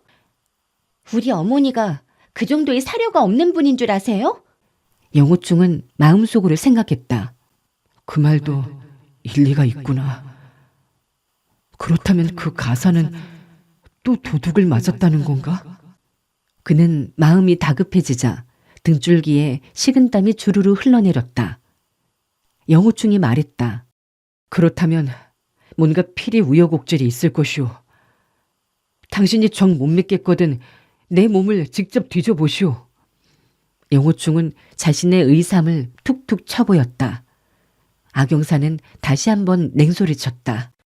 당신같이 고귀하고 영활하게 그지없는 사람이 남의 물건을 훔치고 나서 어찌 자신의 몸속에 지니고 있겠어요? 더군다나 여기 있는 수많은 여승과 화상은 죄다 당신 수하 아닙니까? 이 천박한 여인들 가운데 누구 한 사람 당신의 물건을 대신 감춰주지 않았겠느냐고요. 악영산이 이처럼 영호충을 범인 다루듯 다그치자 항산파 여제자들은 일찍부터 화가 나서 어쩔 줄 모르고 있었다. 한데 이번에는 자기들까지 싸잡아서 몰아붙이니 대번에 몇 사람이 끝내 못 참고 아우성해졌다. 뭐라고? 잡소리 하지 마라. 무엇이 어째? 천박한 여인이라고? 여기에 무슨 놈의 화상이 있니? 얄고사, 너야말로 천박한 여자가 아니고 뭐냐? 악영산이 손으로 검자루를 부여잡고 큰 소리로 말했다. 너희들은 불문제자인 주제에 남자 하나를 끼고 밤낮으로 떨어지지 않으니 천박한 여인이 아니고 뭐겠어? 참, 염치도 없는 것들 같으니라고. 항산파 여제자들은 드디어 크게 노하고 말았다. 쏴쏴쏴 소리가 나더니 7, 8명이 모두 검을 빼어들었다. 너희들이 숫자로 이겨볼 모양인데 원한다면 모두 함께 덤벼라. 이 악소저가 너희들을 두려워한다면 화산파 문화제자가 아니다. 영호충이 왼손에 저 항산파 제자들을 제지에 말렸다. 그가 한탄을 하며 말했다. 소사매가 시종 날 의심하니 나도 어쩔 수 없구려. 노동락은 어찌 되었소? 당신은 왜 노동락한테 물어보지 않는 거요? 그가 이미 자아비급을 훔칠 정도니 그 가사도 훔쳐갔는지 알 수 없지 않소? 악영산이 화를 내며 물었다. 당신은 날 보고 노동락한테 가서 물어보라는 거예요? 그렇소. 악영산이 악을 썼다. 좋아요. 당신 나를 죽이세요. 나는 원래 당신의 적수가 아닌데다 당신은 다시 벽사건부에 정통하게 되었을 터이니 날 금방 죽일 수 있을 거 아니에요? 내가 어째서 당신을 죽이겠소? 날 보고 노동락한테 가서 물어보라면서요. 당신이 날 죽이지 않으면 어떻게 저 세상에 있는 노동락을 만난단 말이에요? 영호충은 그 말에 기쁘면서도 또한 놀라 되물었다. 노동락, 그가 죽었나? 아니, 당신의 아버지가 죽였소? 노동락은 무술을 상당히 닦은 상태에서 화산파에 들어왔다. 따라서 화산파의 문화생 가운데 자기를 제외하고는 노동락의 무공이 최강이었다. 악불군이 직접 손을 쓰기 전에는 아무도 그를 제거할 수가 없는 것이다. 그 녀석은 6대유를 살해한 흉수라 원한이 영호충의 뼈에 사무치고 있었는데 그가 죽었다니 정말 기쁜 일이 아닐 수 없었다. 악영산이 차갑게 웃으며 되쏘았다. 대장부는 자기가 한 일은 자기가 책임지세요. 당신이 노동락을 죽여놓고 또 발뺌을 하는 거예요? 영호충은 어리뻥했다. 당신은 내가 죽였다고 말하는 거요? 만약 내가 죽였다면 못하러 내가 시인하지 않겠소. 그 사람은 육사제를 살해했으므로 내 친히 못 죽인 게 오히려 한이요. 악영산이 큰 소리로 또 물었다. 당신은 왜 또 8째 사형을 죽였죠? 그는 당신한테 죄 지은 게 없잖아요. 당신은 정말 악랄한 사람이에요. 영호충은 깜짝 놀랐다. 그의 목소리가 파르르 떨렸다. 8째 사제는 나와 사이가 내내 좋았는데 내가 왜 그를 죽이겠소? 당신은 마귀의 요물들과 어울린 뒤로 하는 짓이 이상해졌어요. 누가 압니까? 당신이 왜 8째 사형을 죽였는지. 당신은 악영산은 말을 맺지 못하고 눈물을 뚝뚝 떨어뜨렸다. 영호충이 한 발 걸어나가 이야기했다. 소삼해, 쓸데없는 상상은 하지를 마오. 8째 사제는 나이도 어리고 누구와도 원한 관계가 없어서 나 아니라 다른 누구도 해치지 못할 것이오. 악영산은 돌연 양미간을 고추 세우고 사납게 물었다. 그럼 당신은 왜 소림자를 죽인 거예요? 영호충은 대경 실색했다. 임사제, 그도 죽었단 말이오? 지금은 아직 안 죽었지만 당신의 일검에 죽지는 않았지만 그가 좋아질는지 아무도 모릅니다. 그녀는 드디어 오열하기 시작했다. 영호충은 숨을 가다듬으며 천천히 물었다. 임사제는 중상을 입었소? 그는 누가 자기를 죽이려 했나 자연 알 것 아니오. 그가 뭘 합디까? 당신같이 교활한 사람이 어디 또 있겠어요? 당신은 그를 뒤에서 쳤잖아요. 등 뒤에 눈이 없는 그가 어떻게 자기를 친 사람을 알 수 있겠어요? 영호충은 마음이 쓰라리고 분통이 터져 숨이 막힐 지경이었다. 그는 허리에 찬 검을 뽑아들고 내력을 끌어내어 힘껏 앞으로 내던졌다. 장검은 휙하며 평평히 날아가 몸통이 한자 두께쯤 되는 시커먼 동백나무를 옆으로 잘라갔다. 검날이 동백나무의 허리춤에 쓸고 지나자 그 큰 동백나무는 중간이 절단되어 윗부분의 나무둥치가 서서히 쓰러졌다. 나무는 펑 하고 요란한 소리를 내며 땅바닥에 나가 누웠고 흙먼지와 자갈들이 뿌옇게 사방으로 튀어나왔다. 악영사는 이 엄청난 위세를 보자 자신도 모르게 말고삐를 당겨 2걸음 물러났다. 뭐 하는 거예요? 당신은 마귀의 요법을 배워 무공이 세졌다고 위세를 부리는 거예요? 영호충이 고개를 저으며 말했다. 내 만약 임사제를 죽이려 했다면 그의 배후에서 손을 쓰지 않아도 일검에 죽일 수 있다오. 당신이 무슨 꿍꿍이 속으로 그랬는지 누가 압니까? 어쩌면 8째 사형이 당신의 악행을 알아채자 입을 봉하기 위해 죽인 게 틀림없다고요. 그래놓고 그의 얼굴까지 칼로 긁어서 엉망으로 해놓다니. 둘째, 노동락도 마찬가지로 해놓고 말이에요. 영호충은 끓어오르는 화를 억지로 눌러 참았다. 이 사이에는 뭔가 자신이 지금 생각해내지 못하는 큰 음모가 도사리고 있을 것이었다. 그가 물었다. 노동락의 얼굴도 엉망으로 되어 있었소? 당신이 직접 해놓고도 자신이 모르세요? 나한테 묻기는 왜 물어요? 화산파 문화에 또 상한 사람은 없소? 당신은 2를 죽이고 1를 상했으면 됐지. 아직도 부족해요? 영호충은 그녀의 말로 더 이상 다친 사람이 없는 것을 알자 약간 마음이 놓였다. 그는 깊이 생각했다. 누가 이런 독수를 썼을까? 불현듯 마음이 철렁했다. 그는 이마행이 항주의 고산 매장에서 하던 말이 생각난 것이다. 이마행은 영호충이 마교에 들어가겠다고 승낙하지 않는다면 장차 화산팔은 모두 도륙해 멸망시키겠다고 말했던 것이다. 그가 벌써 복주에 와서 화산파에 손을 쓰기 시작한 것은 아닐까.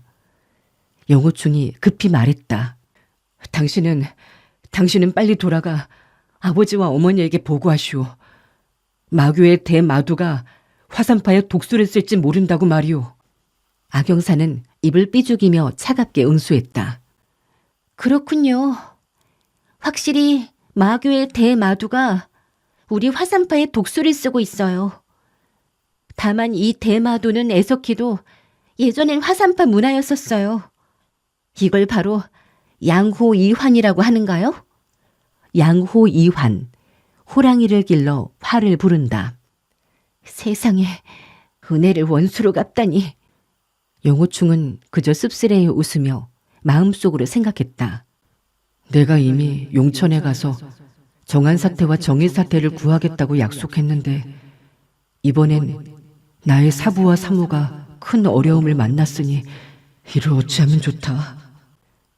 사실 이마행이 정말로 학살을 시작했다면 나로서도 그의 적수가 안 된다. 다만 은사와 사모가 죽는 걸 보고 가만히 있을 수는 없다. 제대로 도와주진 못한다 해도 그분들과 공생공사해야 하지 않겠는가? 일에는 경중이 있고 정에는 친소가 있는 법이다. 항산파의 일은 그들이 먼저 처리하도록 맡기자. 내가 이마행을 막아낸다면 그때 다시 용천으로 가서 도와주자. 그는 마음을 정하자 입을 열었다. 오늘 나는 복주를 떠나 줄곧 항산파의 이 여자분들과 함께 있었소. 어떻게 몸을 나누어 8째 사제와 노동락을 죽일 수 있었겠소. 당신은 그녀들에게 한번 물어보구려. 그들에게 물으라고요? 그들은 당신과 똑같은 나쁜 사람들인데 물어서 무슨 소용이 있어요? 당신과 똑같이 거짓말이나 하겠지. 항산파 제자들은 이 말을 듣자 또 7, 8명이 소란을 떨었다. 몇몇 출가인의 말씨는 점잖았지만 속가 제자들은 날카롭게 욕을 퍼부었다. 악영산이 말고삐를 당기며 뒤로 몇 걸음 물러나서 말했다. 영우충, 소림사는 상처가 극히 중하지만 혼미한 속에서도 내내 건보를 걱정했어요. 당신이 만약 조금이라도 인정이 있다면 건보를 나한테 돌려줘요. 그렇지 않으면 영호충이 대답했다. 당신은 정말 내가 그렇게도 염치도 모르는 비열한 사람처럼 보이오? 악영산이 노해서 소리쳤다. 당신이 비열하고 더러운 사람이 아니라면 천하의 어느 누가 비열하고 더러운 사람이란 말이에요? 의림은 옆에서 두 사람의 말을 들으며 마음속으로 무척 화가 나 있었다. 그녀의 마지막 말을 듣자 더 이상 참지 못하고 앞으로 썩 나섰다. 악소저, 영호 대사형은 당신을 얼마나 좋아하는지 몰라요. 그는 당신에 대해 이처럼 성심성의껏 대하는데 당신은 왜 그렇게 터무니없는 욕만 하나요? 악영산이 차갑게 웃었다. 그가 나한테 잘하는지 못하는지를 출가한 당신이 어떻게 알죠? 의림은 순간 입장이 난처했다.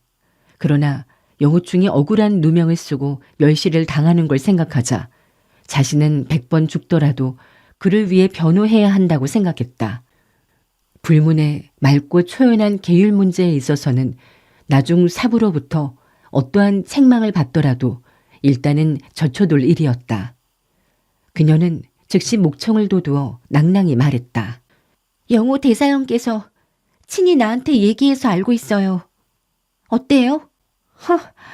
그런 이야기도 그가 당신한테 합디까?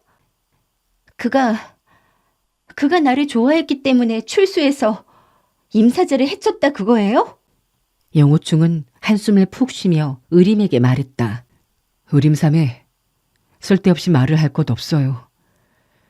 귀파의 천양 단속교와 백운 웅담화는 상처를 치료하는데 아주 좋은 영약이니 임사제를 치료하도록 약간만 악소저에게 주시오. 그녀가 가져다가 치료하게 말이오. 악영산이 말머리를 돌리며 말했다. 당신은 일검으로 그를 죽이지 못하니 이번엔 독약을 쓰려는 겁니까? 난 속지 않는다고요. 영호충, 소림자가 만약 좋아지지 않는다면 그때는 내가 그녀는 더 이상 말을 맺지 못하고 흐느껴 울기 시작했다. 그녀는 말채찍을 들어 후려쳐 남쪽으로 질풍같이 달려가 버렸다. 영호충의 마음은 말발굽 소리가 멀어지면 멀어질수록 에이듯 더욱 아팠다. 진견이 나서서 한마디 했다. 저 여자가 저렇게 발광하는 걸 보니 그 소림자는 죽어버렸으면 좋겠다. 의진이 나무랐다. 진삼해, 우리들은 불문에 있는 몸이야. 자비를 늘상 마음속에 품어야 해요. 저 소저가 비록 잘못되었다 해도 사람이 죽었으면 하고 저주해선 안 돼요. 영호충이 입을 열었다. 의진삼에 내 부탁할 게 하나 있소. 고생스럽더라도 한번 도와주시겠소? 의진이 대답했다. 영호 대사형께서 명령만 하신다면 무조건 들어야죠. 고맙소. 그 성이 임가인 사제는 나와 동문이라오. 저 악소조의 말에 의하면 그게 중상인 모양인데 귀파의 금창 영약은 효험이 비할 데 없으니 저를 보고 약을 가져다 주었으면 하는 거죠. 의령삼해, 너 나랑 같이 가자. 영호충이 두 손을 모아 예를 갖추며 말했다. 두 분 삼에 정말 감사합니다. 의진이 응수했다. 영호 대사형은 줄곧 우리와 같이 있었는데 어떻게 살인을 하겠어요.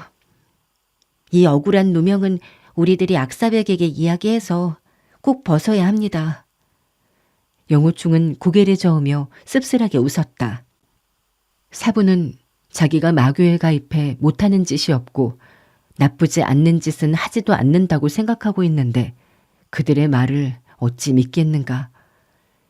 의진과 의령이 말을 달려 떠나가는 것을 보며 영호충은 마음속으로 생각했다.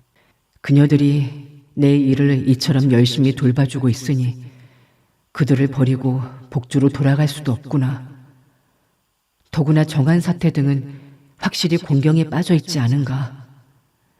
이마행이 확실히 나타났는지 확인되지도 않았는데. 이때 진견이 나무를 자를 때 던진 장검을 주워다가 영호충의 검집에 넣어주었다. 영호충은 이를 보자 생각이 나래를 폈다. 그렇다. 이마행은 이곳에 나타난 게 아니었어. 내 자신이 말하지 않았던가? 내가 임평지를 죽이려면 하필 배후에서 그를 치겠느냐고. 또 일검에 어찌 그를 못 죽이겠느냐고. 만약 하수한 사람이 이마행이라면 그도 어찌 일검에 임평지를 못 죽일 수 있을까 보냐. 하수한 사람은 확실히 다른 사람이다. 이마행이 아니라면 우리 사부는 두려워할 사람이 또한 없는 것이다. 여기까지 생각이 미치자 마음이 금세 푸근해졌다. 이때 멀리서 말발굽 소리가 은은히 들려왔다.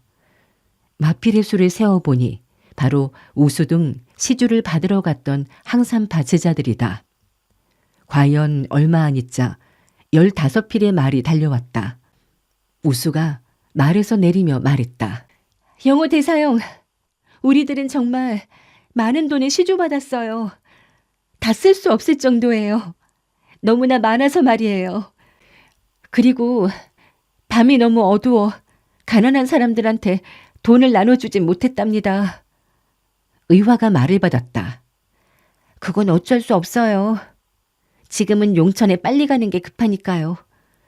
가난한 사람을 구제하는 것은 천천히 해도 늦지 않잖아요. 그녀는 의청을 바라보며 말을 계속했다. 금방 오는 길에서 젊은 여자를 만났는데 당신들은 보지 못했어요? 우리랑 싸웠는데 어떤 사람인지 모르겠어요. 영호충은 깜짝 놀랐다. 당신들과 싸웠다? 의화가 대답했다. 그래요. 어둠 속에서 그 여잔 말을 타고 달려오더니 우릴 보자 대뜸 천박한 여성이니 어쩌니 하며 욕을 하잖아요. 정말 형편없는 여자야. 영호충은 마음속으로 큰일 났다 싶었다. 그가 급히 물었다. 그 여잔 중상을 입었소? 의화가 이상하다는 듯이 되물었다. 당신은 어떻게 그가 상처를 입은 걸 알았어요? 영호충은 마음속으로 중얼거렸다. 그 여자가 당신들을 그렇게 욕해댔으니 당신같이 성질급한 여자가 가만히 있었겠소? 그녀는 혼자고 당신들은 15이니 자연 그녀가 상처를 입고 말았겠지. 영호충이 다시 물었다. 그녀는 어디를 다쳤소? 의화가 말했다. 내가 먼저 그녀한테 물었죠. 왜 평소 알지도 못하는 사람한테 첫 마디부터 욕하느냐고요. 그녀가 말하더군요. 난 너희들이 누군 줄 알아. 너희들은 항산파의 계율을 지키지 않는 여성들이잖아. 그러는 거예요. 내가 말했어요. 뭐? 계율을 안 지킨다고? 헛소리 하지 말고 네 입이나 깨끗이 할 수 없느냐? 그랬더니 그녀는 채찍을 휘두르며 나를 상관하지 않은 채 길이나 비키라고 호통쳤어요. 그래서 나도 그녀의 채찍을 거머쥐며 호통쳤죠. 길이랑은 네가 비켜라 하고요. 그렇게 해서 싸움이 벌어졌어요. 우수가 말했다. 그녀가 검을 빼어 출수하자 우리들은 그녀가 화산파인 걸 알았습니다. 그때는 워낙 어두워서 얼굴을 확실히 알아볼 수 없었는데 나중에야 악 선생의 소저인 걸 알았답니다. 그때서야 내가 급히 말렸지만 그녀는 이미 팔에 2군데 검상을 입고 말았어요. 단지 그렇게 중하지는 않았어요. 의화가 웃으며 한마디 했다. 나는 일찍이 그녀인 줄 알았다고. 그러나 그들 화산파가 북주성에서 영호 대사형한테 무례하게 대하고 우리 항산파가 어려움을 당했는데도 수수방관하는 게 괘씸해서 한번 쓴맛을 보여주었지. 정학이 나섰다. 그렇지만 의화 언니는 악소저한테 손석에 정을 둔 거라고요. 그 1초 금침도검은 그녀의 왼쪽 어깨를 살짝 그었을 뿐이에요. 진짜로 무겁게 쳤다면 왼쪽 발은 잘라졌을 거예요. 영호충은 마음속으로 걱정이 일었다. 풍파 하나가 잠잠해지기도 전에 또 풍파가 일었으니 걱정이 안 될 수 없었다. 소삼에는 성질이 오만해서 평소 지는 것을 싫어하는 터라 오늘 밤의 패배를 평생의 치욕으로 삼을 것이고 그 원인을 자기한테 돌릴 게 틀림없었다.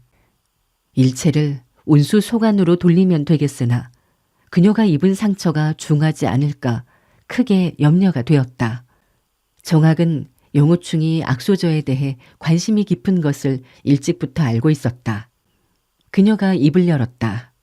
우리들이 만약 그녀가 영호 대사형의 사매란 걸 일찍 알았으면 그녀가 몇 마디 욕을 한다 한들 뭐라고 탓했겠어요. 너무나 어두컴컴한 밤이라서 아무것도 확실히 볼 수 없었거든요. 나중에 그녀를 보면 잘못했다고 사과를 할게요. 의화가 씩씩대며 소리쳤다. 우리가 무슨 죄를 졌다고 사과를 하는 거냐? 먼저 욕을 한 건 그녀잖아. 우린 죄 지은 것 없다고. 세상 천하에 그런 도리가 어딨어? 영호충이 말을 돌렸다. 여러분이 시주를 잘 받아왔으니 우리들은 그만 떠납시다. 그 백박피는 어떻습니까?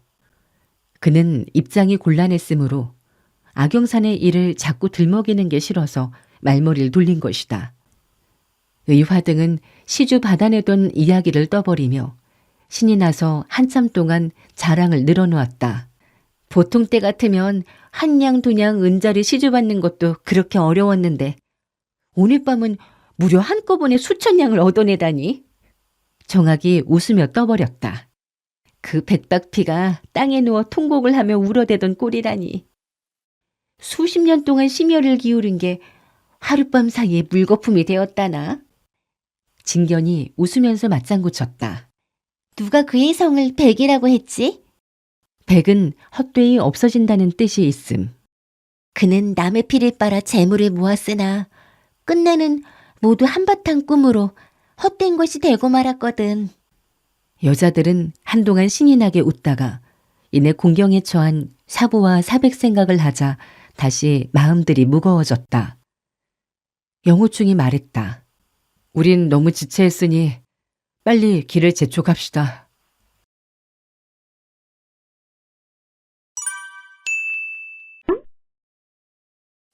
사장 성고 영령의 일편단심. 일행은 밤낮을 쉴 새 없이 말을 몰아치달렸다. 잠자는 것조차 매일 1-2시진 정도, 식사도 말 위에서 해결하며 전혀 지체하지 않고 길을 재촉했다. 그리고 며칠 안 되어 절강성 남쪽 용천현에 도착했다. 영호충은 복심과 사천강 두 사람에게 칼을 맞아 출혈이 많았으나 기껏해야 외상에 불과한 데다 내공력도 웅후하고 항산파의 영약을 바르고 보니 이때쯤 해서는 상처의 절반 이상이 아물었다. 장문인의 안위가 걱정되어 초조해진 항산 제자들은 절강성 경내에 들어서기가 무섭게 주검곡의 소재를 탐문하기 시작했다. 그러나 도중에서 마주친 시골 사람들은 그런 골짜기가 있다는 말도 들어보지 못한 모양이었다. 일행은 용천현 성내에 들어가서 도검을 주저하는 대장간을 뒤지기 시작했다. 그러나 도검포의 대장장이들 역시 주검곡의 소재를 아는 이가 없었다. 다급해진 제자들은 다시 늙은 여성 두 사람이 혹 근방에서 싸웠다는 소문을 듣지 못했는가 하고 물었으나 그 또한 모른다는 대답뿐이었다. 기껏 한다는 말이 여승이라면 늘상 성 안에 돌아다니는 사람들이고 또 용천성 서쪽 수월암에 가면 여승들이 우글우글 살고 있는데 그들이 늙었는지 젊었는지 그야 내알 바 아니라는 말이 고작이었다. 수월암의 소재를 알아낸 일행은 그 즉시 말을 치달려 그곳으로 달려갔다. 가서 보니 암자의 대문은 굳게 잠겨 있었다. 정학이 냉큼 다가서서 문을 두드렸다. 그런데 한참이 지나도록 사람이 나오는 인기척이 없었다. 의화와 정학이 또 번갈아 문을 두드렸으나 그 우구룩을 하다던 여승이 다들 어디 갔는지 암자 전체가 괴괴한 정막 속에 파묻힌 채로 인적을 느낄 수 없었다. 조바심이 난 두 여인은 즉각 장검을 뽑아들고 담장을 뛰어넘어 암자 안으로 들어갔다. 뒤미처 의청도 성큼 따라 넘어갔다. 저걸 봐. 저게 뭐야? 의화가 땅바닥을 가리켰다. 암자 뜰학에는 부러진 장검 칼날이 7-8개나 흩어져 반짝거리고 있었다. 그것은 날카로운 병기에 베어져 잘린 것이 분명했다. 의화는 가슴이 철렁 내려앉았다. 안에 누가 없어? 그녀는 고함을 지르면서 뒷곁으로 돌아갔다. 그 사이에 의청은 대문 빗장을 벗기고 문을 활짝 열어 영호충과 동문 일행을 들어오게 했다. 그리고 부러진 칼날 한 개를 집어서 영호충에게 건네주었다. 영호대사형, 여기서 누군가 싸움을 벌인 모양이에요. 영호충은 칼날을 받아들고 부러진 부분을 눈여겨보았다. 아주 매끈하게 잘려나갔다. 정한과 정일 두 분 사백께서는 평소 보검을 쓰셨소? 아니에요. 두 어르신들은 복음을 지니시지도 않았어요. 사부님은 우리더러 검술이 상승의 경지에 이르도록 연마하기만 하면 목검이나 주검을 가지고도 능히 상대방을 제압하고 승리를 거둘 수 있다고 말씀하셨어요.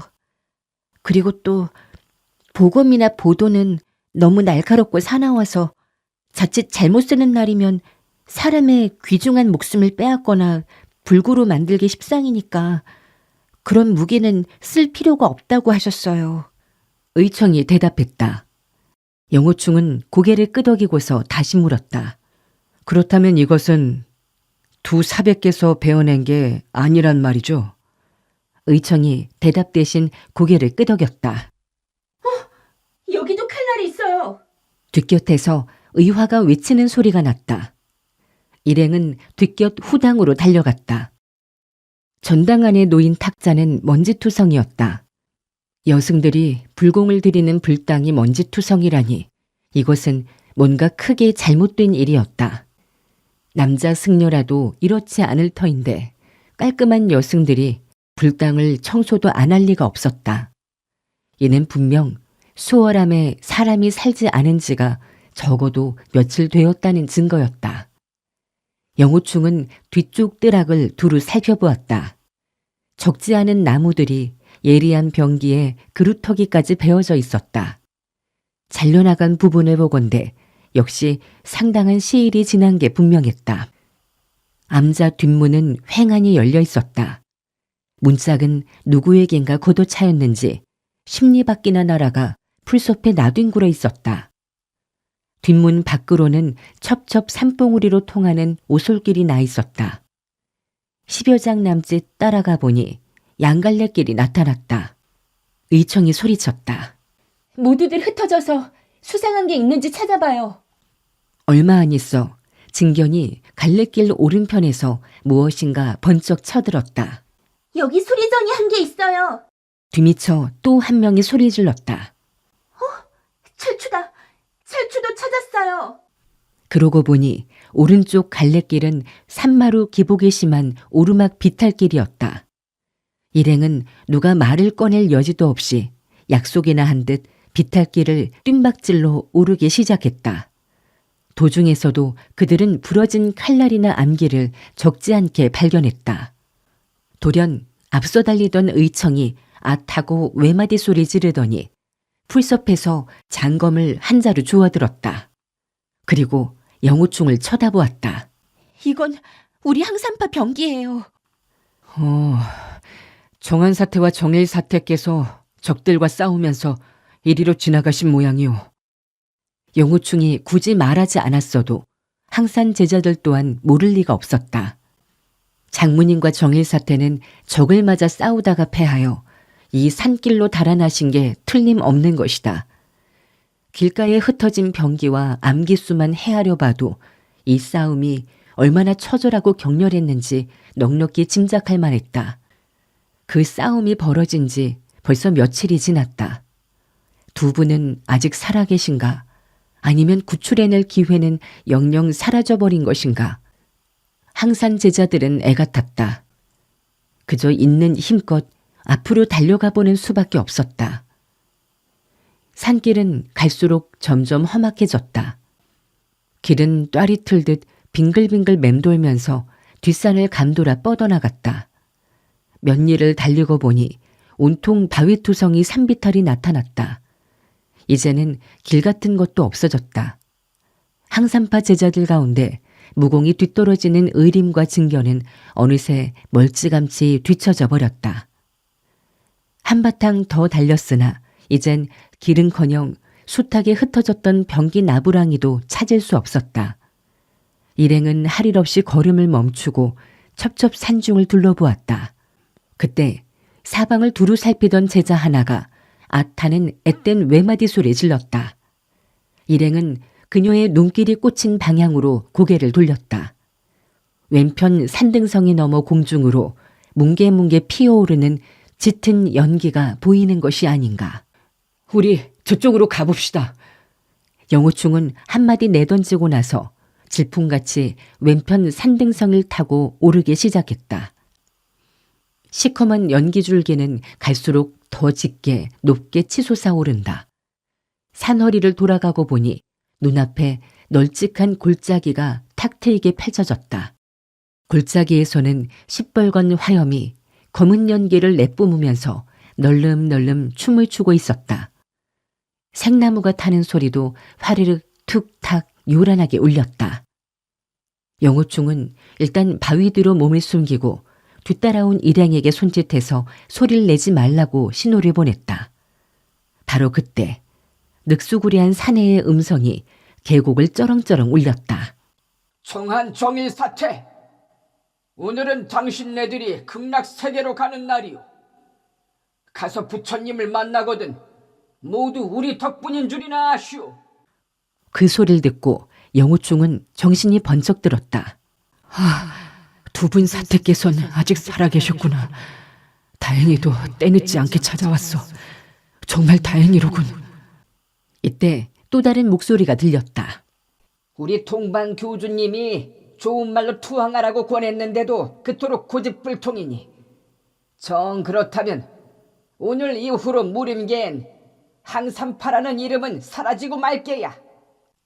정한 사태, 우리 1월 신교의 수단이 악랄하다고 원망일랑 마시오. 자기네들 고집 때문에 젊디 젊은 제자들마저 억울하게 죽음을 당하는 거니까 이 아니 애석하오. 바야흐로 불길은 계곡 한 모퉁이를 온통 뒤덮고 무서운 기세로 번져가고 있었다. 정한 사태와 정일 사태는 분명 저 불구덩이 속에 갇혀 있는 것이다. 영호충은 장검을 빼들고 길게 숨을 한 모금 들이마신 다음 벼락치듯 소리쳤다. 마교의 적당들이 대담하구나. 감히 항산파 어리신네들한테 못된 수작을 부리다니. 우악건파 고수들이 사방을 포위했다. 이놈들 그래도 항복하지 않겠느냐? 그는 고래고래 소리 지르면서 굴짜기 아래로 내려갔다. 계곡 아래 다다르고 보니 불타는 생나무 장작더미가 앞길을 가로막았다. 불길의 장벽은 높이가 2, 3장 가옷이나 되었지만 영호충은 더 생각할 나위도 없이 훌떡 몸을 솟구쳐 불더미를 넘어 뛰쳐들어갔다. 다행스럽게도 그의 앞쪽에서 타고 있던 불길은 아직 그리 치열하지 않았으므로 얼굴에 화끈 열기를 느낀 순간 어느새 화망 안으로 떨어져 내릴 수가 있었다. 몇 걸음 다가서며 둘러보니 두 군데의 석굴이 눈에 들어왔다. 정한 사태님, 정일 사태님, 항산파 구원병이 왔습니다. 어디 계십니까? 영호충은 목청을 돋고 소리쳤다. 불길의 장벽 바깥에서도 의화, 의청과 우수 아주머니까지 합세해서 항산 제자들이 구함을 질러댔다. 사부님, 사백님, 제자들이 왔습니다. 어디 계십니까? 그와 동시에 적도들의 외침이 들렸다. 이 모두 항산파 여승년들 아니야? 깡그리 모두 죽여버려. 이 무슨 놈의 우악건파 고수들이냐? 허풍 좀 작작 떨어라. 이윽고 불길 바깥에서는 쨍그렁챙 병기들이 맞부딪는 금속성이 요란하게 울리기 시작했다. 항산파 제자들과 적이 맞부딪힌 것이다. 석굴 안에서 우람한 체구의 인형이 모습을 드러내더니 입구를 한 걸음 벗어나 우뚝 버티어섰다.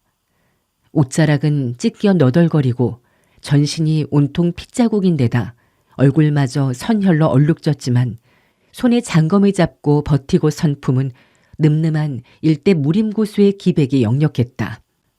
바로 항산파의 원로 정일사태 그녀였다. 너는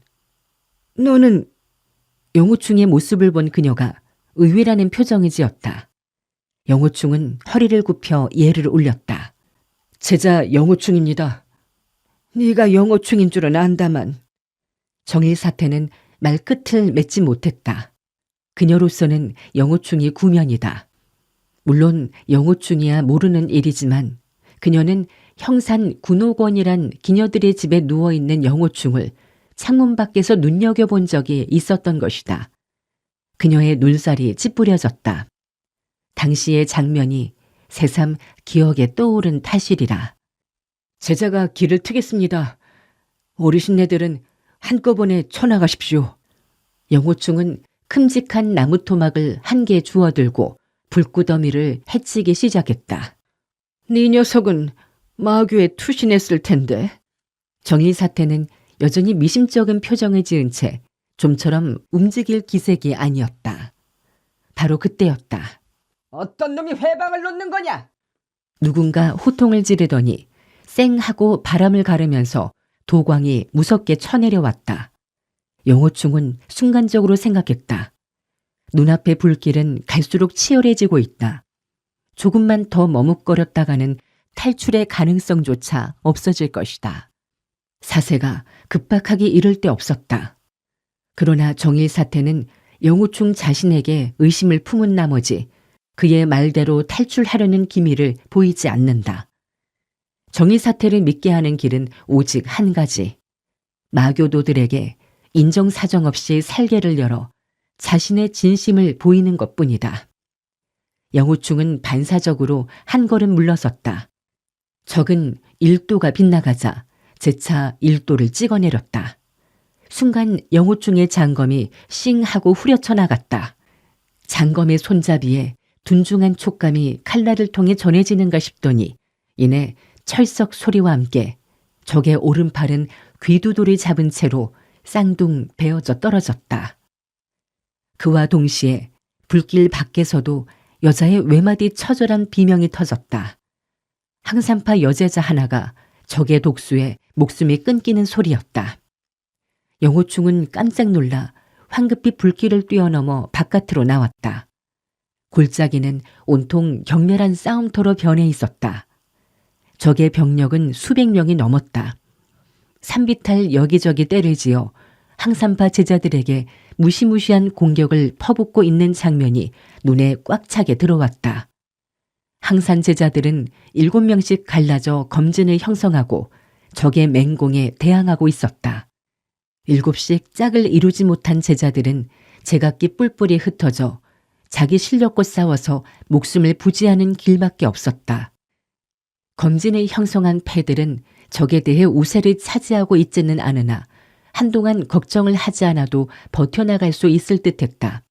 그렇지만 검진을 이루지 못하고 흩어져 단독으로 싸우는 제자들은 시시각각으로 위기에 몰리고 있었다. 영호충이 싸움터를 훑어보는 순간에도 여제자 2명이 난도질을 당해 쓰러졌다. 의림과 진견 2 여인도 검진을 미처 이루진 못했는지 서로 등을 맞대고 적 3명과 어우러져 싸우고 있는 광경이 영호충의 2 눈에 들어왔다. 영호충은 진기를 한 모금 들여 마시고는 그쪽으로 돌입했다. 시퍼런 서슬이 번쩍하더니 장검 한 자루가 그 앞을 가로막고 질풍같이 찔러들었다. 영호충은 선뜻 장검을 내뻗어 단숨에 적의 목젖을 꿰뚫어 끝장내버리면서 계속 앞으로 다름질쳤다. 이윽고 의림이 서 있는 곳까지 다다른 영호충은 숨을 돌릴 여지도 없이 그녀와 겨루던 사나이의 등복판에 일검을 푹 찔러놓고 칼을 잡아 빼기가 무섭게 또 한 놈의 옆구리를 왼쪽에서 바른 쪽까지 꿰뚫어버렸다. 3번째 적은 강편을 높이 쳐들어 바야흐로 진견의 조그만 머리통을 박살내려는 참이었다. 적의 옆구리에서 빠져나온 영호충의 장검이 그 즉시 위로 맞받듯이 쳐올려지면서 강편이 들린 적의 팔을 어깨쪽지에서부터 후려갈겨 허공에 날려보냈다. 영호대사형! 의림은 창백하게 질린 얼굴에 그래도 미소를 한 줄기 띠면서 불호를 외운다. 영호충은 그녀의 미소에 답할 여유가 없었다. 우수 아주머니가 혼자서 2명의 고수에게 협공을 받아 절대절명의 위기에 몰린 것이 눈에 띄었던 것이다. 영호충은 어느새 그쪽으로 달려가고 있었다. 질풍 번개 같은 검풍이 쏘아쏘악 하고 허공에 피보라를 일으켰다. 우수 아주머니를 정신없이 공격하던 2 놈은 영문도 모른 채로 저마다 아랫배를 찔리고 오른손이 잘려 날아갔다. 우아하는 비명이 터져나오는 순간 영호충의 몸뚱이는 이미 의화의청과 어우러져 싸우는 적 3놈을 덮치고 있었다. 적들은 삽시간에 선혈과 외마디 비명을 지르면서 풀밭에 거꾸러져 다시는 일어날 줄 몰랐다. 그제야 한숨을 돌리려는데 늑수구리한 적의 고함 소리가 귀청을 때렸다. 이리들 모여라. 전원부터 처치하자. 순간 회색빛 인형 셋이 한꺼번에 영호충을 덮치듯이 다가오면서 장검 3자루가 나란히 찔러들었다. 하나는 그의 목젖을 그리고 2 자루는 가슴과 아랫배를 각각 노리고 찔러오는 것이었다. 그 검초들은 정묘하고도 기교가 뛰어난 데다 검새마저 무서울 정도로 신속했다.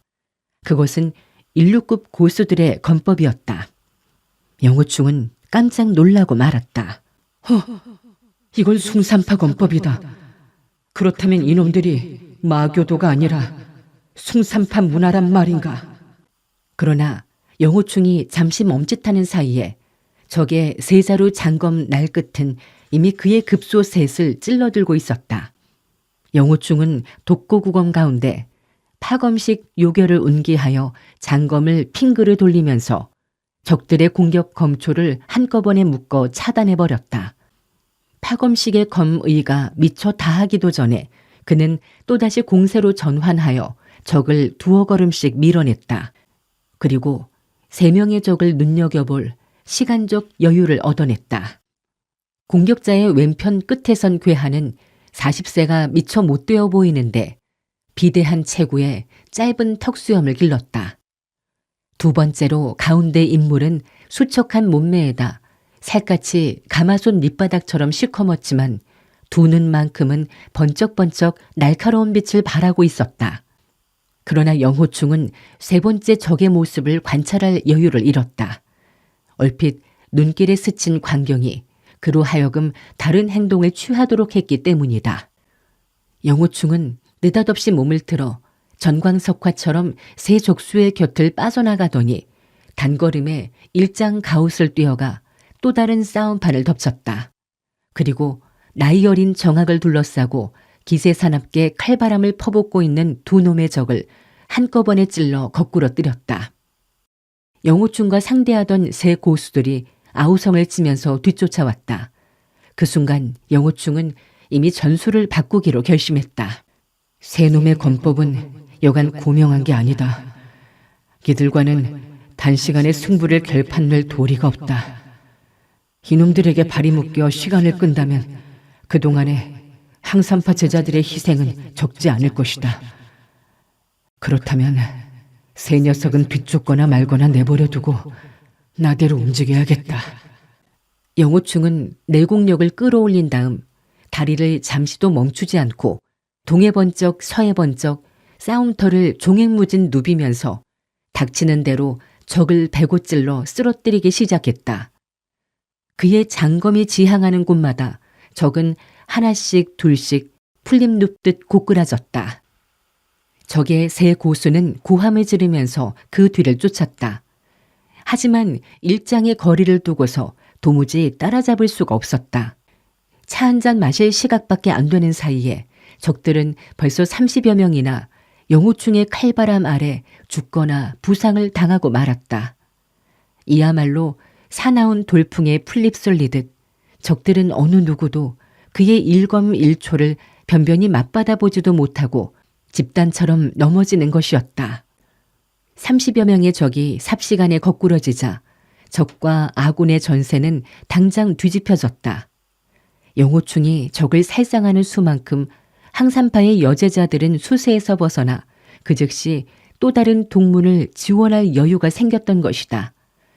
항산파 측은 적의 수적인 우세에 눌려 중과부적으로 고전했으나 이제 당면한 위기를 벗어나자 제각기 본문의 무공 실력을 마음껏 발휘할 수 있게 되었다.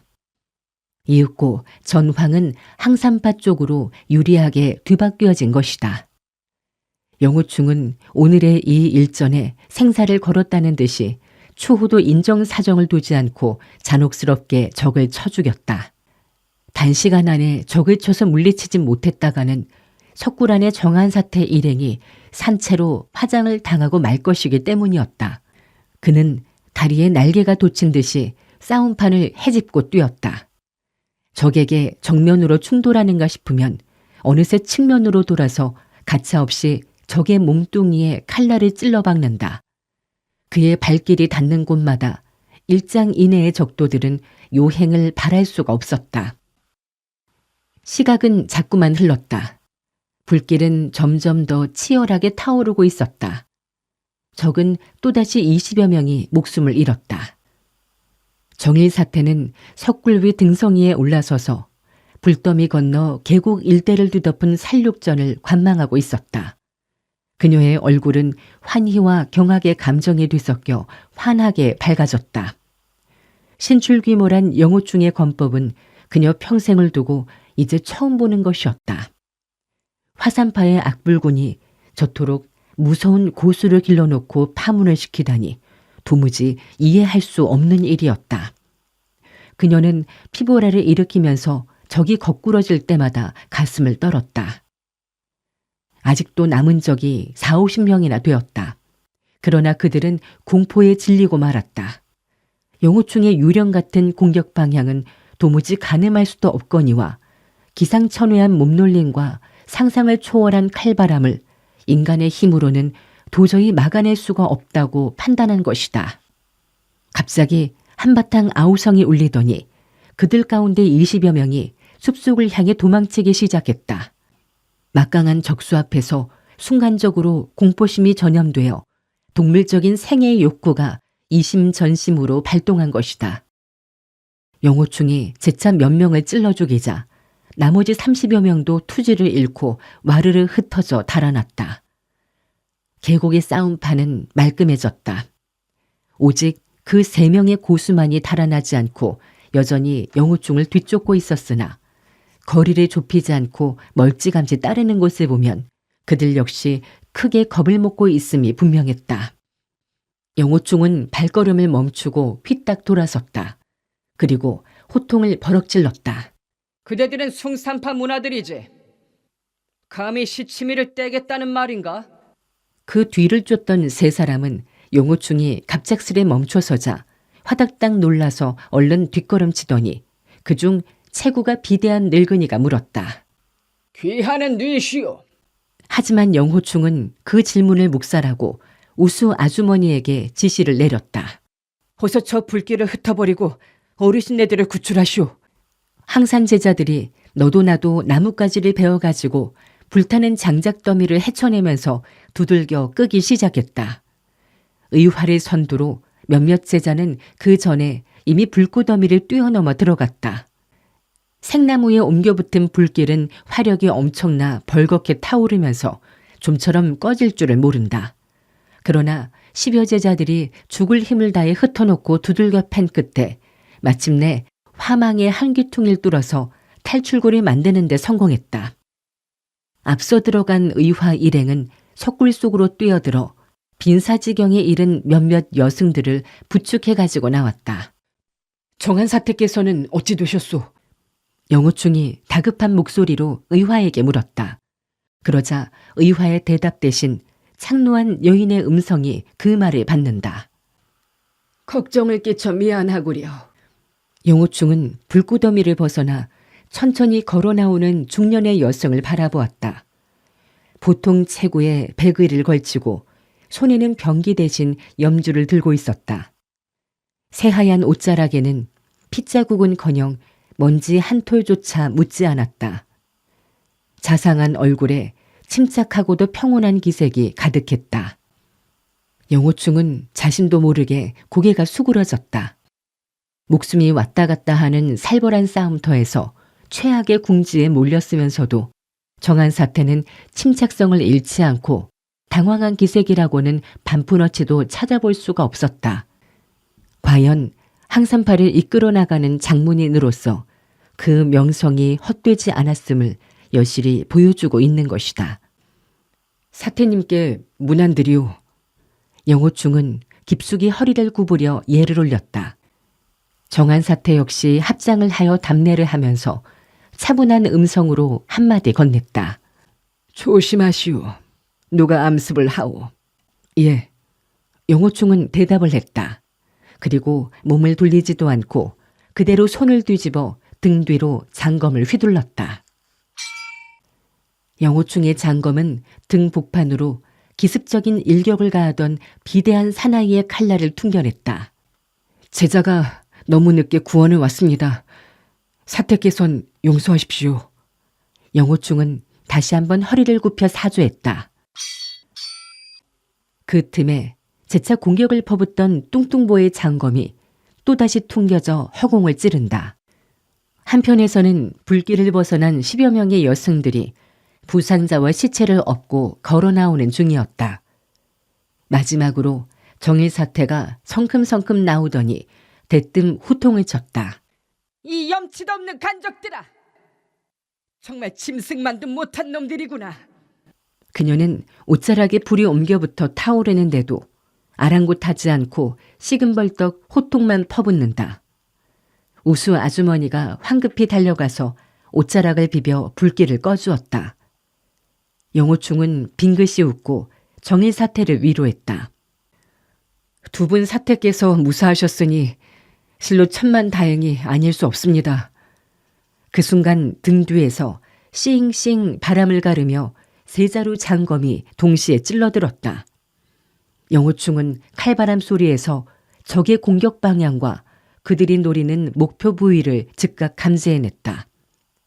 이 무렵에 그는 그 무서운 검술뿐만 아니라 당세에 필적할 만한 자가 없을 정도로 막강한 내공력을 지니고 있었던 것이다.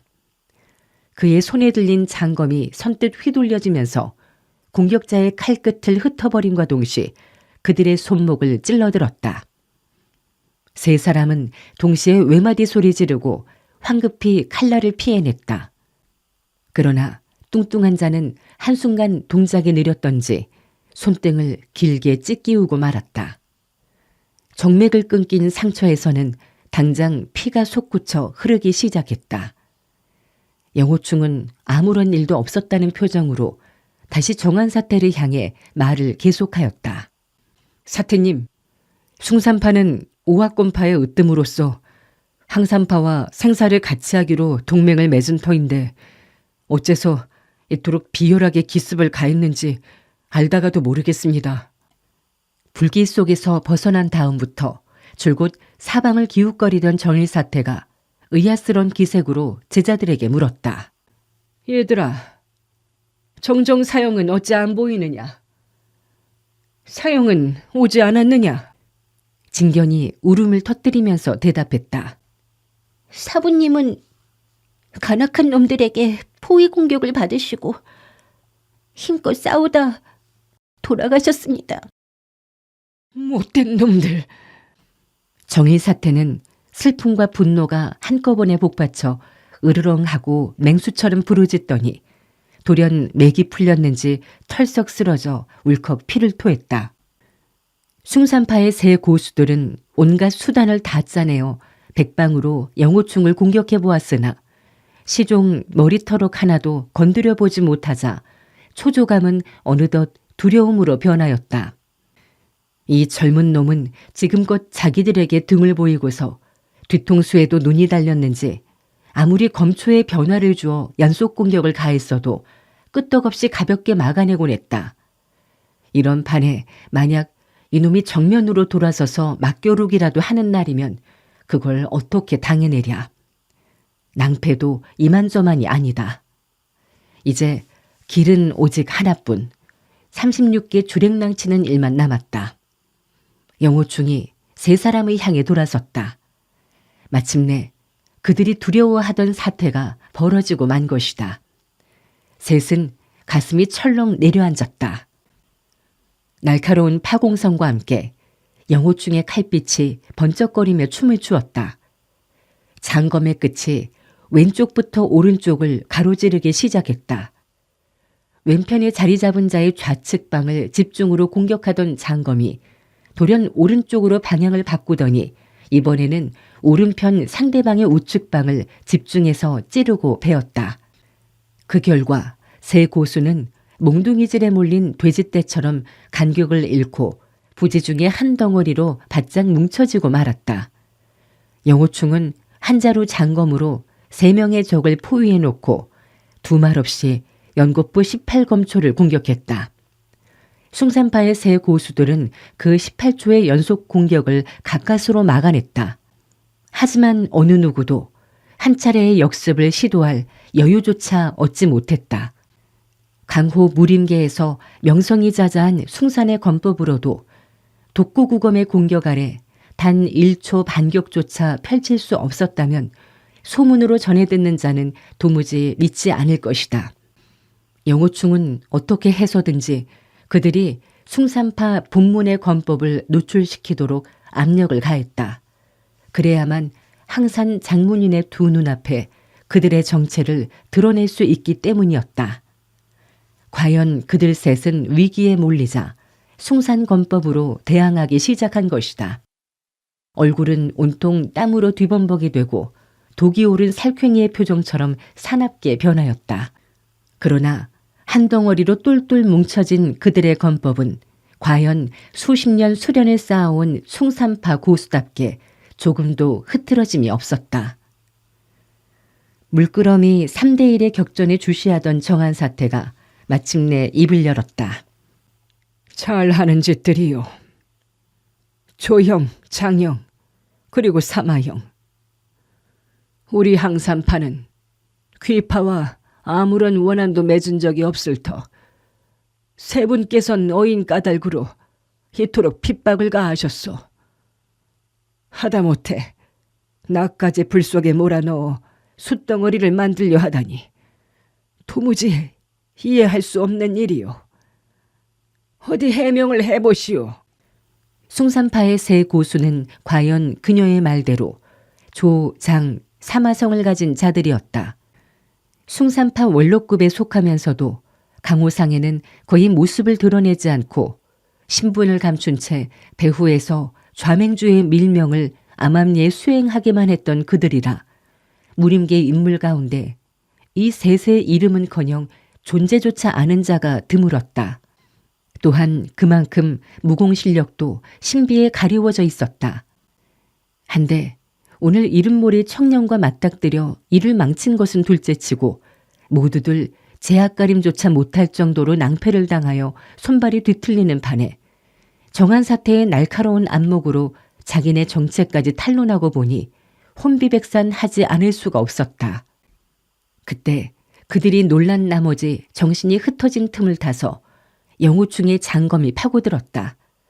두 사람은 거의 동시에 손목을 찔려 장검을 떨어뜨렸다. 영우충은 이내 칼끝을 조씨라고 불리운 늙은이의 목젖에 겨누고 벼락치듯 호통을 쳤다. 칼을 버리시오. 늙은이는 길게 탄식을 내뿜었다. 세상 천하에 이런 무공, 이런 검법도 다 있다니. 나 조아무개는 귀하의 검말에 패하긴 했으나 유감은 없소. 그는 손목을 한번 흔들었다. 단 한 번 흔들어 모든 내공력이 모아졌다. 손에 들렸던 장검은 당장 7토막으로 부서져 땅바닥에 흩어졌다. 영호충이 몇 보 뒷걸음질 치자 의화를 비롯해 7제자가 장검을 빼들고 숭산의 세 고수를 포위해 검진을 펼쳤다.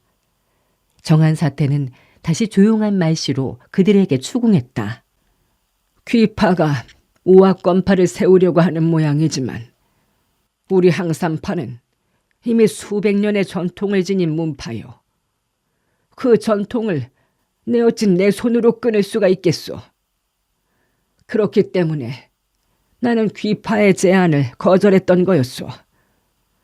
또한 오악의 문파들이 그럴 의사가 있다손 치더라도 문파를 합병하는 사업이라면 신중히 충분한 시간의 여유를 가지고 상호 의견을 들어 도모해야 마땅할 터인데 어쩌자고 귀하들은 마교로 가장해 악독스러운 수단으로 우리 항산파를 몰살하려 하셨소.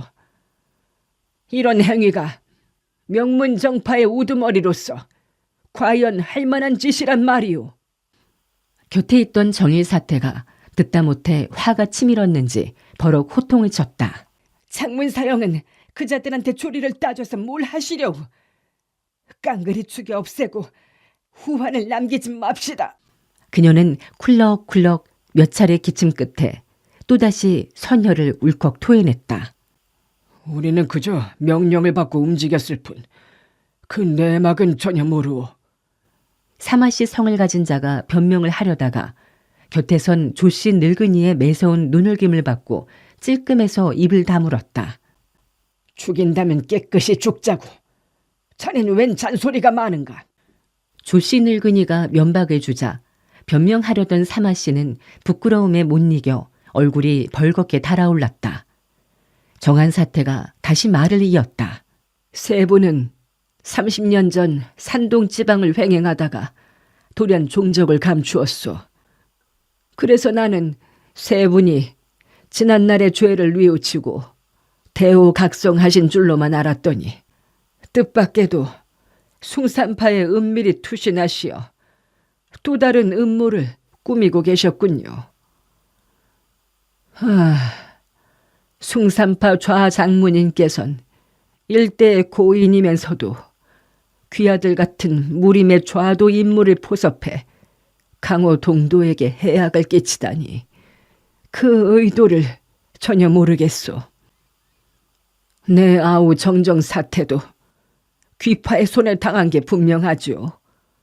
안 그렇소? 그렇소. 우리 종사제가 이끼! 사마 씨가 겁먹은 기색으로 대꾸하려다 또 한 번 조씨 늙은이의 호통을 들었다. 사마 씨는 노한 눈총을 받고서 그제야 자기가 실언한 것을 깨달았다. 그러나 이미 입 밖에 나온 말을 주워 담기는 틀렸다. 기왕지사 속 시원히 다 털어놓는 게 훨씬 떳떳하다고 생각했다. 형님, 일이 이쯤 되었는데 숨겨봤자 뭘 하겠소? 좌장문이는 우리를 두 패로 갈라가지고 절강성과 복권성으로 보내 각각 일을 벌이도록 했소. 좌장문인께서는 이미 오화권파의 맹주로서 존경과 추앙을 받으시는 몸인데 어쩌자고 기어이 오파를 병합시켜 그 장문인이 되려고만 하시는지 알 수 없는 일이요. 이토록이나 잔혹스런 폭력을 써서 무림 동도를 살육하다니 이래가지고야 천하 영웅들의 웃음거리밖에 더 되겠소. 정한사태는 말을 마치고서 고개를 내저었다. 정일사태가 분을 못 이겨 또 한 번 소리를 버럭 질렀다. 사형, 긴 말할 것 없어요. 그 도둑놈의 야심은 더 큰 걸 노리고 있을 거요. 탐욕이 끝없는 놈이에요. 사형이 아무리... 그러자 정한사태는 손을 흔들어 그녀의 말을 중단시키더니 숭산의 새 고수를 향해 한마디 던졌다. 하늘의 도리는 무심하지 않은 법이요. 의롭지 못한 짓을 마구 저지르면 반드시 악보를 받고 말리다. 그대들은 이제 떠나시오. 가서 좌 장모님께 전하시오. 우리 항산파는 오늘 이후 다시는 좌맹주의 명령을 받지 않겠다고. 항산파는 비록 연약한 여자들이지만 결코 강압적인 폭력 앞에 무릎 꿇지는 않을 거요. 좌장문인의 오파병합 제의는 정식으로 거절한다고 분명하게 전하시오. 사백님, 이자들을 놔둘 수는 없습니다. 너무나 악랄한... 의화가 분연히 반대했다. 그러나 정한사태는 한마디 명령을 내릴 뿐이다. 검진을 거두어라. 예. 의화는 더 이상 말을 못 붙이고 장검을 번쩍 쳐들었다. 항산 7 제자들이 즉시 검을 거두고 포위진을 풀었다. 숭산파 세 고수들은 이렇게 쉽사리 목숨을 부지하고 풀려나리라고는 꿈에도 생각지 못했다. 그들은 항산 장문인의 광명정대한 도량에 깊은 감동을 받았다. 조금 전까지만 하더라도 그녀한테 얼마나 조롱을 퍼붓고 기고만장하게 욕설까지 해댔었던가. 그들은 자신들의 경망스러운 언행에 부끄러움을 느끼지 않을 수 없었다. 누가 시킨 것도 아니지만 세 사람은 동시에 정한사태를 향해 깊숙이 허리 굽혀 예를 올렸다. 그리고 돌아서서 날아가듯이 숲속을 향해 달려갔다. 조씨성을 가진 늙은이가 몇 장 남짓 치닫다가 문득 발을 멈추고 돌아서더니 영우충을 향해 소리쳤다. 헌법이 귀신 같은 소협, 존함이나마 알려주시오. 소인이 소협에 거말해졌다고 감히 복수할 꿈을 꾸는 것은 아니지만 그래도 어떤 영웅의 손에 패했는지 그것만은 알고 싶소. 본인은 바로 천주부 소속 참장으로 있는 우천덕 장군이오. 자, 이제 됐소. 영호충이 껄껄 웃으며 대답했다. 조씨 늙은이는 그의 말이 거짓인 줄 이내 알아챘다. 하지만 정체를 밝히지 않겠다는데 이를 어쩌겠는가. 장탄식을 내뱉고서는 돌아서더니 숲속으로 사라져갔다.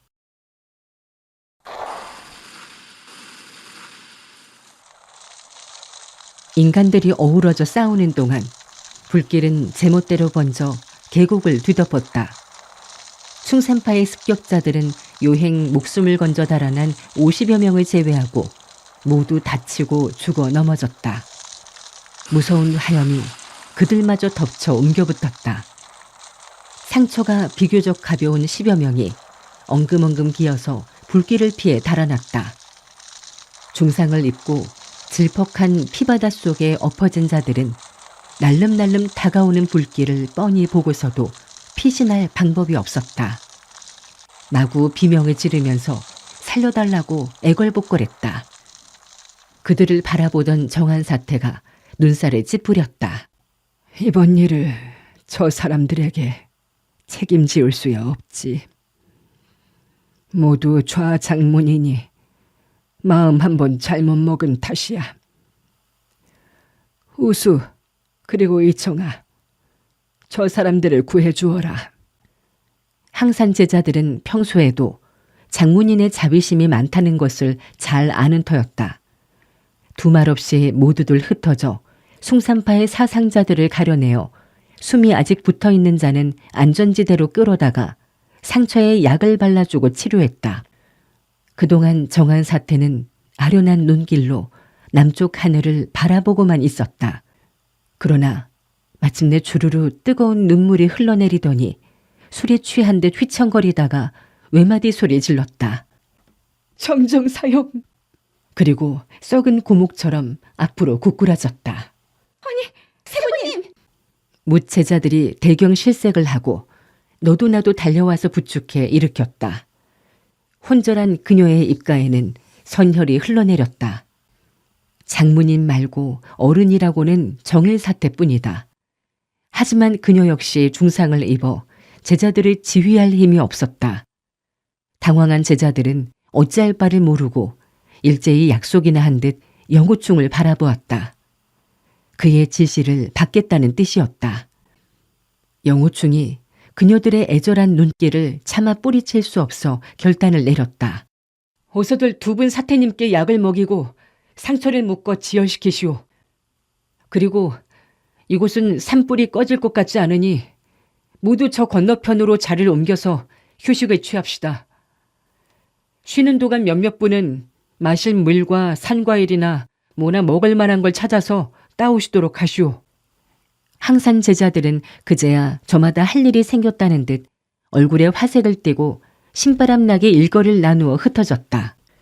정학과 진견은 물병에 시냇물을 담아다가 정한 정일사태를 비롯해 부상당한 동문들에게 물과 약을 먹이기 시작했다. 용천 주검곡의 일전에서 항산파는 37명의 제자를 잃었다. 한숨을 돌리고 정신을 차린 묻제자들은 정정사태와 전사한 사형 3회를 생각하고 비통에 잠겼다. 그러다가 누군가가 느닷없이 목을 놓아 울기 시작하자 나머지도 따라서 대성통곡을 했다. 삽시간에 주검곡의 골짜기는 여인들이 울부짖는 울음소리로 가득 차고 말았다. 죽을 사람은 벌써 죽은 거다. 어째서들 울고 짜고 하는 거냐? 너희들이 평소에 불경을 배우고 읽는 목적이 무엇인지 몰라서 우는 거냐? 그것은 삶과 죽음의 본체와 그 도리를 깨우치기 위해서였다. 육신이란 피고름이 가득 찬 냄새라는 가죽 부대에 지나지 않은 것. 이런 따위에 미련을 두어서 어쩌겠다는 거냐? 당장 그치지들 못할까? 정일사태가 호통을 지르자 제자들의 울음소리는 당장 뚝 그쳤다. 평소에도 제일 호랑이 같은 정일사태가 한번 노염을 터뜨렸다가는 무슨 혼쭐을 낼지 모두 잘 알기 때문이었다. 그런데도 울음끝이 질긴 몇 사람은 여전히 소리를 죽이고 훌쩍거린다. 정일 사태는 더 윽박지르지 않았다. 그녀는 제자들을 향해 물었다. 청정 사형은 도대체 어떻게 죽음을 당하셨느냐? 아가, 네 입심이 좋으니 장모님께 자초지종을 조리 있게 말씀드리거라. 예. 정학이 응답을 하고 일어나 정한사태 앉은 앞으로 다가섰다.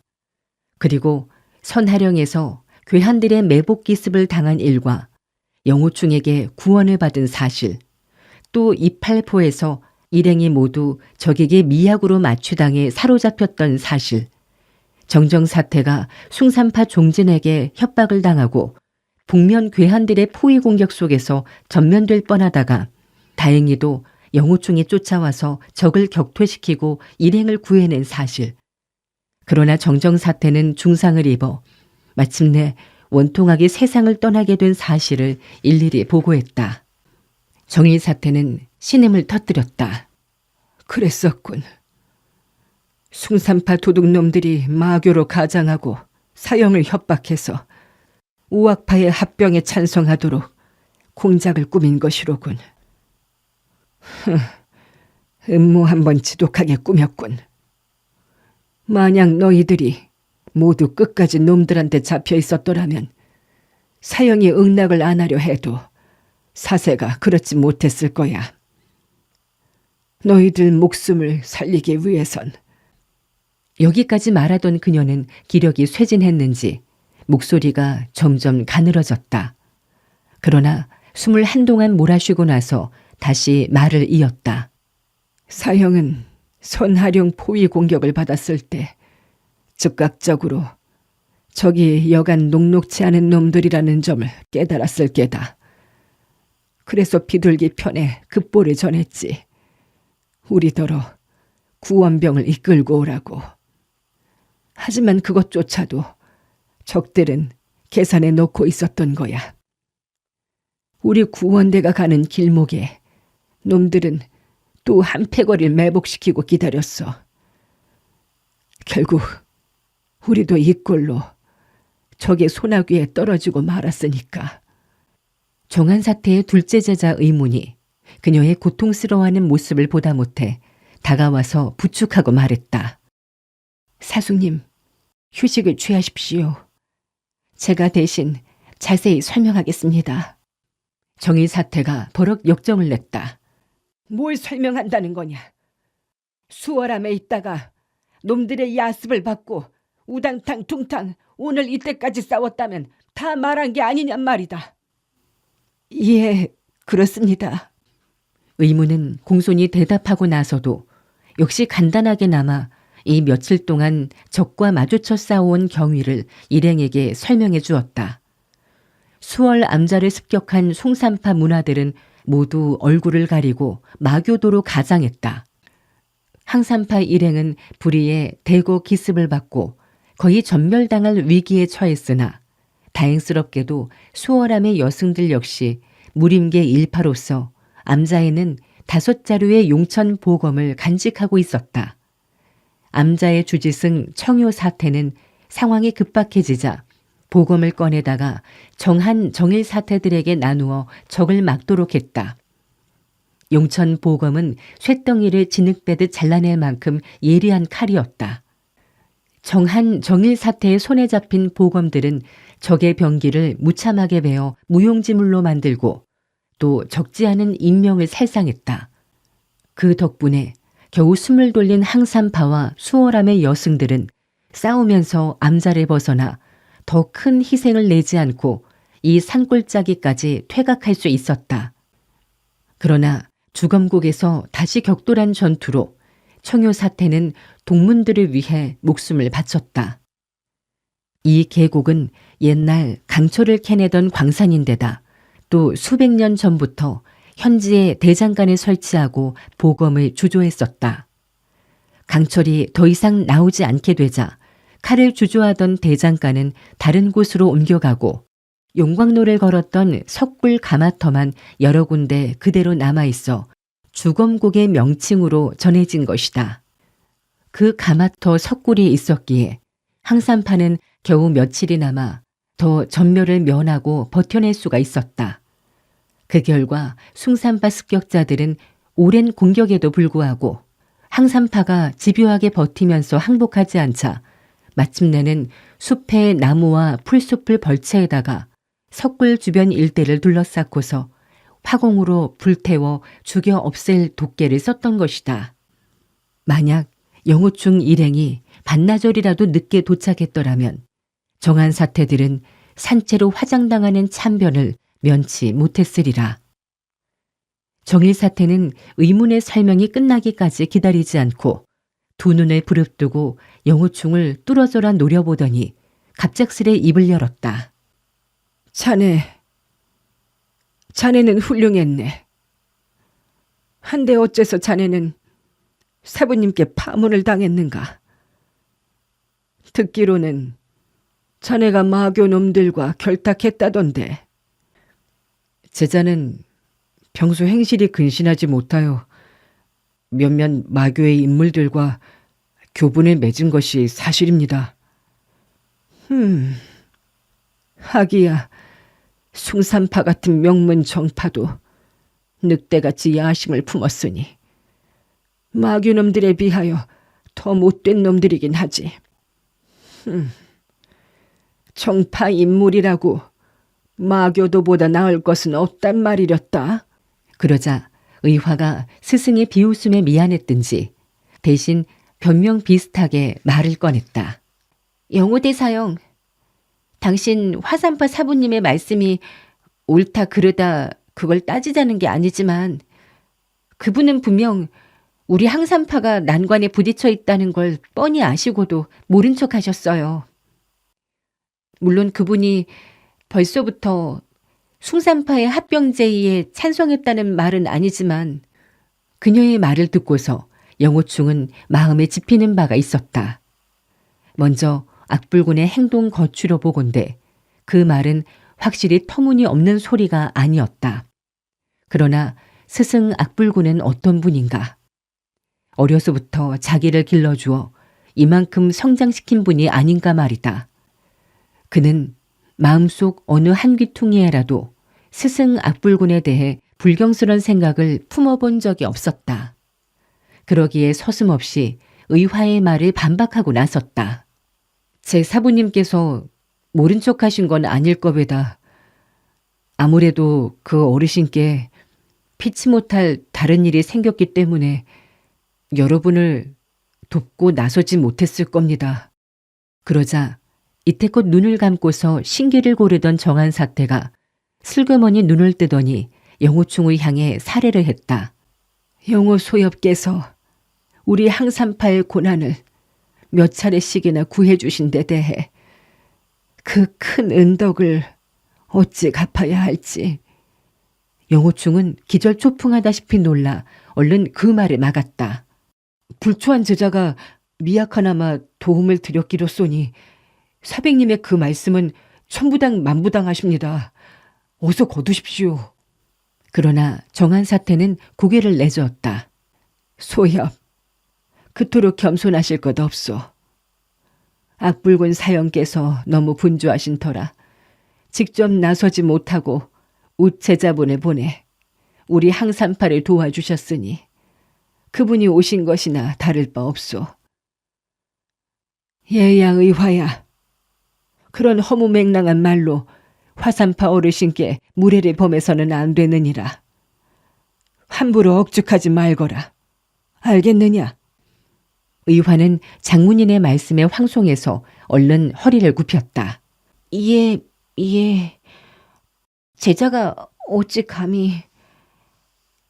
하지만 영호 대사용은 벌써 오래전에 화산파 문중에서 쫓겨나셨고 또 악사백님도 영호 대사형을 면전에서 박대하셨으니까 이분은 악사백의 분부를 받고 저를 도우신 게 아닙니다. 네가 내 생각에 불만인 게로구나. 그래서 꼬치꼬치 시비를 가리려고. 정한 사태는 다 알겠다는 듯이 미소를 지어 보였다. 의화가 불현듯 한숨을 내쉬더니 뜻밖의 말을 혼자 하듯 불쑥 내뱉는다. 영호 대사형이 여자였더라면 좋을 것을. 어째서? 정한사태가 어리둥절해서 되묻는다. 영호 대사형은 이미 화산파에서 쫓겨나서 갈 곳도 없습니다. 그러니까 만약 이분이 여자라면 우리 항산파로 들어오실 수 있지 않겠습니까? 곁에서 정인사태의 호통이 터졌다. 허튼 생각일랑 하지도 말아라. 그만큼이나 나이를 먹었으면 철도 들어야지. 어쩌자고 갈수록 철부지 같은 생각만 하느냐. 하지만 정한사태는 성미가 불같은 삼의 정일보다 아량이 넓다. 그녀는 빙긋 웃음을 짓고서 의화를 역성들었다. 악사형이 비록 한때 오해로 영호 소엽을 파문했지만 언젠가는 진실이 밝혀져 다시 화산파에 거두어들일 게다. 숭산파가 강호를 장악할 야심을 품고서 이 같은 음모를 꾸미고 있는 터에 장차 오늘 우리 항산파를 말살하려는 계략을 다른 문파에도 쓰지 않으리란 보장도 없지. 그렇다면 화산파 역시 영호 소엽의 힘에 의지해야만 한다. 소록 영호 소엽이 끝끝내 화산파에 되돌아가지 못하게 된다면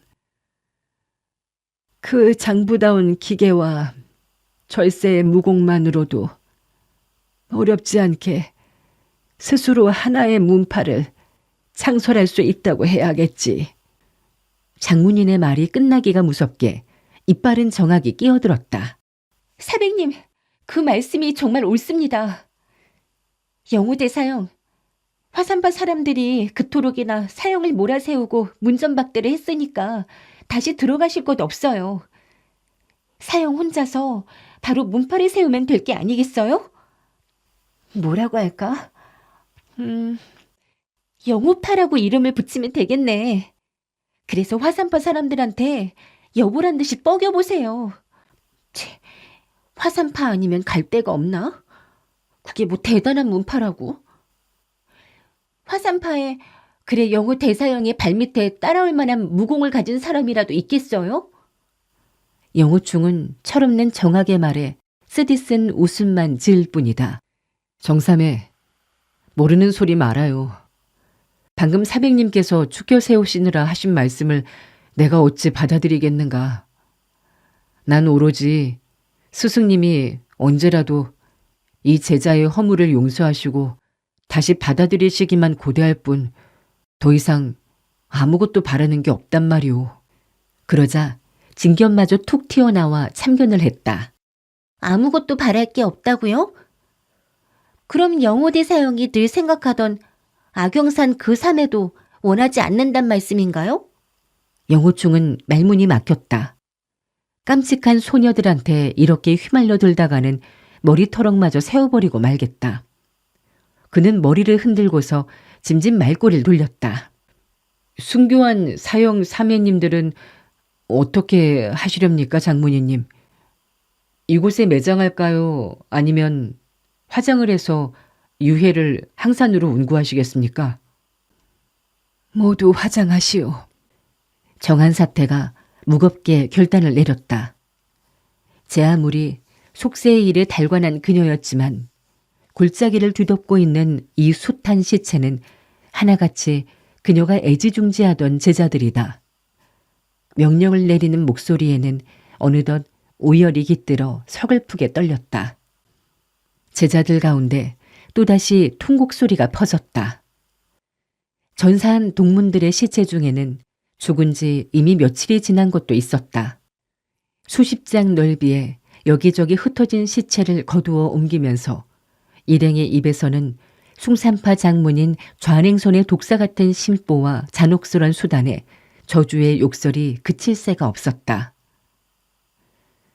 주검국 전투의 뒤처리가 어느 정도 끝났을 때는 이미 하늘이 어둑어둑해졌다.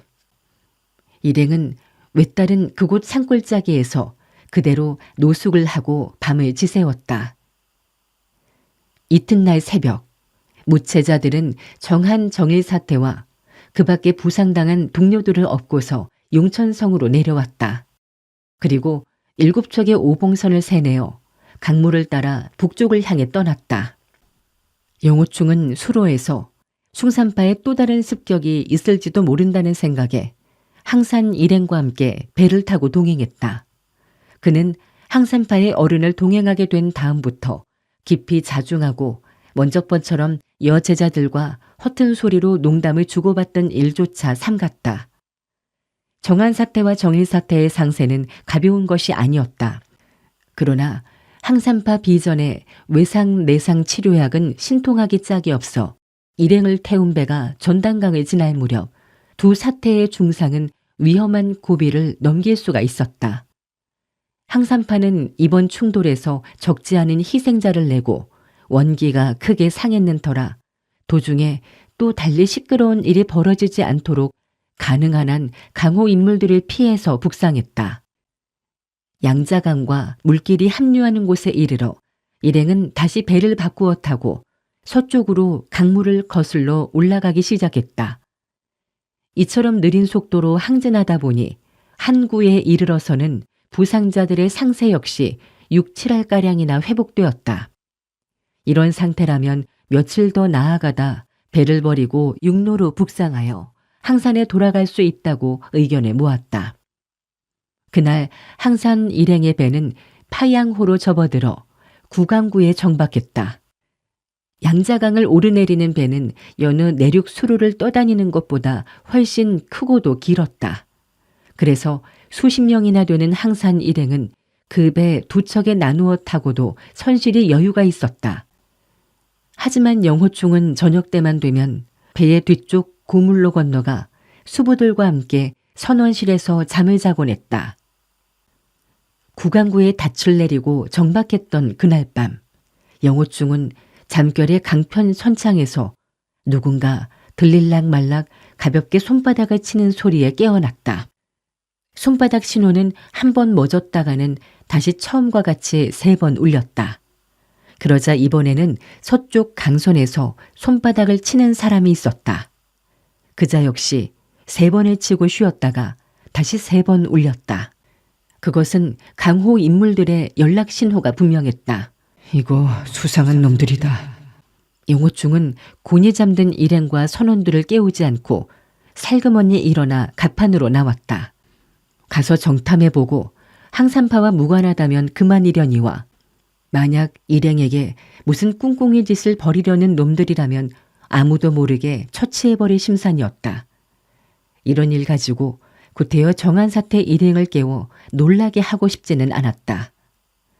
서쪽 강선을 주의 깊게 살펴보았더니 과연 검은 옷의 괴한이 허공으로 솟구쳐 강변으로 뛰어내리는 모습을 발견할 수 있었다.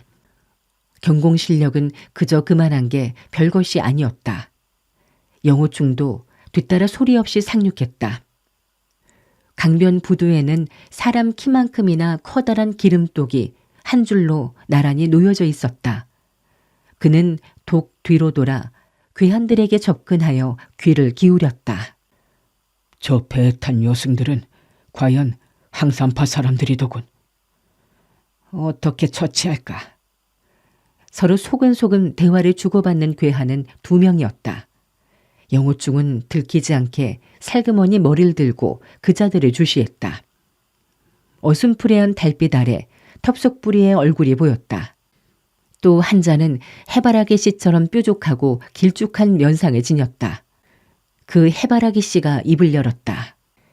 우리 백교방이 수적으로 많지만 무공 실력은 저 여승들과 상대가 못 되니까 정면 공격은 어림도 없을 걸세. 누가 정면 공격을 하자고 했나? 여승들이 무공은 우리보다 뛰어나긴 하지만 물에서 노는 재간이야 없겠지. 여보게, 우리 내일 저것들이 탄 배를 뒤따라가세. 그래서 양자강 한복판까지 간 다음 물속에서 배 밑창에 구멍을 뚫잔 말이야. 그럼 깡글이 우리 소나기로 들어오지 않고 저까지 것들이 어딜 가겠나. 텁석부리가 귀뜸을 하자 해바라기 씨는 당장 얼굴이 환해졌다. 그거 참 멋진 계책일세. 우리가 내일 성공만 한다면 구강의 백교방은 강호상에 명성이 자자할 것일세. 하지만 걱정되는 점도 없지는 않구먼. 뭐가 걱정이야? 저들 오악건파는 서로 동맹을 맺고 무슨 일이 있건 간에 자기 문파의 일처럼 돕고 나서지 않는가. 그러니 막대 선생이 알았다간 우리 백교방은 호되게 보복을 당할 거야. 근년에 이르러 우리가 얼마나 형산파한테 곤욕을 치러왔지? 말도 못할 지경으로 시달려왔어. 하지만 이번에 우리가 친구들을 돕지 않았다간 다음번에 우리가 무슨 일을 당하더라도 친구들이 우리를 돕고 나서지 않을 걸세. 이 일이 성공한다면 다음엔 형산파 세력도 전멸당하지 말란 법도 없지. 그렇다면 제 아무리 날고기는 막대 선생이라도 우리를 어쩌겠는가. 좋네. 그럼 결정된 걸세. 가서 사람을 모으세. 수영 잘하는 작자들을 골라서 패거리를 짜기로 하지. 여기까지 듣던 영호충이 후딱 뛰쳐나오면서 칼자루로 해바라기 씨의 뒤통수를 가볍게 후려쳤다. 그자는 비명도 못 지르고 당장 기절해버렸다. 텁석보리가 경황 중에도 제법 주먹을 휘둘러 영호충에게 덤벼들었다. 장검의 손잡이는 쿵소리가 나도록 텁석보리의 왼쪽 태양혈을 쥐어박았다. 그자는 팽이처럼 몇 바퀴 빙그르르 매물돌더니 그 자리에 털썩 주저앉고 말았다. 영호충은 칼끝으로 기름독의 가죽 뚜껑을 찢어낸 다음 두 녀석을 번쩍 들어다가 한 독에 하나씩 처박아 넣었다. 독 안에는 참기름이 300근씩이나 가득 담겨 있었다. 날이 밝으면 배에 싣고 양자강 하류로 갈 상품들이었다. 독 안에 거꾸로 처박힌 텁석뿌리와 해바라기 씨는 차디찬 기름이 코와 입으로 마구 스며들자 단박 정신이 들었다. 꿀떡꿀떡 몇 모금 기름을 들여 마시고선 캑캑거리며 연거푸 사리질을 했다. 코로 들어간 기름에 숨길이 막히는 모양이었다. 영호충은 손으로 그들의 머리통을 찍어 눌렀다. 이때 갑자기 등 뒤에서 소리가 났다. 영호소협, 그 사람들 목숨은 다치지 마시오. 영호충은 깜짝 놀라 뒤돌아섰다. 바로 정한사태의 목소리였던 것이다. 예. 그는 머리통을 찍어 누르던 손에서 힘을 뺐다. 정한사태가 등 뒤까지 바싹 다가온 인기척을 전혀 눈치채지 못한 자신이 부끄러웠다. 머리를 찍어 누르던 손이 치워지자 두 사람은 당장 기름독에서 뛰쳐나오려고 했다. 꿈쩍도 마라.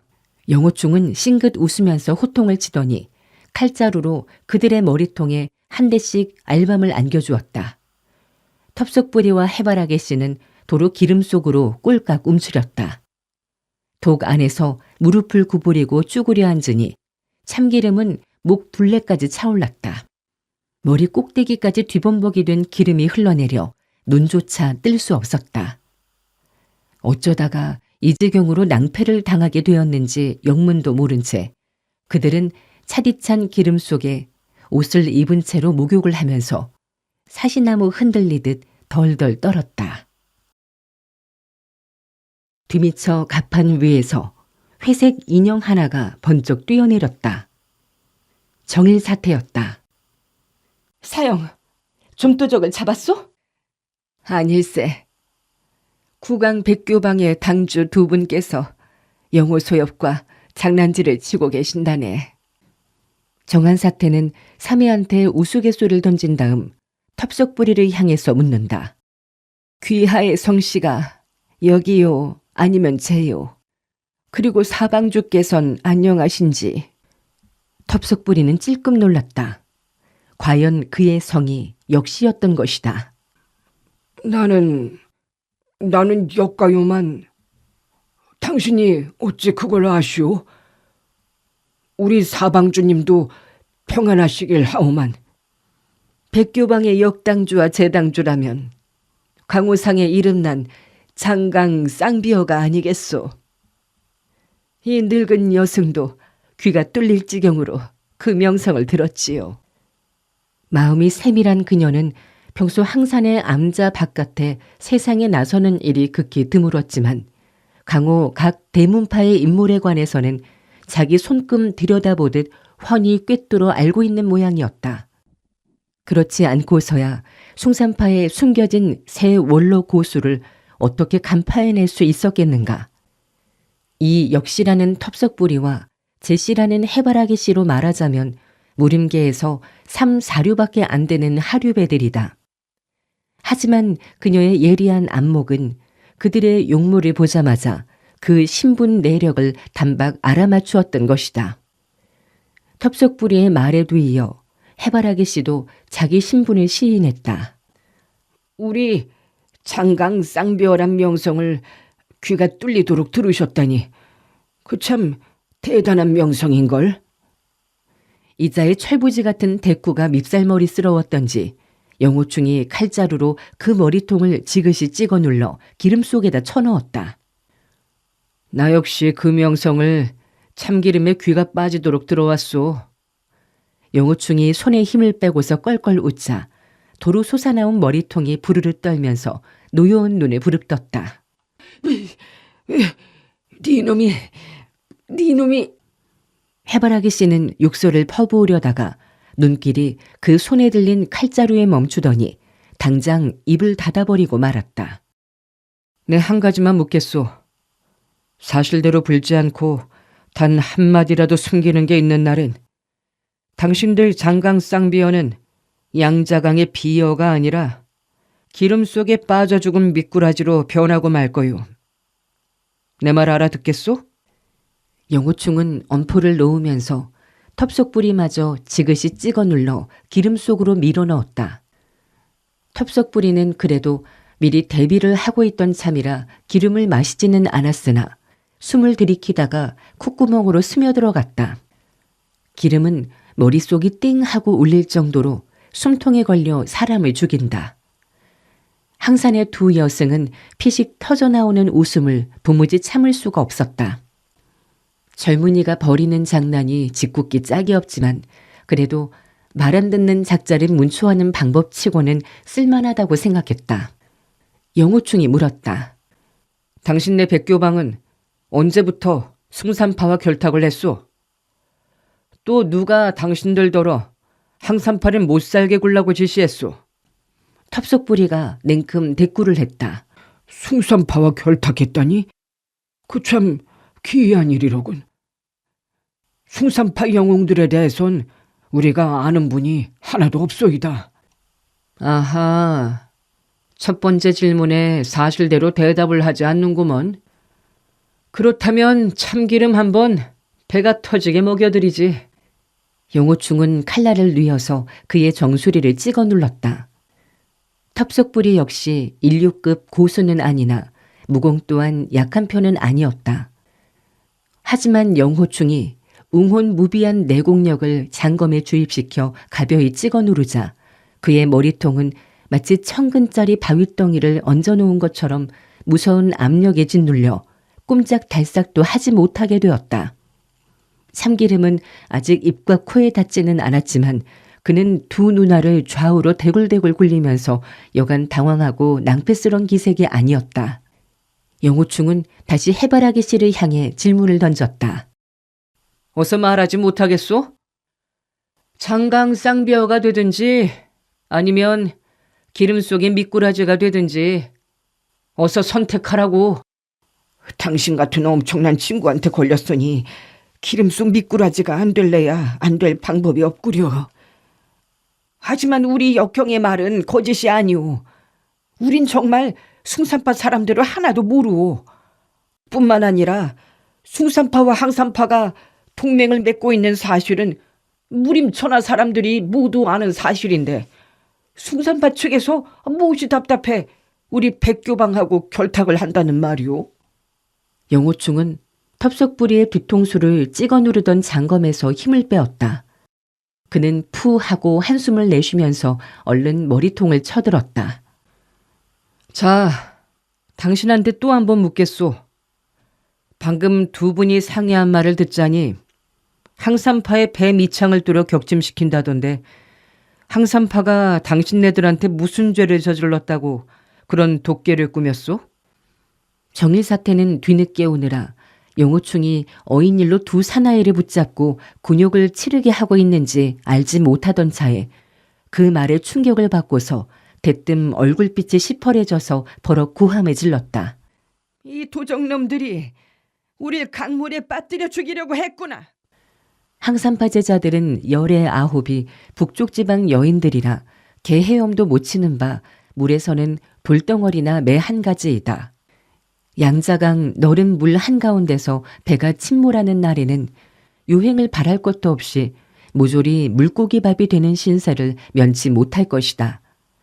그걸 생각하니 정일사태는 털럭이 곤두서고 몸소리가 쳐졌다. 텁석부리는 영호충이 또다시 뒤통수를 기름 속에 찍어 누를까 봐 겁이 나서 얼른 대답을 했다. 항산파하고 우리 백교방은 본래 아무런 원한도 없어. 우리야 그저 구강 부둣가에서 활개짓이나 치는 약소한 방해일 뿐인데 무슨 재간으로 감히 항산파 여러 어르신께 말썽을 일으키겠소.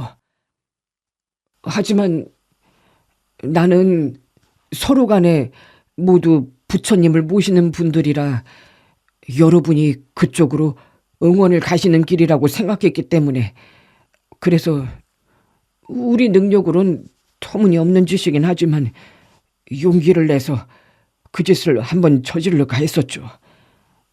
이 다음엔 우리가 다시는 안 그러리다. 영호충은 들을수록 요령부득이라 다시 물었다.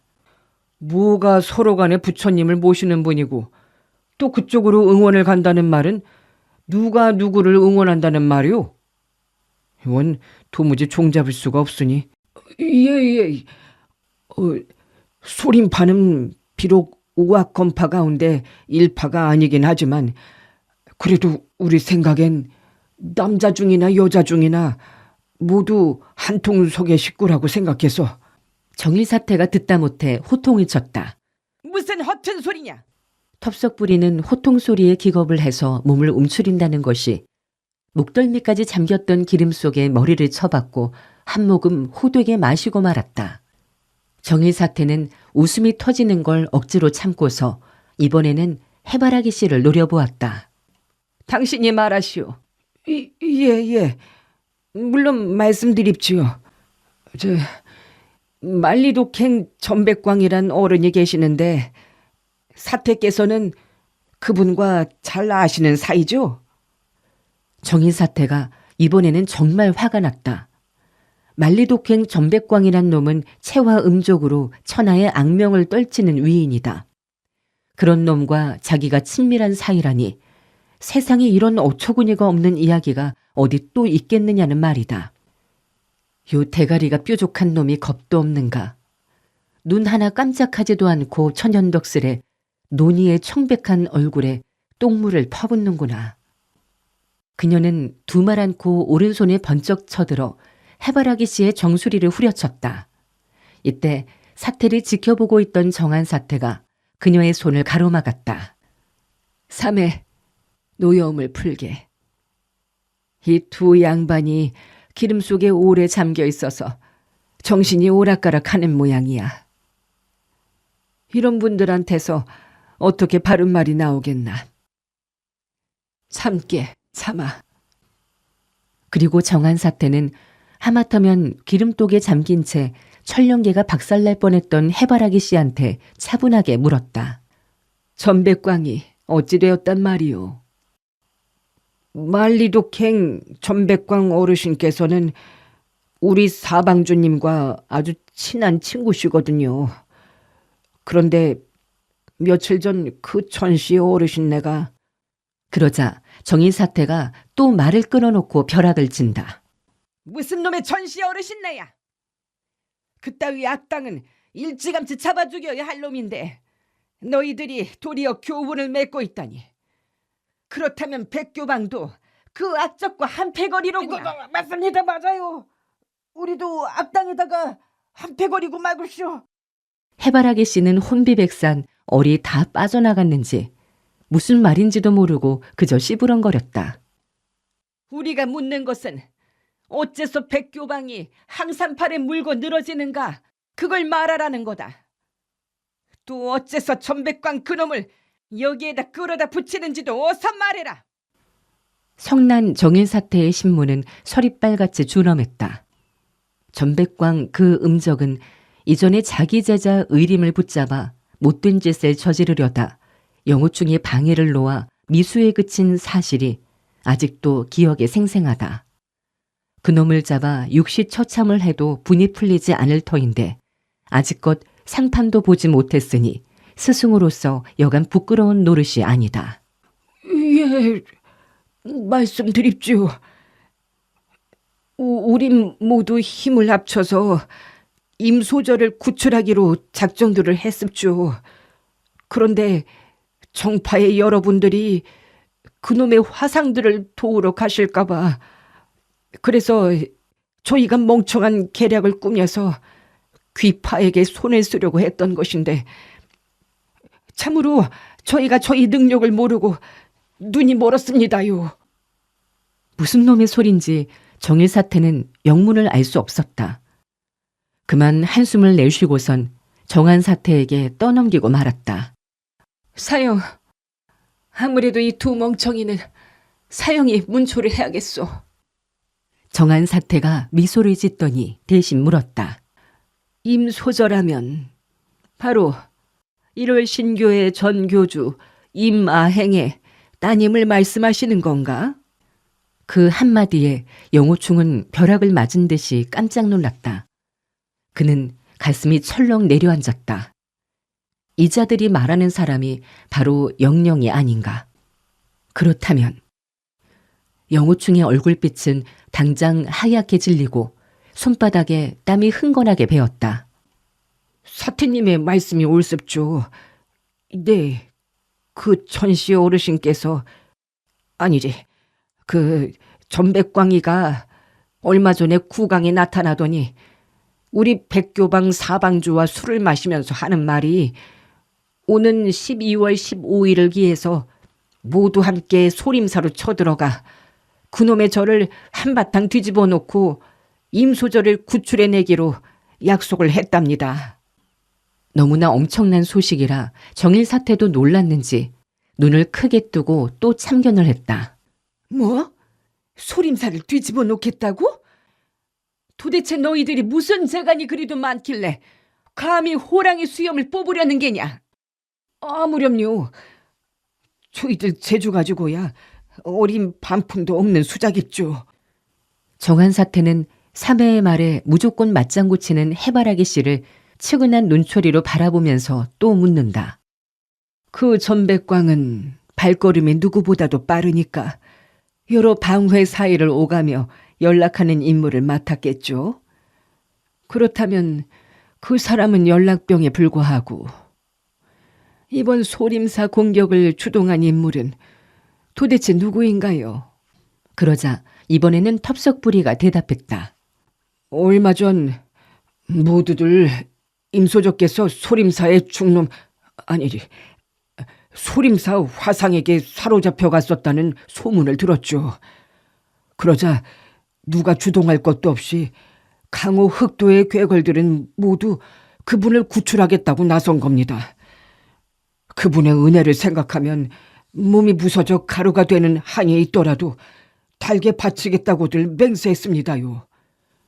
영호충의 가슴 속에서 한동안 수없이 많은 의문이 한꺼번에 떠올랐다. 이자들이 말하는 임소저가 도대체 영령을 두고 하는 말인가 아닌가? 만약 영령이라면 그녀는 또 어떻게 해서 소림사에 억류당하게 되었을까? 그녀처럼 젊디 젊은 나이로 평소 사람들에게 무슨 은혜를 그리도 많이 베풀었다는 말인가? 어째서 그 숱한 강호의 괴걸들이 그녀가 사로잡혔다는 소식 한마디에 목숨까지 걸어가면서 자진해서 구출하려 나설 수 있다는 말인가? 정한사태의 신문은 계속되었다. 그러니까 당신들은 우리 항산파가 소림파를 응원하러 가는 것을 저어해서 중도에 우리가 탄 배를 격침시키려고 했다는 말이죠? 해바라기 씨가 동료한테 질세라 얼른 대답했다. 그렇습죠. 우리들 생각엔 화상들하고 여승들하고 말하자면 그저 그렇고 그런 사이라고. 뭐가 그렇고 그런 사이라는 말이냐? 이런 고약한. 정일 사태가 벼락을 때리자 그는 허겁지겁 설명을 하려 했지만 도무지 혀가 얼어붙어 말이 나오지 않았다. 예. 그렇고 그런 사이라는 것은 소인 입으로 감히 말씀을 못 드리겠습니다. 예. 더 이상 드릴 말씀이 없습니다요. 정한 사태는 차분히 달래는 목소리로 다시 물었다. 12월 15일까지 당신네 백교방도 소림사에 갈 작정이요? 그건 사방주님이 명령하시면 저희야 무조건 가야 합죠. 두 사람이 입을 모아 대답했다. 거기다 해바라기 씨가 한술 더 뜬다. 기왕지사 모두 간다고 나서는 판이니까 우리 백교방도 남한테 뒤질 수야 없습죠. 안 그렇습니까? 모두라니. 도대체 누구누구를 가리키는 말이요? 그 전시 어르신 아니지. 천백광이 하는 말을 듣자니까 절강성 서쪽 해사방도 나섰고 또 산동성 흑풍회, 호남성 서부지역 배교도 참가하고 단숨에 줄줄이 엮어대는 방회가 강호상에 30개 남짓이나 되는 군소 집단들의 명칭이 거의 빠짐없이 들어있는 것 같았다. 해바라기 씨는 무공 실력은 보잘것없으나 기억력만큼은 놀라웠으니 그 숱한 조물하게 방회들의 명칭과 우두머리 또 그들이 군림하고 있는 지역을 빠짐없이 정확하게 주워 섬기는 것이었다. 정일 사태가 이마살이 찌푸렸다. 하나같이 도둑질 강도질이나 하는 좌도 방문의 패거리들이로군. 그 작자들이 아무리 머릿수가 많다고 하더라도 소림파의 상대는 되지 못할 텐데. 영호충은 해바라기 씨가 주워 섬긴 방회 중에서 천하방의 방주 은념교 황백류, 장경도 도주 사마대 등 자기가 기억하고 있는 인물들도 포함된 것을 듣고서 이제껏 품고 있던 모든 의문이 일시에 풀렸다. 그들은 오래전 오패강에서 만났던 자들이다. 그렇다면 이들이 자기 방파의 운명을 걸고 구해내려는 사람은 영령임에 분명하다. 영령. 어디 있었는가 했더니 그는 영령의 소식을 듣고서 말할 수 없이 반가웠다. 그러나 소림사에 사로잡혀 있다는 사실이 또다시 그의 가슴을 무겁게 짓눌렀다. 영령은 소림사의 제자 몇 사람을 죽여버린 범인이 아닌가. 그는 소림사에서 그 사실을 알고 영령을 추적하여 사로잡았으리라고는 생각하지 않았다. 도대체 무슨 일이 있었을까? 영호충은 두 사람을 향해 물었다. 소림파가 무슨 까닭으로 그 임소절을 잡아 가두었다고 하오? 해바라기 씨가 냉큼 대꾸를 했다. 그야 저희로서도 모릅죠. 그놈의 소림 화상들이 배가 터지게 밥 처먹고 할 일도 없으니까 공연슬에 그 고귀하신 분께 시비를 걸고 트집이나 잡으려고 그런 모양인데. 정한 사태는 더 이상 물어보아야 별 소득이 없으리라고 생각했다. 그녀는 해바라기 씨의 말을 가로막았다. 두 분은 이제 그만 돌아가시오. 가셔서 귀파의 방주님께 말씀을 전해주시오. 항산파 정한과 정일이 이분 친구와 함께 구강을 지나가면서 사방주님을 뵙지 못한 점 양해해 주시기 바란다고. 우리는 내일 아침 일찍 백길로 서행합니다만 두 분께서도 너르신 아량으로 우리가 탄 배를 침몰시키지 말아주셨으면 감사하겠소이다. 그녀가 한마디 한마디 할 때마다 독속의 두 사람은 어찌 감히 그럴 리가 있겠습니까? 를 연발하는 품이 정한사태의 너른 마음에 크게 감복한 것 같았다. 정한사태는 영호충을 향해 돌아섰다. 밝은 달 아래 강바람도 맑으니 소엽께선 천천히 밤 경치나 즐기십시오. 빈니들은 배로 돌아가야겠습니다. 그리고 정일사태의 손을 잡아 끌고 한가한 걸음걸이로 되돌아서 갔다.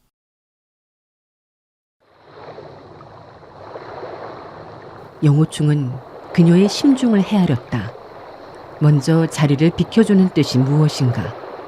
자기더러 이 두 친구를 닥달해서 더 자세한 내막을 캐내라는 뜻인 것 같은데 무슨 내막을 더 캐내라는 것일까. 영호충은 마음속에 어지러워 무얼 물어야 할지 종잡을 수가 없었다.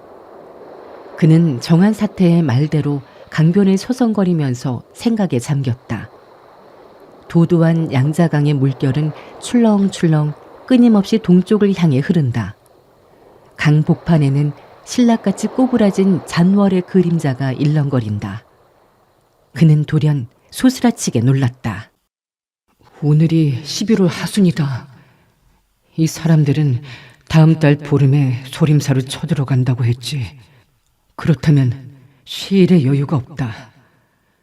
소림사의 방준대사와 방생대사는 내게 진실한 마음으로 대해주셨다. 30여 개나 되는 군소 방파들이 영령을 구출하러 쳐들어간다면 소림파와의 유혈 충돌은 피할 수 없을 것이다. 승패가 어느 편에 나든지 쌍방의 희생은 적지 않으리라. 만약에 말이다. 내가 앞장서 가서 방증대사께 간청을 드려 영령만 구해낼 수 있다면 그 피비린내 나는 재앙을 미연에 방지할 수 있지 않을까? 그렇게만 된다면 피차간에 얼마나 다행스러운 일이겠는가. 정한 사태와 정일 사태는 이미 상세가 거반 회복되셨다. 더구나 정한 사태한테 그분은 비록 겉으론 여는 늙은 여승과 다를 바 없어 보이지만 그 박식한 견문이나 신중한 생각은 범인의 상상을 훨씬 초월하는 바가 있는 분이다. 이런 무림의 고수가 제자들을 이끌고 돌아가는 도중에 숭산파와 같은 강적의 습격만 닥치지 않는다면 더 이상 아무런 위난도 없을 것이다. 그렇다면 나는 여기서 그분들에게 작별을 구해도 되지 않을까? 영호충은 막상 항산파 제자들과 헤어질 생각을 하니 가슴이 쓰라렸다. 선하령에서 처음 만난 이후로 그는 여승과 아가씨들을 거느리고 지금껏 생사고락을 함께 겪어온 처지였다. 그녀들은 영호충을 깊이 존경하고 온갖 친절을 베풀었다. 영호충이 누구인가? 사문에서 축출당하고 삼해 악용산에게마저 버림받은 의지할 데 없는 몸이다. 항산 제자들은 비록 그런 사실을 입 밖에 내지는 않았지만 그의 일을 하나같이 그녀들 자신이 당한 불행처럼 가슴 아프게 여겼다. 영호충은 화산파 문중에서 6째 사제 6대유를 빼놓고 그에게 이만큼 진실된 태도를 보인 사람이 없었다는 것을 잘 안다. 그 6대유도 이미 저 세상 사람이 되고 없다. 그는 어릴 적이나 어른이 된 지금이나 꽃 같은 천의 고아였던 것이다. 그러다가 선하령 전투 때부터 전혀 그와 무관한 항산 제자들과 사귀었고 또 그녀들로부터 핏줄을 같이 한 형제 자매와 같은 우정을 깊이 받았던 것이다. 영호충이 그녀들과 헤어질 생각에 앞서 마음 아파하는 심정은 당연한 인지상정이 아닐 수 없었다. 등 뒤로 가벼운 발자국 소리가 들리더니 누군가 두어 사람이 다가왔다. 영호충은 깊은 상념에서 소스라쳐 깨어났다. 그를 찾아온 것은 의림과 정학이었다. 영호대사형. 두 여인은 2, 3장 거리를 두고 멈춰서더니 머뭇거리고 있었다. 아, 당신들도 놀라셨겠군. 영호대사형, 장문사백께서 우리더러 말씀을 전하라고 분부하셨어요. 정아가 네가 말씀드리렴. 왜 제가 말해야 해요? 장문사숙님이 분명히 언니더러 전하라고 하셨는데 네가 해도 마찬가지야. 의림이 고집을 피우자 정학은 할 수 없다는 듯이 말문을 열었다. 영호대사형, 장문사수께서 이렇게 말씀하셨어요. 소협이 베풀어 주신 은덕은 이루 말로 다할 수 없을 터. 오늘 이후로 소협께서 무슨 일을 하시든 간에 우리 항산파는 있는 힘껏 도와드리겠습니다. 만약 소협께서 소림사로 임소저를 구출하러 가신다면 우리 모두 목숨을 바쳐 지원하겠소이다. 정학은 잠시 말을 끊고 그 맑디 맑은 눈으로 영우충을 말끄러미 올려다보았다. 영우충은 너무도 뜻밖이라 어리둥절해서 정학의 여러 가지 의미를 담은 듯한 눈매를 마주 쳐다보려다 얼른 피해버렸다. 이거 참 이상하구나. 내 분명히 영령을 구하러 소림사에 간다는 말을 입 밖에 낸 적이 없는데 정한사태께서 어떻게 알고 이런 말씀을 전하라 하셨는고. 아차, 그렇구나. 우패강에서 군웅들이 모여서 내 병을 고쳐주려고 했던 것은 그들 모두가 영령에게 잘 보이기 위해서였다. 그 소문은 벌써 강호 무림계를 들끓게 했고 또 이 멍청한 장강 쌍비어들조차 뻔히 알고 있는 사실인데 정한사태가 모른 데서야 말이 되겠는가. 정학이 말을 계속했다. 장문사숙님은 또 이런 말씀도 계셨어요. 이번 거사는 강압적인 힘으로 해결하려고 해서는 아니되요.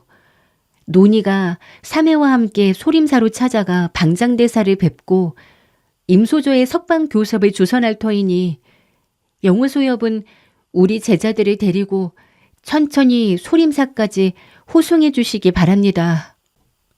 영우대사형, 장문사숙님과 정일사숙님은 지금쯤 벌써 강 건너로 떠나셨을 거예요. 영우충은 그 말에 또 한 번 얼이 빠져 한동안 말을 잃었다. 눈을 들어 아득한 양자강의 흐름을 바라보니 과연 이렵 편주가 자그만 돛을 펄럭이며 바야흐로 북쪽 대안을 향해 남실남실 사라지고 있었다. 영우충은 가슴이 미어지는 듯한 감동을 받았다. 또 한편으로 그의 마음속에는 부끄러움마저 일었다. 두 분 사태께서는 불문의 대덕이시고 또한 무림계의 원로 고인이시다. 이분들이 몸소 소림사를 찾아가 대신 간청을 해준다면 그보다 더 기쁜 일이 어디 있겠는가. 나 따위 강호를 떠돌아다니면서 품행마저 단정치 못한 무명 졸개가 사정하는 것보다 100배는 더 나을 것이다. 방증 방장대사께선 그 두 분의 체면이나 신분을 보아서라도 틀림없이 영령 소절을 석방해 줄 것이다. 이렇게 생각하고 보니 마음이 한결 놓였다. 그는 흘낏 뒤돌아보았다. 기름독 속의 텁석부리와 해바라기 씨는 여전히 머리통만 빼꼼 내민 채 두리번거리면서 감히 기어나올 생각을 못했다. 영우충은 두 사람에게 불현듯 미안스런 감이 들었다. 이들은 영령을 구출하겠다는 일편단심에서 항산파를 공격할 계획을 꾸몄지 않은가. 그것도 모르고 저토록이나 곤욕을 치르게 했으니 확실히 자기가 잘못한 처사였다. 그는 기름독 앞으로 성큼 다가서서 두 손을 맞잡고 사죄했다. 본인의 일시적인 오해로 백교방의 영웅 장강 쌍비원님들께 큰 죄를 범했습니다. 사정이 미처 그런 줄 모르고 저지른 짓이니 용서해 주시기를. 그는 깊숙이 허리를 굽혔다. 장강 쌍비원은 저 무시무시한 망나니가 태도를 돌변하여 공손히 사과하는 걸 보고 몹시나 놀랐다. 한편으로 수상쩍게 여기면서도 황급히 독 속에서 두 손을 빼더니 주먹을 맞잡고 흔들어 답례를 했다. 허둥지둥 뒤흔드는 바람에 줄줄 흘러내리던 참기름이 사방으로 튕겼다. 영우충의 우돛 앞자락과 머리, 얼굴은 삽시간에 기름범벅이 되고 말았다. 영우충은 싱글싱글 웃더니 고개를 끄덕거렸다. 이렇게 해서라도 자기 나름의 속죄가 된다면야 스스로 기름독에 텀벙 들어가는 것보단 낫지 않겠는가 말이다. 그는 의림과 정학을 돌아보았다. 자, 우린 이제 갑시다. 배로 돌아오니 항산의 제자들은 모두 깨어 있으면서도 이번 일에 대해서 한마디도 묻는 사람이 없었다. 평소 같으면 사사건건 꼬치꼬치 캐물을 만큼 호기심이 유별난 의화와 진견조차도 입을 꼭 봉하고 있었다. 이건 필시 정한 사태가 떠나면서 영호충이 난처해지지 않도록 제자들에게 엄중한 함구령을 내린 때문이리라. 영호충은 그런 점까지 세심하게 배려해준 정한 사태의 마음씨에 깊은 감동을 받았다. 하지만 몇몇 여제자들의 표정은 웃는 듯 마는 듯 말은 안 해도 다 알고 있다는 기색이 역력했다. 그녀들의 얄궂은 표정보다는 차라리 맞대놓고 솔직히 물어오는 편이 더 편하겠다고 생각했다. 이 여자들은 틀림없이 영령을 내 애인이라고 단정짓고 있는 것이다. 사실 말이지, 나하고 영령 사이엔 남녀지간의 상례를 넘어선 아무런 행위도 없었다. 허나 아무리 결백한 사이라고 변명하려고 해도 이 여자들이 먼저 물어오지 않는데 어떻게 내 입으로 자진해서 그걸 밝힐 수 있는가 말이다. 그는 뒤통수가 문득 캥기는 느낌을 받고서 흘낏 돌아다 보았다. 쬐끔한 진견이 앙금스런 눈빛을 반들거리면서 자기를 쳐다보고 있지 않은가. 그 묘한 눈길과 마주치자 영호충은 더 이상 참지 못하고 입을 열었다. 세상 일이란 게 모두 당신들이 상상하고 있는 대로 그렇지만은 않으니까 당신들은 공연한 억측일랑 하지 말아요. 진견이 까르르 웃음을 터뜨렸다. 제가 무슨 억측을 했어요. 영호충은 얼굴이 붉어졌다. 당신들이 무슨 생각을 하고 있는지 내 다 알고 있소. 뭘 아신단 말이에요, 대사형? 영호충은 그녀가 되받아 묻는 바람에 완전히 꼴이 우습게 되어버렸다. 미처 대꾸할 말도 찾지 못하고 어물쩡하게 되었는데 다행히도 의화가 구원해 주었다. 진삼해, 더 이상 짓거리면 안 된다. 장문 사수께서 분부하신 말씀을 너는 벌써 잊었느냐? 아, 예. 아직은 잊지 않았어요. 진견은 대답하면서도 고 앙큼한 입가에 묘한 웃음을 짓고 있었다. 영호충은 그녀의 눈빛을 피하느라고 고개를 딴 데로 돌렸다. 하지만 이걸 또 어쩌랴. 하필이면 그쪽에 의림이 앉아있지 않은가 말이다. 의림은 얼굴빛이 새하얗게 질린 채 세상 천지 근심 걱정은 혼자 다 짊어진 것처럼 외롭고 쓸쓸한 기색이다. 그는 가슴이 뜨끔했다. 의림의 심중을 어렴풋이나마 알 듯했다. 무얼 생각하고 있는가? 어째서 나와는 말도 하지 않으려는가? 물끄러미 선실 한 귀퉁이에 쪼그리고 앉아있는 그녀를 바라보다가 문득 형산성 밖에서 전백광에게 부상당한 자기를 품에 안고 황야를 헤매던 때 그녀의 그 황급하고 순결무구하던 얼굴이 떠올랐다. 당시 그녀의 얼굴과 몸짓에는 자기에게로 향한 말할 수 없이 간절한 감정을 담고 있었다. 자기를 살리기 위해서라면 무슨 짓이라도 사양치 않겠다는 굳은 결의마저 보였었다. 그런데 지금은 세상만사 모두가 귀찮은 기색이다. 왜 그럴까? 영호대사형, 돌연 의화가 그를 불렀지만 영호충은 들리지 않는지 대답이 없었다. 영호대사형! 이번에는 악을 쓰듯 큰 소리로 불렀다. 그제서야 영호충은 깜짝 놀라 고개를 돌렸다. 무슨 일이요? 장문사백께서 말씀하시기를 내일 아침 떠날 때 우리가 육로로 가든지 이대로 강을 거슬러 가든지 그건 영호 대사형의 결정대로 따르라고 하셨어요. 영호충은 잠시 생각에 잠겼다. 욕심 같아서는 육로로 가면서 영령에 대한 소식을 탐문해보고 싶었지만 흘낏 의림을 훔쳐보고서 굴뚝 같은 그런 생각이 단번에 사라졌다. 의림의 기나긴 속눈썹 아래 눈물방울이 반짝 빛나는 것을 보았기 때문이었다. 가련하고도 측은해 보이는 그녀의 자태가 그로 하여금 강 언덕에 발을 딛지 못하게 단단히 묶어버린 것이다. 장문사태께서 우리더러 천천히 여행하라 하셨소. 그러니까 이대로 배를 타고서 가기로 합시다. 그 백교방 친구들도 혼쭐이 났으니까 더 이상 우리를 어쩌진 못할 거요. 그러자 진견이 느닷없이 까르르 웃었다. 백길로 가셔서야 영호 대사형의 마음이 놓이겠어요? 영호충은 요 깜찍한 소녀에게 마음을 찔리고 또 얼굴이 붉게 달아올랐다. 그러나 미처 무슨 말도 하기 전에 의화가 대신 호통을 쳤다. 진삼해, 요 쬐꼬만 것이 못하는 말이 없구나. 제발 그 앙큼스런 입 좀 다물지 못하겠니? 다물죠. 다물고 말고요. 아무래도 저는 마음이 놓이지 않는데 이걸 어쩌노? 이튿날 아침 일행을 태운 배는 닻을 올리고 구강구를 벗어나 서쪽으로 떠났다. 영호충은 선장에게 명령을 내려 양자강 연안을 바짝 끼고 항진하도록 했다. 만약에 백교방이 예정대로 습격해 왔을 때 신속히 상륙할 수 있도록 대비한 것이었다.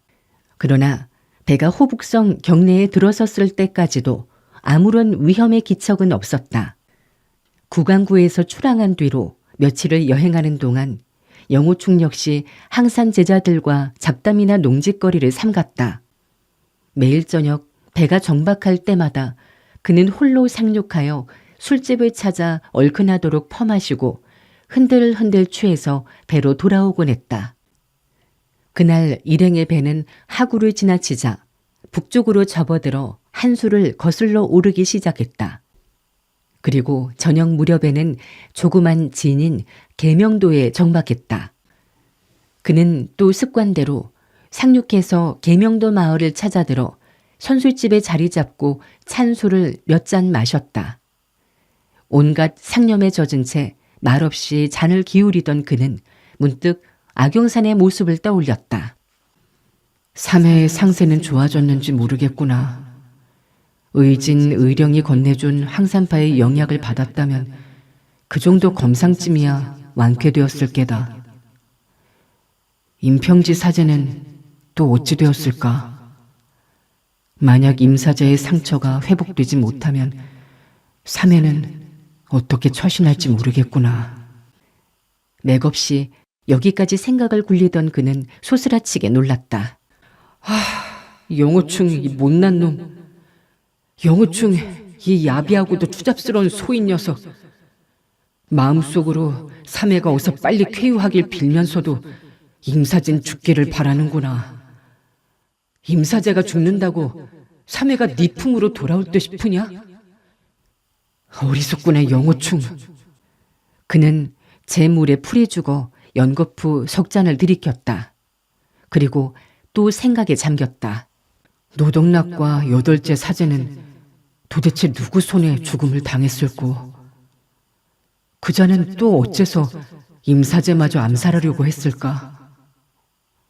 사부님과 사모님은 요즘 어떻게 지내실까? 그는 술잔을 높이 쳐들고 온갖 시름을 담아 단숨에 들이마셨다. 선술집이라서 먹을 만한 안주도 없었다. 그저 소금에 절인 땅콩을 손끝에 집히는 대로 입속에 털어넣었을 뿐이었다. 이때였다. 누군가 등 뒤에서 깊은 한숨을 내뱉는 소리가 들렸다. 아하, 천하의 남자란 놈들은 열의 아홉이 박정하구나. 영호충은 찔끔해서 고개를 돌려 탄식하던 자를 쳐다보았다.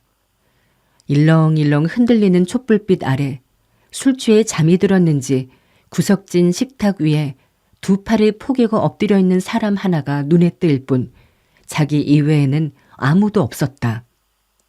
식탁에는 술주전자 1개, 술잔 1개만 덩그라니 놓인 것이 전부였다. 취객의 옷차림새도 남루하고 머리는 봉두남발, 게다가 생김새마저 지저분한 것이 글 읽는 선비 같지는 않아 보였다. 영호충은 흥미를 잃었다. 몸을 바로 돌리고 또 한 잔을 따라 마셨다. 그런데 또다시 등 뒤에서 탄식 소리가 났다. 어떤 사람은 그대를 위해 하늘조차 보이지 않는 곳에 갇혀 있는데 그대 자신은 진종일 꽃밭에 파묻혀서 세월 가는 줄도 모르다니.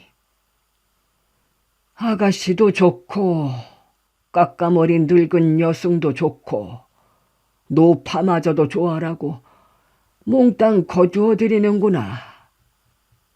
에휴, 한탄스럽다. 한숨만 나오누나. 영호충은 이내 누군가가 자기 처신을 빗대어 꼬집고 있다는 걸 눈치챘으면서도 이번에는 모른 척했다. 그러나 속으로는 그 사람의 정체와 말뜻을 곰곰이 되새김질하기 시작했다. 이 사람은 도대체 누구일까? 어떤 사람은 그대를 위해 하늘도 보이지 않는 곳에 갇혀 있다고 했는데 그 어떤 사람이란 영령을 가리키는 것이 아닐까? 어째서 영령이 나 때문에 갇혀 있단 말인가? 이때 등 뒤의 목소리가 다시 들렸다. 아무런 상관도 없는 무리들도 참견을 하고 목숨까지 바쳐가며 구출하겠다고 팔을 걷어붙이는 판이다. 하지만 그들 저마다 너도 나도 우두머리가 되겠다고 사람을 구경하기는커녕 자기들끼리 주워받고 걷어채이고 시간 가는 줄도 모르는구나. 에휴 참, 강호상의 일 한 번 제대로 되는 게 없으니 늙은이가 차마 눈 뜨고 못 볼 지경이로구나. 영호충은 술잔을 들고 사나이가 있는 쪽으로 건너가 마주보고 앉았다. 제가 모르는 게 많습니다. 선배께서 가르쳐 주시기 바라오. 그러나 그 사나이는 여전히 식탁 위에 엎드린 채로 고개도 들지 않고 중얼거린다. 에휴, 풍류가 있는 곳에는 죄악의 씨앗도 생기는 법. 항산파 처녀들과 여성들도 이번엔 걸레가 되고 말았을 거야. 영호충의 놀라움은 더욱 커졌다. 그는 벌떡 자리를 박차고 일어나 깊숙이 허리를 굽혀 예를 올렸다. 후배 영호충이 선배님께 인사 올립니다. 부디 가르침을 내려주십시오. 이어서 허리를 펴던 영호충의 눈길이 그 사나이가 앉은 걸상다리에 기대 놓은 칠현금에 가서 멎었다. 칠현금의 몸체는 오랜 세월 풍상을 겪었는지 짙은 황색으로 절어 있었다. 그걸 보는 순간 영호충은 이 사나이의 정체를 알아챘다. 그는 즉시 꿇어 엎드려 절을 올렸다. 후배 영호충, 형산파의 막사백님께 문안드립니다. 방금 신뢰를 범한 죄 용서해 주십시오. 사나이가 고개를 번쩍 쳐들었다. 번깃불 같은 두 눈초리가 싸늘하게 영호충의 면상을 훑고 지나갔다. 바로 형산파의 장문인 소상야우 막대 선생 그 사람이었다. 사백이라니. 그 칭호를 내 어찌 감당할꼬. 영호소협, 요즘 재미가 좋으시더군 그래. 영호충의 허리는 더욱 깊숙이 굽어진다. 막사백님 통촉하소서. 제자는 정한사태의 명을 받들어 항산파 제자들을 거느리고 소림사로 가는 길이오시다.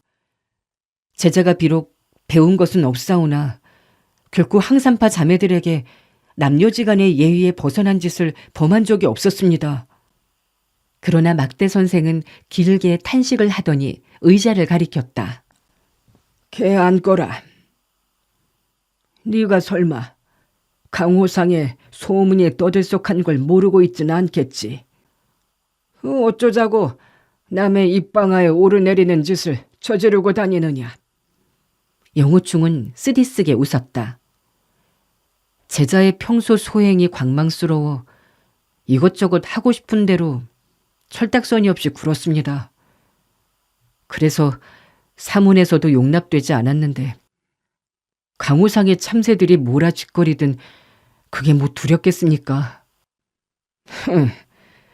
스스로 방탄소년 생활을 사서 하니까 남들도 너를 업신여기는 게다. 그러나 그것보다도 항산파의 수백 년 지켜온 명예가 네 손에 더럽혀진다는데도 넌 양심의 가책도 느끼지 않는구나. 강호 사람들이 뭐라고 하는지 알기나 하느냐. 다 큰 사내 놈이 항산파 처녀들과 뒤섞여서 놀아난다는 거야.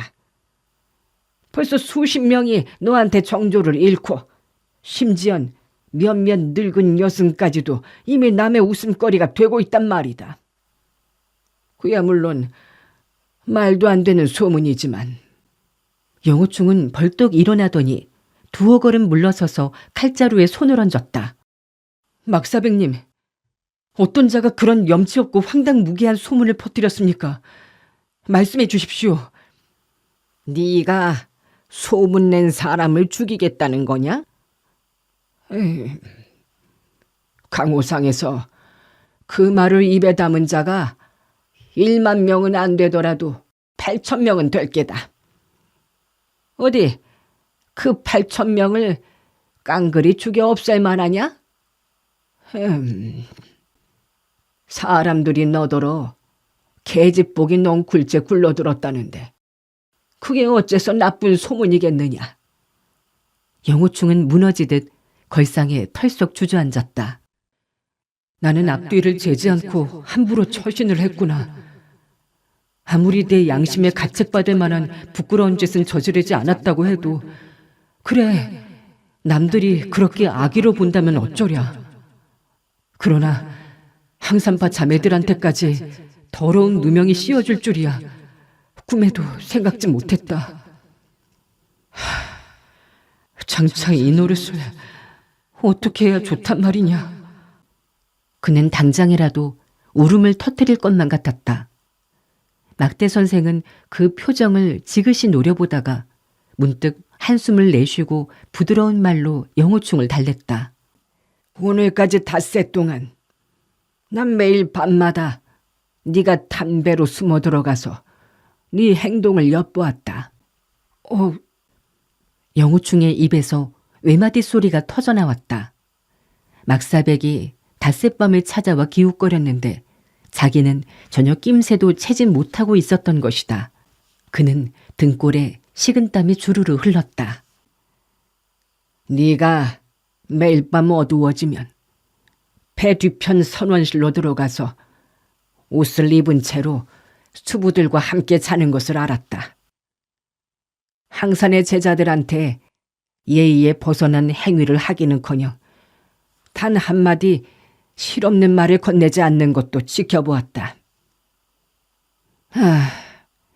영호세형, 그대는 방탕한 불황아가 아니라 실로 천하에 둘도 없는 정인군자였네. 배 안에 가득한 묘령의 아가씨들과 밤낮을 함께 보내면서도 전혀 마음이 흔들리지 않았다니. 그것도 하루가 아니라 수십일 밤을 지내면서 시종여일 할 수 있었다니. 그대와 같은 남아 대장부는 고금에 보기 드문 인물일세. 이 막대가 깊이 탐복했네. 그는 엄지를 편 주먹으로 탁자를 쿵 소리가 나도록 내리쳤다. 그리고 선뜻 술병을 들어 잔에 가득 채우면서 말을 이었다. 자, 이 막대가 자네에게 존경의 뜻으로 한 잔 주겠네. 영호충은 깊이 머리를 조아렸다. 막사백님의 말씀, 제자는 황공스러워 몸들 바를 모르겠습니다. 비록 품행이 단정치 못하여 사문에서조차 용납되지 못하는 몸이오나 항산파 동문 자매들에게 어찌 감히 무리한 짓을 저지르겠습니까? 광명정대한 태도, 하늘을 우러러 한 점 부끄러움을 느끼지 않는 그 태도가 바로 남아 대장부의 기계일세. 내 나이 20살만 젊고 밤마다 그렇게 많은 아가씨들한테 둘러싸였더라면 아마도 자네처럼 행동하고 싶어도 못했을 걸세. 정말 어려운 일이야. 어렵고 말고. 자, 함께 건배하세나. 두 사람은 잔을 들어 단숨에 비워버렸다. 그리고 마주보고서 통쾌하게 웃음을 터뜨렸다. 영우충은 가슴이 탁 트였다. 막대 선생의 생김새는 꾀죄죄하고 지저분했고 걸친 옷차림새마저 거지와 다를 바 없다. 어디 강호상의 위명을 떨치는 명문파의 장문인다운 기품이 있는가 말이다. 어쩌다가 칼날 같은 눈빛이 한번 스치고 지나가지만 그 사납고도 날카로운 기색은 나타나기가 무섭게 숨어버린다. 그저 한평생을 세상 풍파에 찌들 대로 찌른 늙은이에 지나지 않았다. 항산파 장문인 정인사태는 자비롭고 화평한 마음씨의 소유자요. 태산파 장문인 천문도장은 중후한 위엄의 소유자다. 숭산파 장문인 좌냉선은 음험하고도 각박한 인물이다. 영호충의 스승 악불구는 후덕한 군자이다. 하지만 이 형산파 장문인 막대 선생은 어떤 인물인가? 겉모습이 초라해 보일 정도로 평범한 시정잡배나 다름이 없다. 그러나 이 오화권파의 5 장문인들은 비록 외모와 성품은 제각기 다르지만 하나같이 심기가 깊고 지모가 출중한 인물들이다. 영호충은 스스로 느끼는 바가 있었다. 자기 같은 등신은 죽었다 깨어나도 이들에게 먼발치에도 미치지 못하리란 것을 말이다. 막 선생이 술잔을 내려놓고 말했다. 내가 자네의 소문을 들은 것은 호남에서였네. 자네가 항산파의 여승들과 어울려 지낸다는 말을 듣고서 나는 몹시 의아스럽게 생각했지. 총한 사태가 어떤 인물인데 자기 제자들이 사내와 놀아나는 걸 용납했는가 말일세. 그리고 백교방 녀석들에게서 자네들 일행의 행방을 수소문해가지고 곧바로 뒤쫓아왔지. 이복의 영호아우, 자네가 형산 군옥원에서 소동을 피웠을 때부터 나는 자네를 호색한이라고 생각했거든. 하지만 후에 자네가 우리 유정풍 사제를 도와주는 걸 목격하고 슬그머니 자네에 대해 호감이 들었었네. 그래서 자네를 뒤쫓아와 좋은 말로 타의를 심산이었지. 한데 이건 정말 뜻밖이었어. 우리 후배 가운데 영호와와 같은 청년 영웅이 있을 줄이야. 좋아. 아주 기분이 좋구만. 자자, 우리 석 잔만 건배하세. 이봐 주인장, 술 좀 더 가져오라고. 그는 술병이 날라오기 무섭게 자기 잔과 영호충의 잔을 철철 넘치도록 채웠다. 몇 잔 술이 뱃속으로 들어가자 궁상맞은 막대 선생은 갑작스레 신바람이 났는지 연거푸 건배를 외친다. 하지만 그의 주량을 가지고 어떻게 술고래 영호충과 맞상대를 하랴. 어느새 막대 선생은 얼굴이 홍시처럼 새빨갛게 무르익고 숨을 헐떡거렸다. 이복의 영호아우, 자네가 술고래인 줄이야 내가 잘 아네. 이 막대도 경탄을 금치 못하는 바일세. 나야 술못은 없지만 자네를 존경하는 뜻에서 몇 잔 들이켰지. 여보게나, 사실 말이지 무림기 인물 가운데 이 막대가 술벗이 되어주는 사람은 몇 안 된다네. 언젠가 숭산대회에서 대숭량수 비빈이란 작자가 배석을 했었지. 그러나 이 녀석 세상 천지에 자기밖에 없는 줄 알고 날뛰더군. 이 막대는 그자 하는 꼬락서니가 볼수록 안 입고 와 그놈들 술은 단 한 방울도 입에 대지 않았다네. 입만 뻥끗했다 하면 선배한테라도 불손한 말을 서슴지 않고 내뱉으니 자네도 생각해보게. 화가 나겠는가 안 나겠는가 말이야. 영호충은 거나하게 취해 말이 많아진 막대 선생을 바라보면서 미소를 지었다. 오르신 말씀. 그런 작자는 제 분수도 모르고 날뛰니까 뒤끝이 좋았을 리가 없지 않겠습니까? 헌데 훗날 소문을 듣자니까 그 친구 갑작스레 실종되었다더군. 어디로 자취를 감췄는지 아무도 모른다니. 참 기괴한 일이야.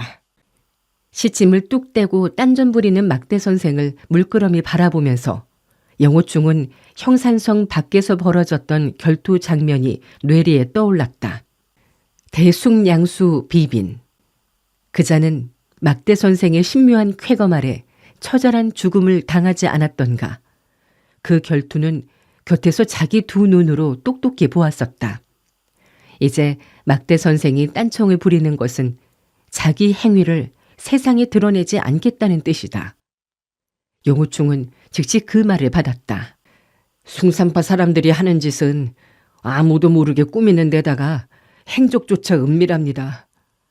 그러니까 비빈이란 인물도 숭산 어디쯤 깊은 동굴 속에 은거하면서 권법이나 수련하고 있는지도 모르죠.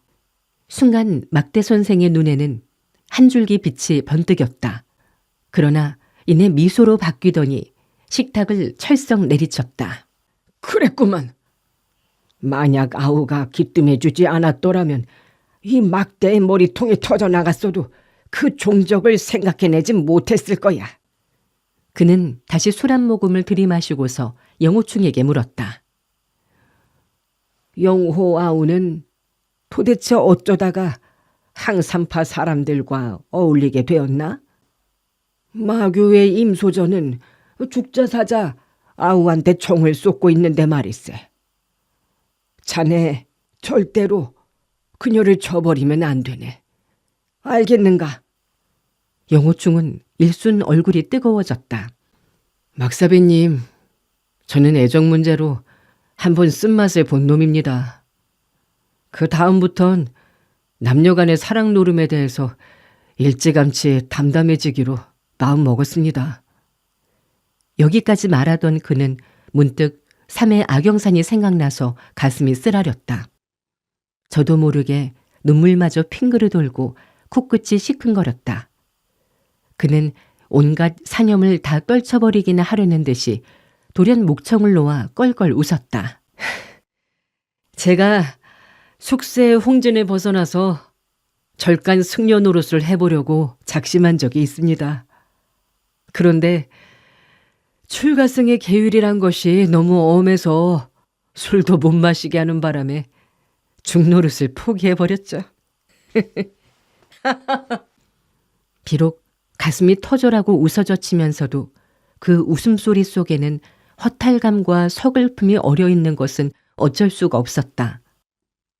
그리고 한동안 넋나간 사람처럼 일렁거리는 촛불을 응시하던 그는 이윽고 차분히 입을 열어 선하령에서 정정사태 일행을 만나게 된 사연과 용천성 주검곡에서 정한사태 정일사태를 만난 경위를 자세히 설명했다. 그러면서도 자신이 그들을 구원해준 대목만큼은 별것 아니란 듯이 가볍게 묘사했다. 막대 선생은 조용히 그의 설명을 다 듣고 나서도 한참 동안 술잔만 노려보더니 혼잣말하듯 무겁게 말문을 열었다. 좌냉선이 화산, 항산, 태산, 형산의 4개 문파를 집어삼켜 거대한 오악파를 세우고 소림, 무담, 양파와 맞먹는 정족 지세를 이루어서 천하 무림계를 호령하겠다. 이것이로군. 그자가 음모를 꾸미기 시작한 것은 벌써 오래전부터였어. 다만 표면에 드러나지 않았을 뿐이지. 나 역시 그자의 야심을 어렴풋이나마 짐작은 하고 있었다네. 제기랄 놈. 그놈이 유정풍 사제가 근분 세수를 하고 무림계에서 손을 씻겠다는데도 극구 반대를 했어. 그뿐인가 화산파의 검종 잔당을 부추겨서 악선생과 장문인의 지위를 놓고 다투게 했지. 이 모두가 사계 문파의 힘을 약화시키고 분열되도록 책동한 거야. 그래야만 자신의 평탄 야욕이 손쉽게 이루어질 수 있었으니까. 하지만 그놈이 대담하게도 항산파에 대해 그토록이나 노골적으로 공격을 가하리라곤 꿈에도 생각지 못했네.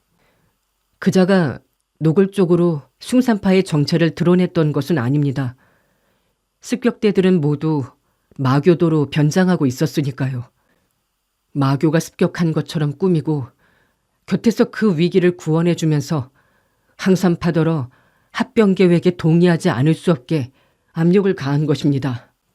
막대 선생은 고개를 끄덕였다. 자네 말이 맞네. 그놈의 다음 수는 태산파 천문도장을 요리하는 것이겠지.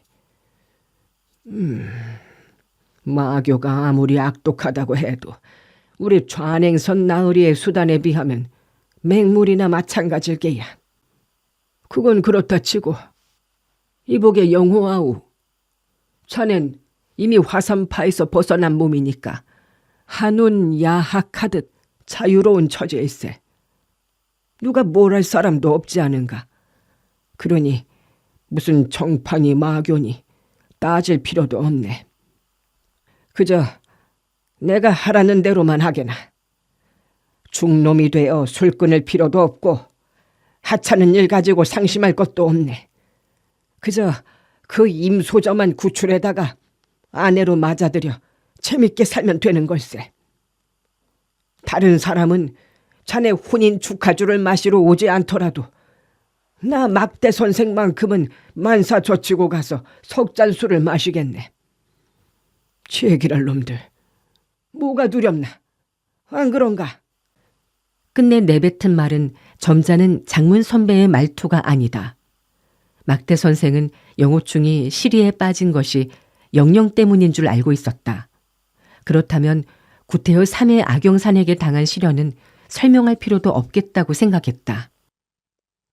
막사배님, 도대체 소림파는 무슨 연유로 임소저를 잡아 가두었습니까?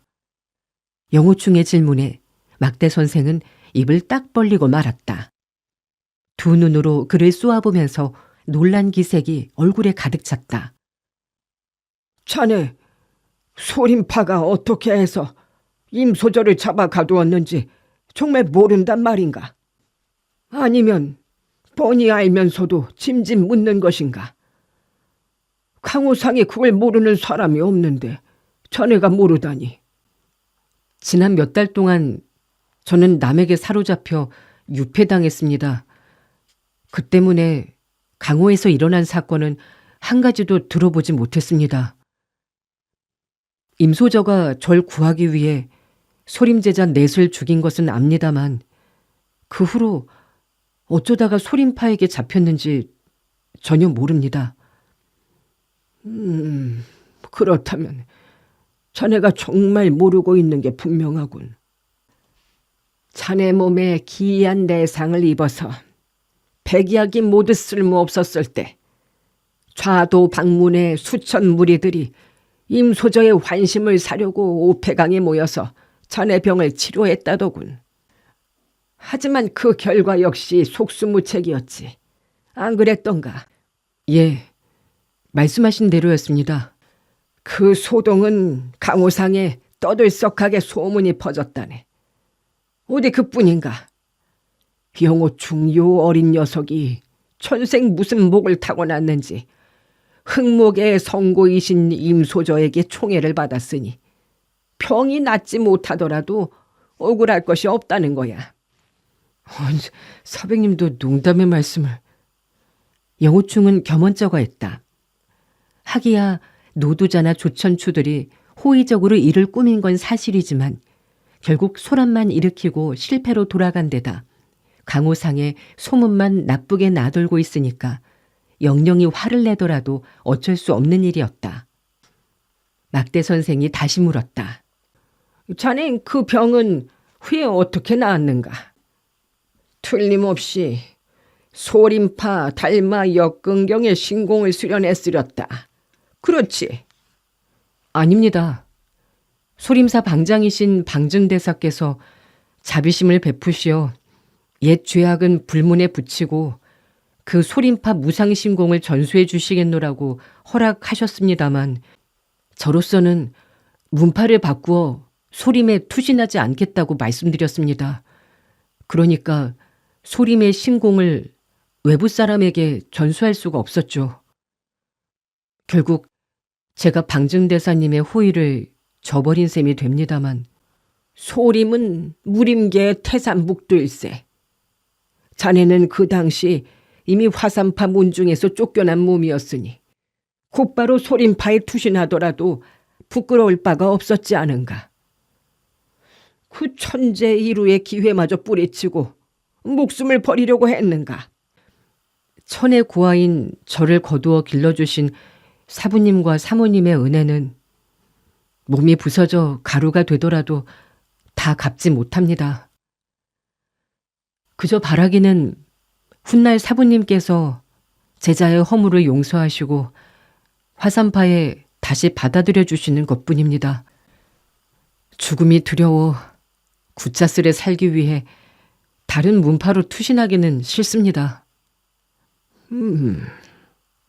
그도 일리 있는 말이로군. 그렇다면 자네 병이 나은 것은 또 다른 데서 기연을 만난 모양이로군. 그렇습니다. 하지만 사실 제 내상도 완치된 것은 아닙니다. 막대 선생은 그를 지그시 바라보았다. 소림파와 자네는 본래 아무런 관계도 없는 사이였어.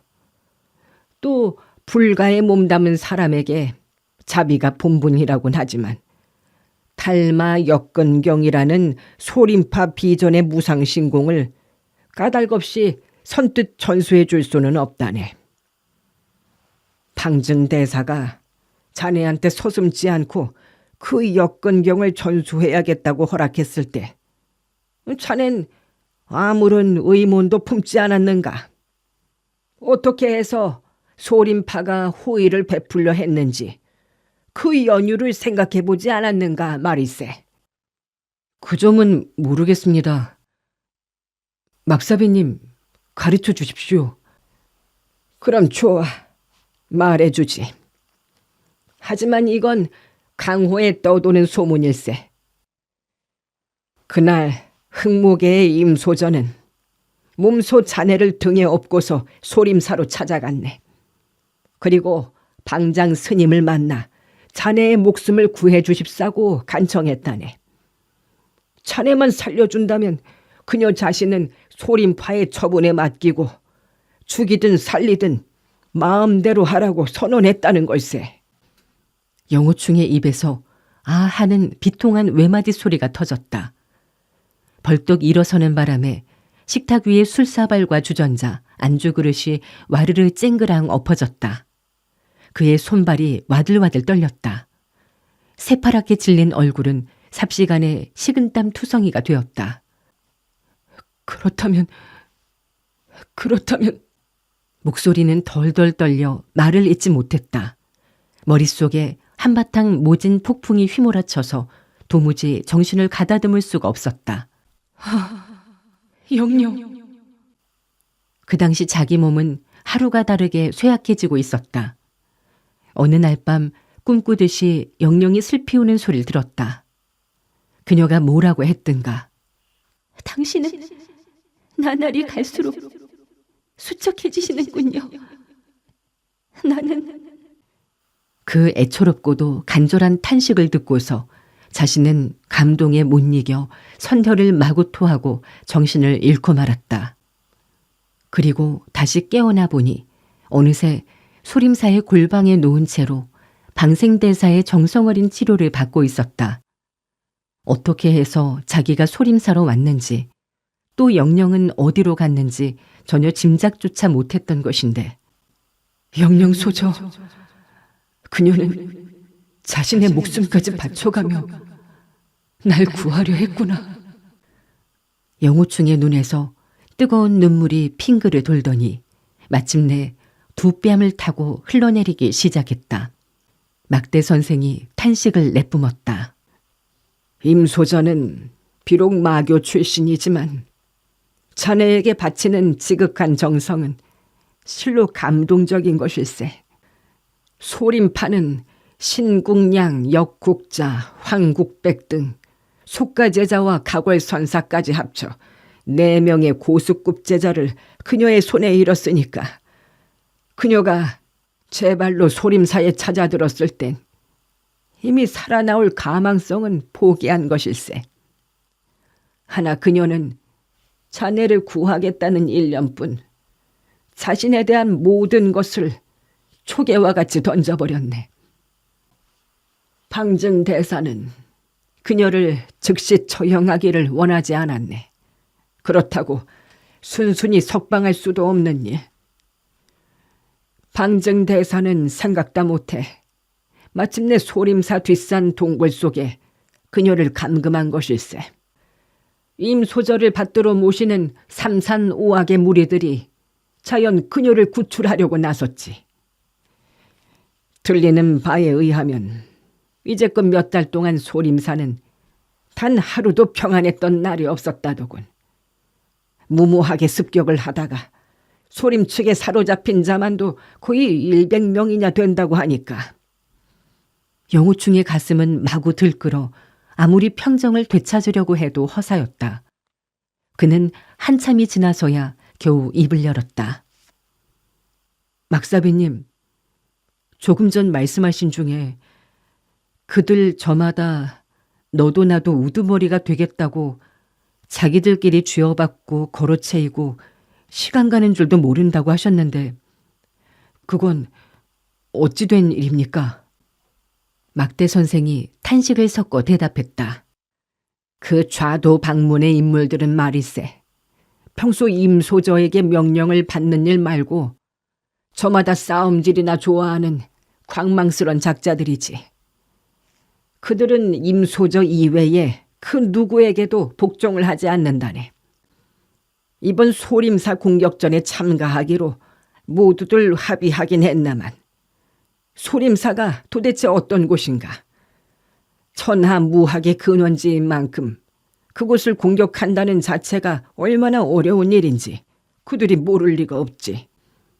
하물며 단독으로 소림사를 쳐들어가서 소동을 피워보았자 성한 몸으로 살아나오기는 애당초 그런 일이거든. 그래서 모두들 힘을 합쳐 동맹을 맺고 인해전술로 공격하기로 한 걸세. 기왕 동맹을 맺었으니 맹주가 있어야 할 게 아닌가. 한데 그 선출이 쉽지 않았거든. 소문대로 말하자면 그들은 이날 이태껏 맹주자를 놓고 쟁탈전을 벌이고 있다네. 말로써 안 되니까 싸움판이 벌어질 수밖에. 지금까지 죽을 놈은 죽고 다칠 놈은 다치고 해서 적지 않은 인명이 희생되었다더군. 영호아우, 내 보기엔 아무래도 자네가 빨리 그리로 가야만 그 난장판이 끝날 듯 싶은데 어떤가? 자네 말이라면 어떤 놈이라도 감히 어기지 못할 걸세. 안 그런가? 막대 선생이 웃는 뜻을 영호충은 잘 안다. 그 얼굴이 단번에 시뻘겋게 달아올랐다. 막대 선생의 권유가 틀렸다는 것이 아니다. 하지만 그 무리들이 자기 말에 복종하는 이유는 영령의 체면을 보아서였지 자기에게 진정으로 감복해서 그럴 리 있겠는가. 훗날 영령이 이 사실을 알았다가는 주제넘은 짓이라고 한바탕 발작을 일으킬지도 모른다. 그러나 문득 다른 생각이 떠올랐다. 나에게 향한 영령의 애정은 깊고도 무겁다. 그렇지만 그녀는 성품이 날카로워 남들이 비웃는 소리를 제일 싫어한다. 그녀는 나한테 정을 기울이는데 내가 무정했다는 소문만 들어도 곧 자진하고 말 것이다. 그녀의 애정에 보답하는 길은 무엇인가?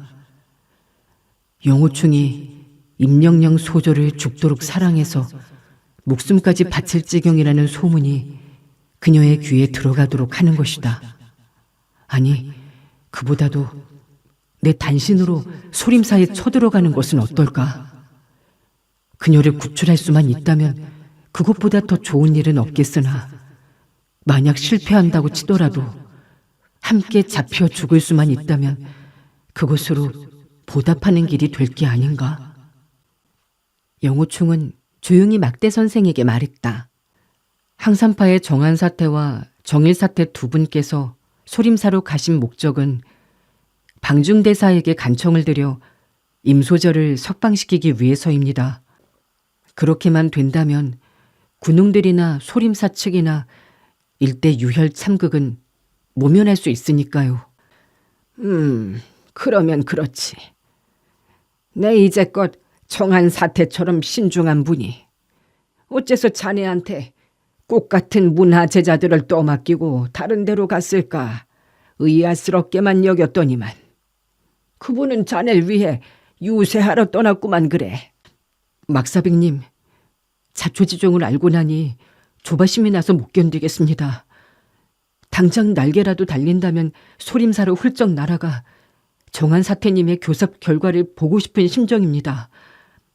하지만 막상 떠나자니 항산파의 연약한 제자들이 또 무슨 위험에 빠질지 난처하군요.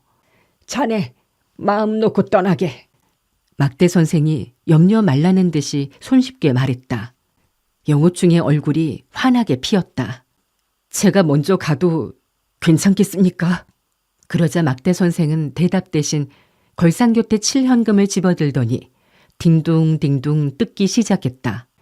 그러나 영호충은 그의 말 한마디에서 확신을 얻었다. 항산파 제자들은 자기에게 맡기라는 뜻이었다.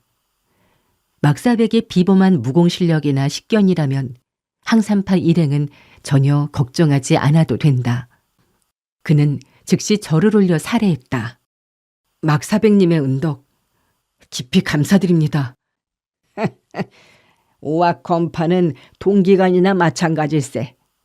형산파인 내가 항산파 처녀들을 좀 돕기로써니 자네한테 인사받을 처진가. 임소조가 알았다가는 자네 큰 고 다칠까 무서우이. 그럼 이대로 떠나겠습니다. 항산파 자매들을 부탁드립니다. 영호충은 곧바로 선술집을 나섰다. 잠시 가던 발걸음을 멈추고 강변을 바라보았다. 두 척의 배는 닻을 내리고 잔물결에 흔들렸다.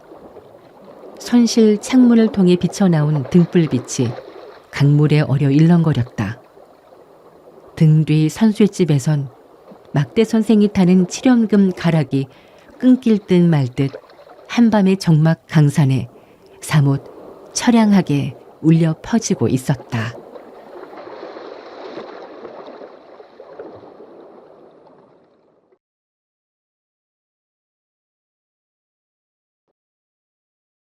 제 5권 5장 소림사. 영호충은 북쪽을 향해 질주했다. 날이 환하게 밝아올 무렵 그는 제법 번화한 성시에 도착하자 시장길을 느끼고 음식점을 찾아들었다. 호북지방에서 제일 유명한 것은 두피라고 불리는 만두였다. 콩가루로 반죽해서 껍질을 만들고 채소와 고기를 다져서 속을 넣어 찐 것이 여간 맛깔스럽지가 않았다. 영호충은 입맛을 다져가며 연거푸 3접시나 비우고서야 자리에서 일어났다. 막 계산을 치르고 음식점을 나서려던 그는 마주쳐 문턱을 넘어서는 한때의 사람들을 보고서 반가운 나머지 큰 소리로 불렀다. 노두자! 오랜만이오! 일행 가운데 한 사람, 작달막한 땅딸보는 과연 황하노조의 한 사람인 노두자였던 것이다. 노두자 역시 영호충을 알아보았다. 순간 그의 안색은 몹시 난초한 표정으로 바뀌더니 한참 동안을 쭈삣거리다가 느닷없이 대도를 싹 뽑아들었다. 조천주는 어디에? 영호충이 마주 한 걸음 다가서면서 물으려는 찰나 이게 어인 일인가. 노두자는 두 말 않고 대도를 번쩍 쳐들더니 냅다 그의 정수리를 향해 내리치겄다. 싱 하고 칼바람이 무섭게 일었다. 하지만 이상하게도 내려치던 칼날은 중도에서 목표를 벗어나 영호충의 어깨박 한자 남짓을 비껴서 허공을 베고 떨어졌다. 기절 초풍을 한 영호충이 후다닥 뒷걸음질 치면서 고함을 내질렀다. 노 선생, 나요. 나 영호충이란 말이오. 왜 이러시오? 그제서야 노두자가 입을 열었다. 당신이 영호충인 걸 내가 모르는 줄 아는가? 여보게 친구들, 이 사람이 바로 영호충일세. 성고께서 분부하신 대로 누구든지 영호충을 발견하면 그 자리에서 쳐 죽여야 하지 않겠는가? 그럼 성고님이 후하게 상을 주시겠다고 말씀하셨거든. 그 분부 말씀 자네들도 모두 기억하고 있겠지? 기억하지. 그럼 아무렴. 아유, 어떤 분의 분부라고 잊을 리가 있나? 그럼. 노두자의 일행들이 왁자지껄 맞장구를 쳤다. 그러나 입으로 대꾸들은 하면서도 하나같이 동료의 눈치만 살피면서 얄궂은 표정만 지은 채 당장 병기를 빼들고 덤벼드는 자가 없었다. 심지어 어떤 자는 낄낄낄 실없이 웃어가며 재미있다는 기색으로 영호충을 쳐다보기까지 했다. 그제서야 영호충의 기억에 떠오르는 일이 있었다. 언젠가 영령은 노두자를 시켜서 강호상에 소문을 퍼뜨리게 했다. 누구든지 영호충을 보는 즉시 그 자리에서 쳐 죽이라고 말이다. 그래야만 사랑하는 영호충이 그녀 곁에서 떠나지 못할 거라는 생각 끝에 내린 명령이었던 것이다. 아니, 그보다도 자존심이 강한 그녀가 영호충한테 죽을 둥 살둥 미쳐있다는 소문이 퍼질까 보아 그 반대로 영호충을 죽도록 미워한다는 것을 표면적으로나마 보이기 위해 궁여지책으로 그런 분부를 내렸던 것이기도 하다. 참말이지 알 수 없는 처녀의 심술이었다. 영호충은 그때를 생각하고 얼굴이 화끈 달아올랐다.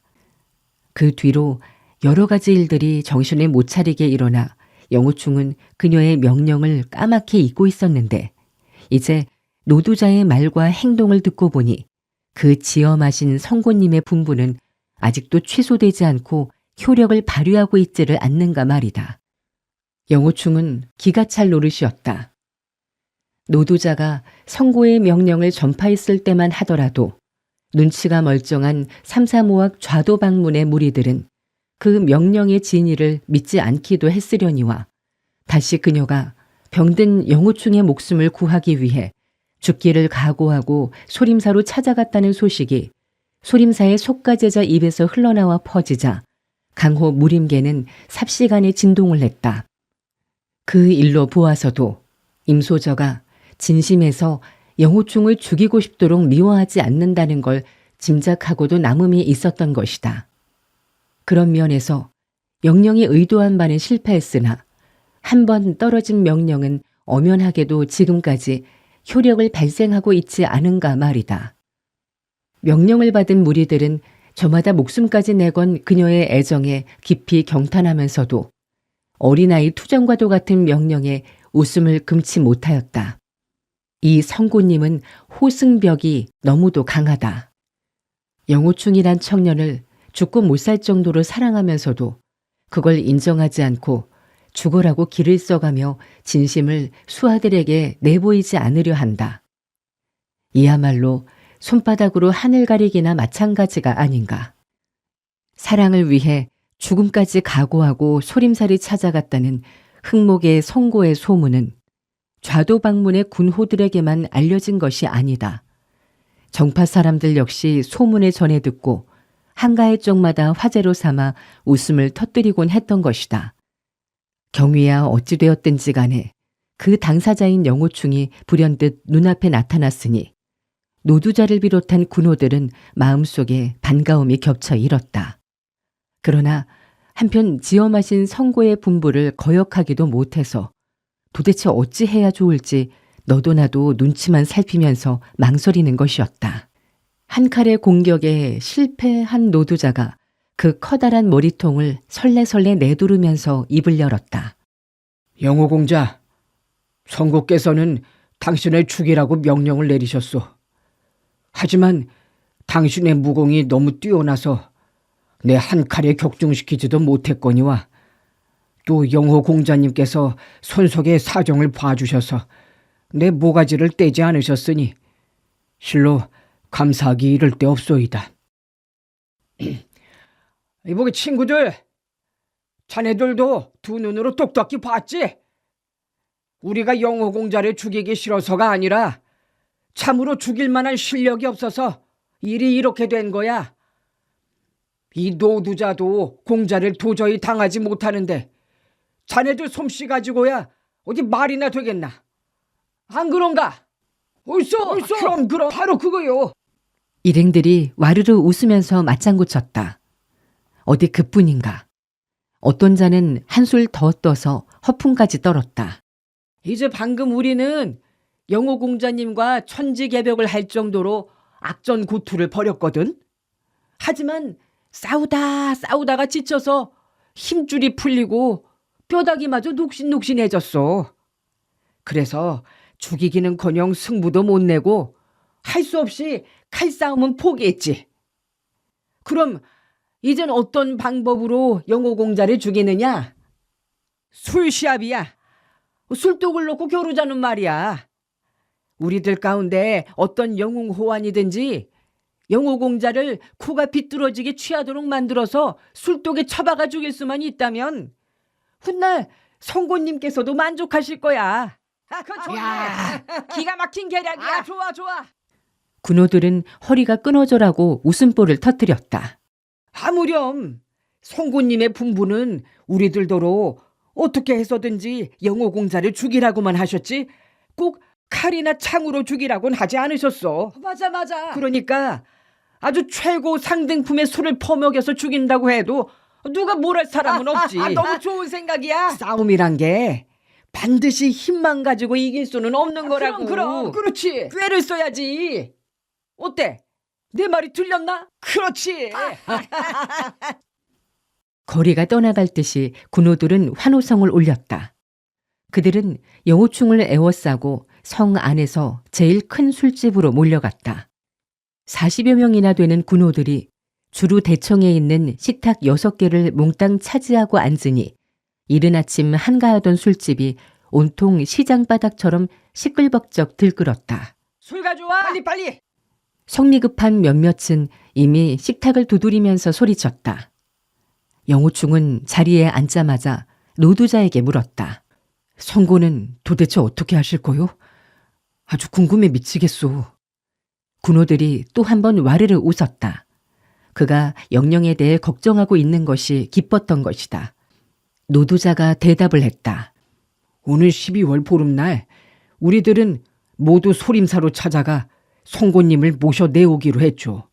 한데 요 며칠 사이에 네 분이 일어나서 같은 편끼리 싸우다가 여러 명 다쳤습니다. 누가 맹주로 추제되느냐 그 문제로 다투기 시작한 겁니다. 이제 영호 공자님께서 오셨으니까 아주 잘된 일입니다. 당신이 맹주가 되십시오. 아무도 반대할 자가 없을 겁니다. 다른 사람이 그 자리에 앉아보십시오. 서로 성고님을 모셔내오더라도 그 어르신께서 속이 후련하지 못하실 겁니다. 그러자 옆에 있던 백발노인이 껄껄대면서 그 말을 받았다.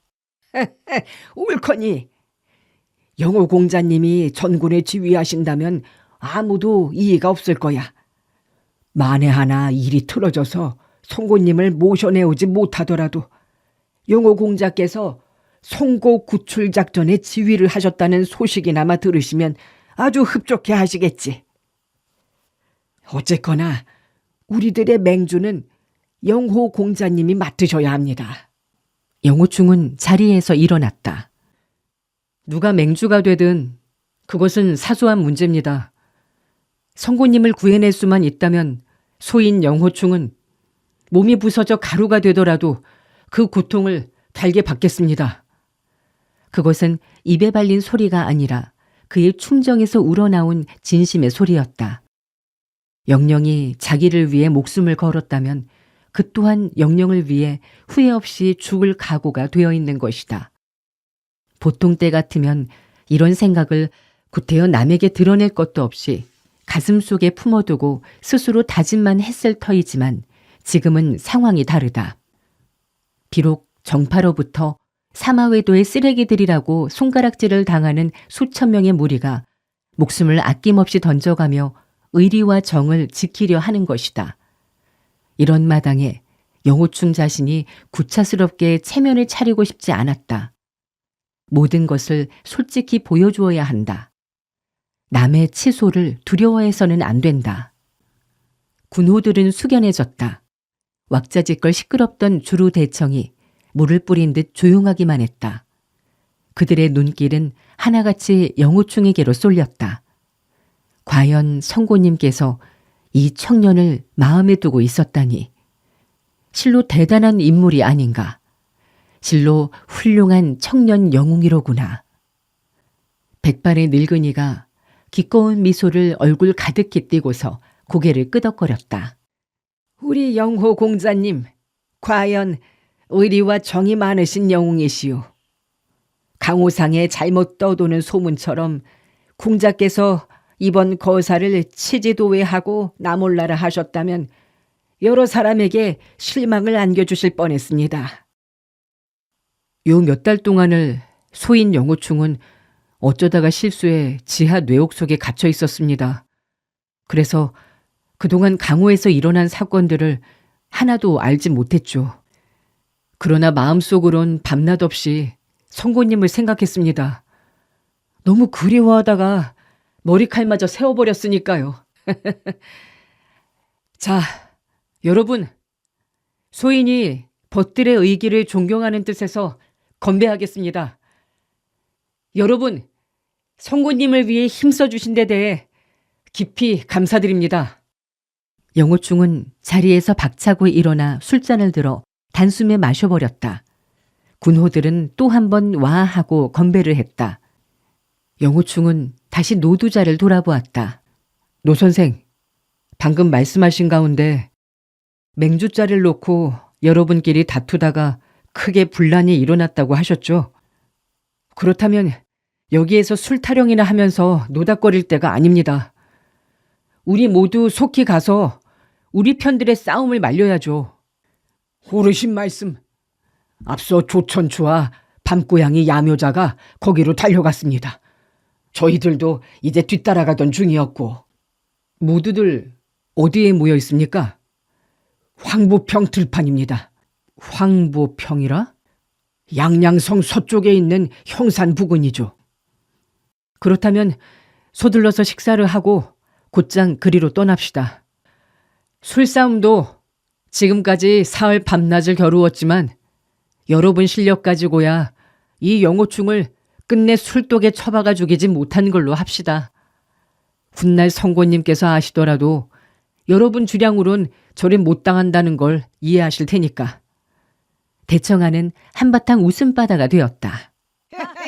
영호 공자님의 술배가 바다보다 넓으니 어디 당할 재간이 있어야지 원. 그렇지. 맞아. 우리 40여 명의 실력 가지고는 술고래가 요지부동일세. 일행은 마침내 자리를 털고 일어섰다. 황보평을 향해 길을 재촉하면서 영호충은 노두자와 어깨를 나란히 하고 걸었다. 따님의 병화는 어떻습니까? 많이 나았겠죠? 공자님께서 걱정해 주시다니 고맙습니다. 아주 쏙 좋아진 건 아니지만 덕분에 다행히 악화되지도 않았습니다. 영호충은 잠시 묵묵히 걸었다. 문득 다른 생각이 떠올랐던 것이다. 그 의무는 아까 노두자 일행을 마주쳤을 때부터 줄곧 일어났는데 왁자지껄한 소란통에 미처 알아보지를 못했던 것이다. 그는 다른 일행이 멀찌감치 쳐져 따라오는 기회를 잡아 노두자에게 물었다. 노 선생, 한 가지 여쭈어볼 말씀이 있습니다. 얼핏 듣자니 여러분들은 모두 성고님에게 크나큰 은덕을 입으셨다던데 저는 도무지 이해가 되지 않습니다. 젊디 젊은 처녀의 몸으로 어떻게 그 많은 강호 친구들한테 골고루 선행을 베풀 수 있었다는 말입니까? 아니, 공자께선 그 사연을 모르고 계십니까? 모르는데요. 영호충이 고개를 흔들자 노두자는 잠시 무거운 표정을 짓더니 목소리를 낮추어 말했다. 공자께선 외부 사람이 아니니까 숨길 사연도 없겠지만 우린 모두 이 비밀을 누설하지 않겠다고 성고님에게 죽음으로 굳게 맹세한 몸입니다. 공자님이 양해하십시오.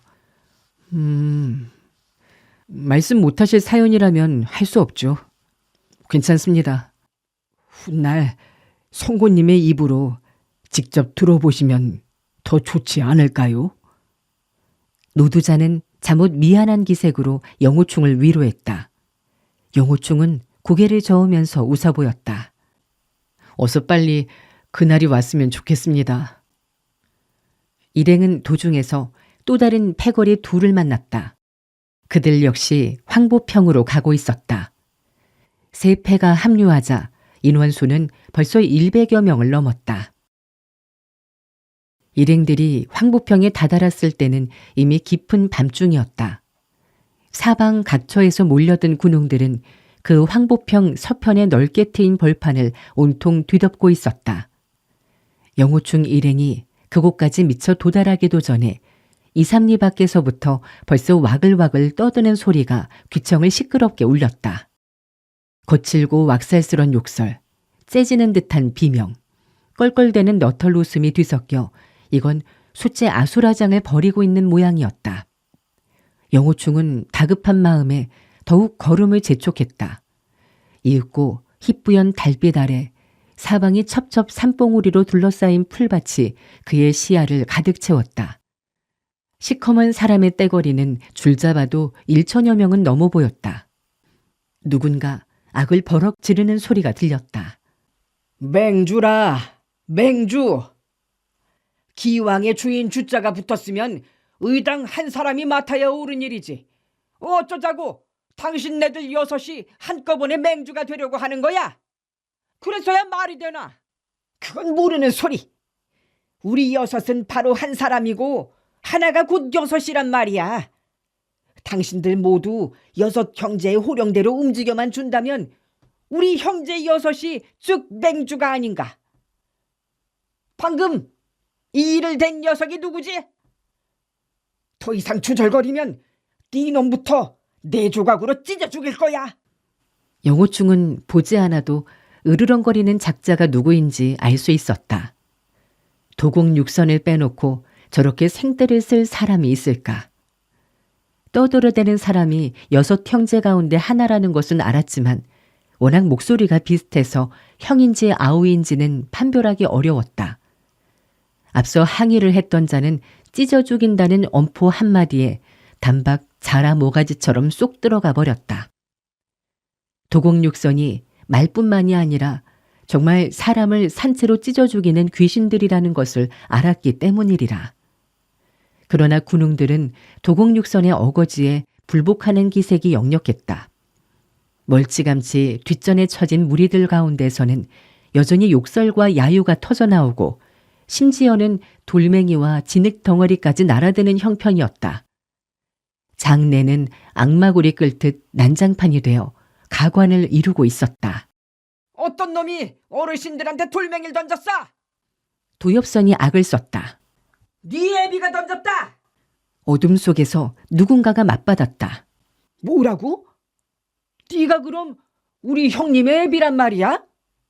그렇다면 나한테도 애비가 되겠는데? 도화선이 손가락을 꼽아 촌수를 따져보면서 중얼거렸다. 꼭 그렇지만도 않지. 어둠 속에서 또 대꾸가 흘러나왔다. 삽시간에 와르르 웃음바다로 변하고 말았다. 도화선은 꼭 따질 것을 따져서 이치에 맞아야만 직성이 풀린다. 그는 어둠 속에다 대고 큰 소리로 반문했다. 어째서 꼭 그렇지만 않다는 거야? 그건 나도 잘 모르겠네. 나는 평생 동안 아들 하나만 낳았으니까. 그러자 도근선이 썩 나섰다. 네 놈이 아들 하나만 내질러 놓은 게 나하고 무슨 상관이야? 너하고는 상관이 없지. 네 아우들하고 상관이 되면 모를까. 그럼 나 말이냐? 도간선이 소리쳤다. 뒤미처 어둠 속에서 잽싸게 대꾸가 날아왔다. 상판떼기가 영 닮지 않았는걸? 네가 내 애비라면 상판이 닮았겠구나. 이리 나서라. 어디 좀 보자꾸나. 헤헤, 뭐 잘생긴 상판이라고. 정 보고 싶으면 거울이나 들여다봐라. 바로 그때였다. 네 사람의 그림자가 싱 하고 솟구치더니 군웅들 속으로 뛰어들었다. 뒤미처 어둠 속에서 야유를 퍼붓던 자가 사지를 움켜잡힌 채 끌려나왔다. 몸무게가 200근은 너끈히 나갈 만큼 비대한 몸집인데도 도곡 사선에게 팔다리를 움켜잡히자 꼼짝달싹도 못했다. 도곡 사선은 달빛 아래 그자의 면상을 비춰보았다. 그리고 도실선이 제일 먼저 발뺌을 했다. 나하고는 닮질 않았는걸?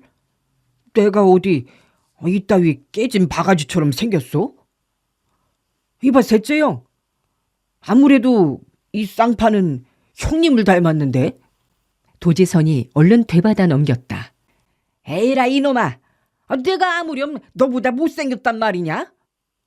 여기 천하 영웅들이 다 모였으니까 모두들 심사를 해달라고 하자꾸나.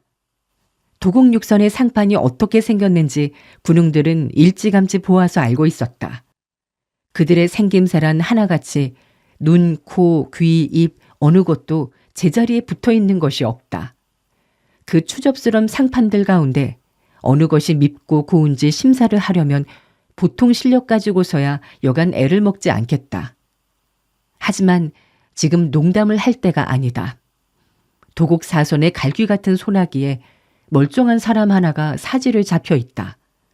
여차하면 당장이라도 사방에 피를 뿌리면서 네 조각으로 찢겨나갈 판인 것이다. 군웅들은 전전긍긍 공포에 질려 아무도 웃는 자가 없었다. 1천여 명이 모인 황보평 계곡은 숨소리 하나 들리지 않았다. 영호충은 도곡육선의 성미를 잘 안다. 6 형제 중에 한 사람이라도 성미가 뒤틀리는 날에는 사로잡혀 있는 사나이가 걸레쪽같이 찢겨 죽을 것이다. 그는 목청을 돋우어 낭낭하게 외쳤다. 도곡육선, 소재 영호충이 여기 왔소. 내가 심사를 해드리면 어떻겠소? 1천여 군웅들의 눈길이 어둠 속에서 어슬렁어슬렁 걸어 나오는 청년에게로 집중됐다. 그리고 이내 와 하고 천지를 진동시키는 함성이 울려 퍼졌다. 영호충은 눈 한 번 깜빡이지 않고 도곡 사선에 주시했다. 왁살스럽기 짝이 없는 이자들이 만약 자기를 보고서 반가운 나머지 손이라도 흔들었다가는 그 손에 잡힌 사나이의 목숨은 삽시간에 끝장나고 말 것이다. 어서 그 사람부터 내려놓으시오. 그래야만 내가 한 분씩 자세히 심사를 할 수 있지 않겠소? 그의 말이 떨어지기가 무섭게 도곡 사선은 당장 손을 풀었다. 철탑같이 우람한 체구를 가졌으면서도 도곡 사선의 손에 잡혔던 그 사나이는 구사일생으로 겨우 목숨을 건졌으나 얼굴은 잿빛으로 되어 헬쓱해졌고 혼백은 벌써 저승을 다녀왔는지 술 취한 사람처럼 흔들거렸다. 나는 그는 무슨 말인지 하고 싶은 모양인데 입속에 침이 마르고 혀가 굳어져 도저히 목소리를 낼 수가 없었다. 영호충은 짐짓 그 사나이의 질린 얼굴을 지그시 살펴본 다음 이번에는 도곡육선의 상판을 하나씩 뜯어보았다. 도영 여러분, 여기 이 양반하고는 전혀 닮지가 않았소이다. 아무리 봐도 이분보단 훨씬 잘생겼소. 도근선은 골격이 깔끔하고 도간선은 몸매가 헝걸차고 도지선은 팔다리가 미끄는 게 빠졌구먼. 도엽선은 이마가 훤칠하니 시원스럽고 도안선은 어떠냐? 눈망울이 샛별처럼 또렷또렷하구나. 도실선은 기백이 철철 넘치고 전체적으로 총기가 있어. 어떤 사람이 관상을 보더라도 6분은 의리의 사나이요 준수한 용모를 지닌 영웅일세 그려. 소년 영웅 아니지, 노년 영웅이로군. 군웅들이 허리가 부러져라고 박장대소를 터뜨렸다.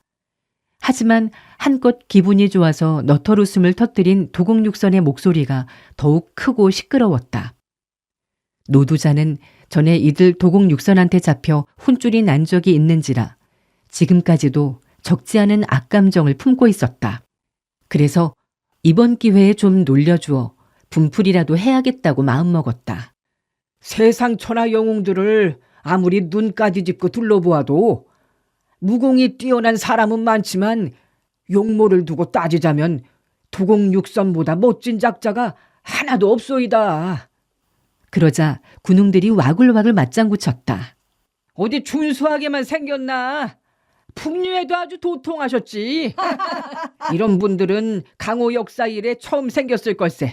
아마 저승에 가서도 못 만날 거야. 가난이나 송옥 같은 옛날 풍류 미남들도 부끄러워 꼬리를 감추고 발밑에 꿇어 엎드리고 말고. 그럼 무림계에서 첫째부터 6째까지 미남자를 꼽으라면 단연코 이 6분을 내세우겠어. 그럼. 그리고 영호공자는 꼴찌로 7째가 되셔야 마땅하지. 그 말이 맞네. 도곡육선은 조롱을 당하고 있다는 걸 꿈에도 몰랐다. 그저 진정으로 축혀 세우는 줄만 알고 좋아서 찢어지게 벌어진 입을 다물지 못했다. 셋째 미남 도지선이 의기양양해서 으쓱했다. 우리 어머니가 옛날 어렸을 적에 우리 6 형제더러 추팔괴라고 흉봤는데 알고 보니 어머니 말이 틀렸었구먼. 이때 이빠른 누군가가 또 한마디 던졌다. 아무렴 틀린 말씀이지. 당신네들은 6명이니까 추팔괴가 될 수 있겠소? 하기야 어머니 아버지까지 더한다면. 곁에 있는 사람이 얼른 그자의 입을 틀어막았다. 공연히 화근을 일으킬 필요가 없기 때문이었다. 노두자가 쩌렁쩌렁 울리게 소리질렀다. 여러 친구들, 우리의 운이 아주 좋았소. 영호공자께서 필마단창 홀몸으로 소림사를 뒤집어 엎고 성고님을 구출하러 가시다가 우리와 만나게 되었소. 그리고 동료 일행들이 여기 황보평에 모여 있다는 말씀을 드렸더니 함께 상의하자고 이리로 발길을 돌리신 거요. 용모가 뛰어난 분은 도곡육선 6분인 걸 잘 알지만. 여기까지 잠자코 듣던 군웅들이 또 와르르 웃어젖혔다. 노두자는 연신 두 손을 휘저으면서 웃음소리 가운데서 할 말을 계속했다. 그러나 소림사로 쳐들어가서 성고님을 모셔내오는 길은 용모가 곱든 밉든 간에 그것이 그리 큰 상관이 될 수는 없을 것 같소. 본인의 소견으론 우리가 강호의 7째 미남이신 영호공자님을 맹주로 받들어 모시고 이분의 지휘에 일사불란하게 움직였으면 좋겠는데 여러분들의 생각은 어떠신지요? 군웅들은 두말 없이 박수갈채로 응답했다. 그들은 성고 임소저가 영호충 때문에 소림의 험지에 몸을 던졌으며 또 영호충의 무공은 지난번 하남성 산중에서 마교장로 향문천과 함께 둘이서 정사에 내노라 하는 영웅들을 상대로 꿀리지 않고 통쾌한 결투를 벌였던 만큼 실력면에서도 타고난 줄을 모두 들어 알고 있었기 때문이었다. 그 사건만으로도 강호 무림계가 뜨르르 울렸거니와 사실 영호충 자신에게 닭 한 마리 잡을 만한 힘이 없더라도 사람들은 성고의 체면을 보아서라도 그를 맹주로 추대했을 것이다. 박수갈채가 겨우 가라앉을 무렵 도화선이 느닷없이 버럭 악을 썼다. 우리가 임소조를 구출하고 난 후에 말이야. 그 여자를 영호충의 마누라로 삼을 거야, 안 삼을 거야?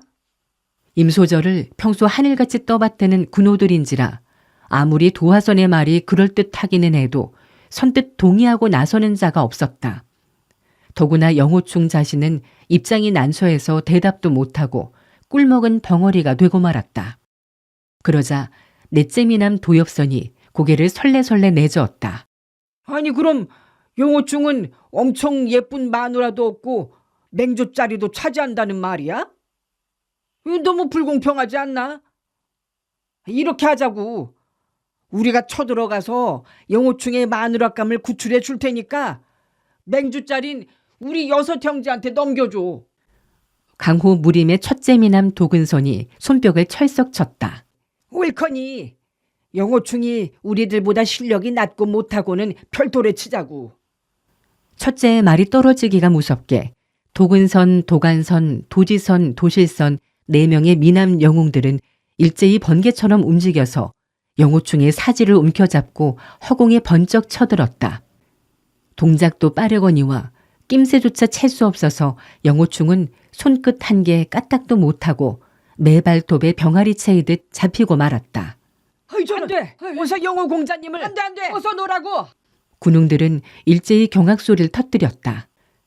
하지만 도엽선은 별것 아니라는 듯이 싱글싱글 입가에 웃음을 흘렸다. 걱정들 말라고. 우리가 영호충을 쫙 하고 찢어버리진 않을 테니까. 우린 그저 영호충한테서 맹주자를 넘겨주겠다는 언질만 받으면 되는 거야. 그런데 이때였다. 영호충의 사지를 하나씩 붙잡고 있던 4명의 괴인들이 갑작스레 우아타는 괴성을 지르더니 허겁지겁 영호충을 땅바닥에 내팽겨쳤다. 아이고 깜짝이야. 사람 잡네. 전에 무슨 요술을 썼나? 아니 형님들 웬일이슈? 도엽선도 덩달아 놀라서 급히 물었다. 너는 말도 마라. 저놈의 꼬마 영호충이 괴상막직한 무공을 쓴다. 도무지 잡고 있을 수가 없다니까. 얼마나 기겁을 했는지 그는 목소리가 후들후들 떨리기까지 했다.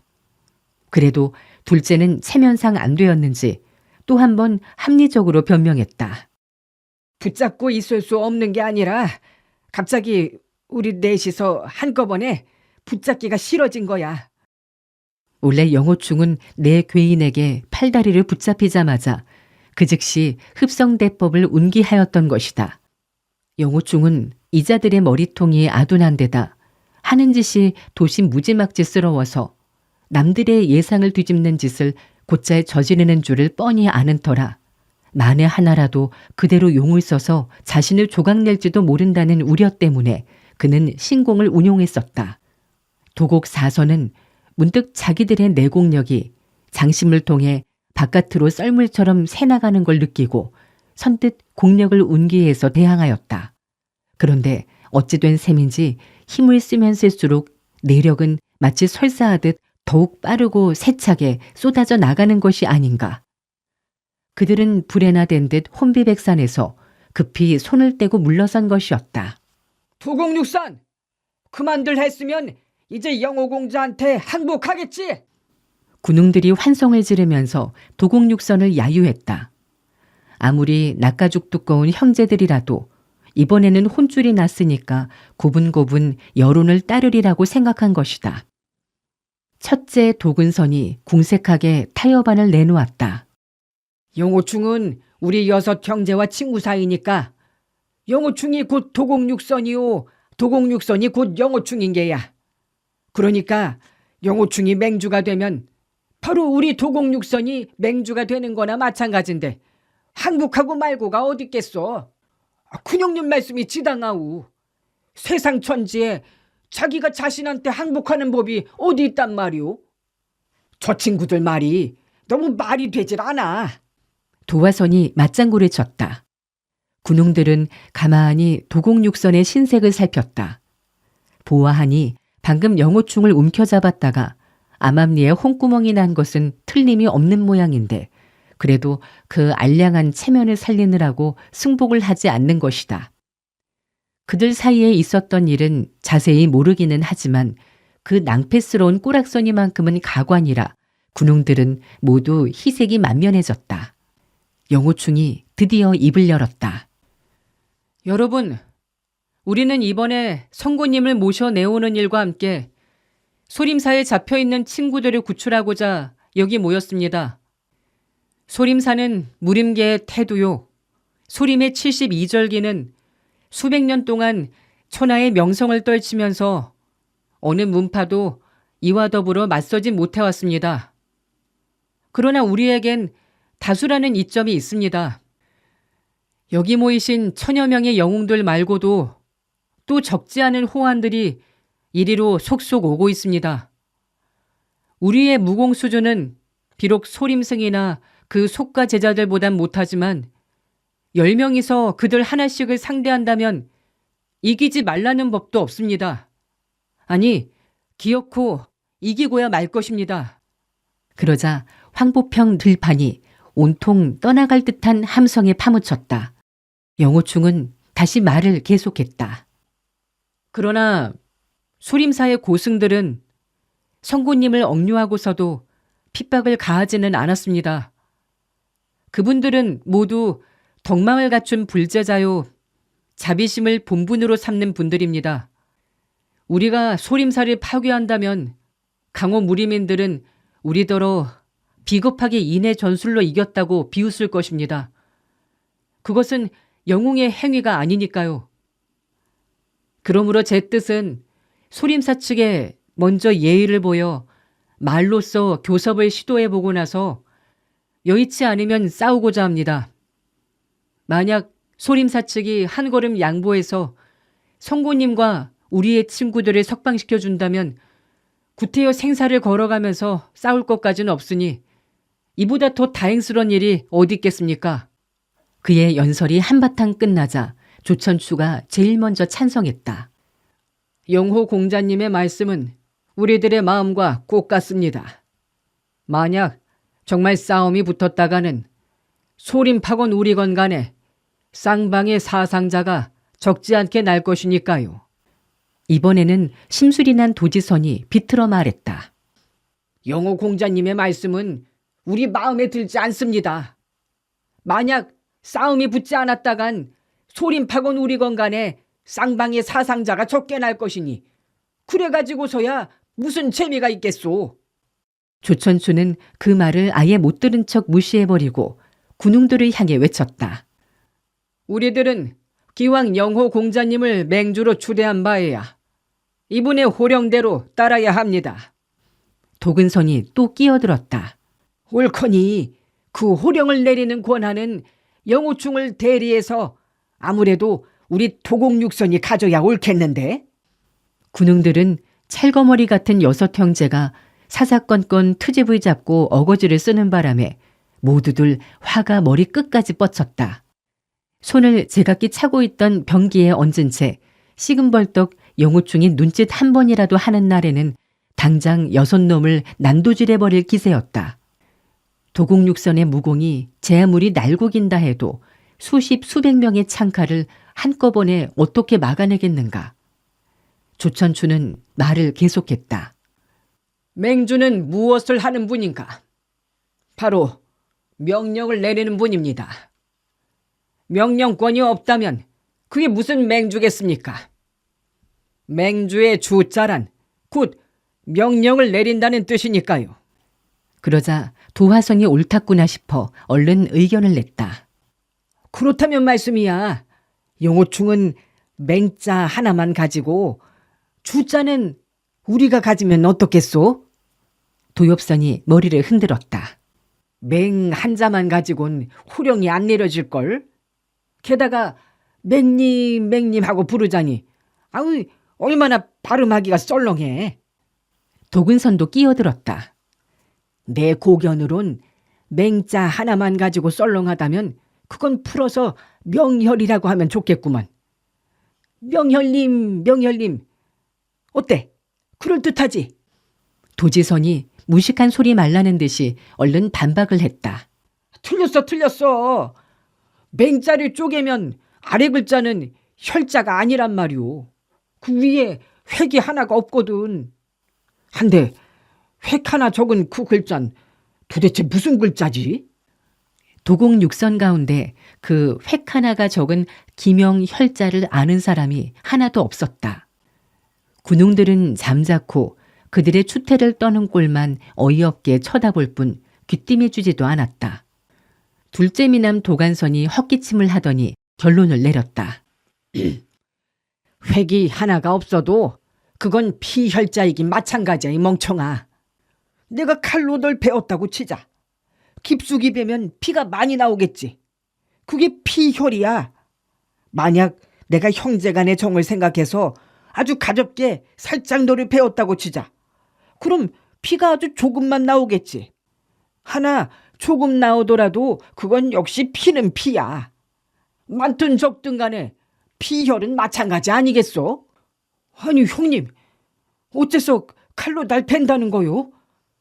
아무리 살짝 베기로써니 피는 나올 거 아니오. 형제간에 정말 그럴 수가 있어? 도지선이 발끈 성을 냈다. 도간선은 두 손을 펴보였다. 아니, 내가 널 벤 것은 아니지 않느냐. 이것 봐, 어디 내 손에 칼이 있나. 만약 형님 손에 칼이 쥐어져 있으면 어쩔 뻔했소? 아우는 여간 화가 치미는지 바락바락 대든다.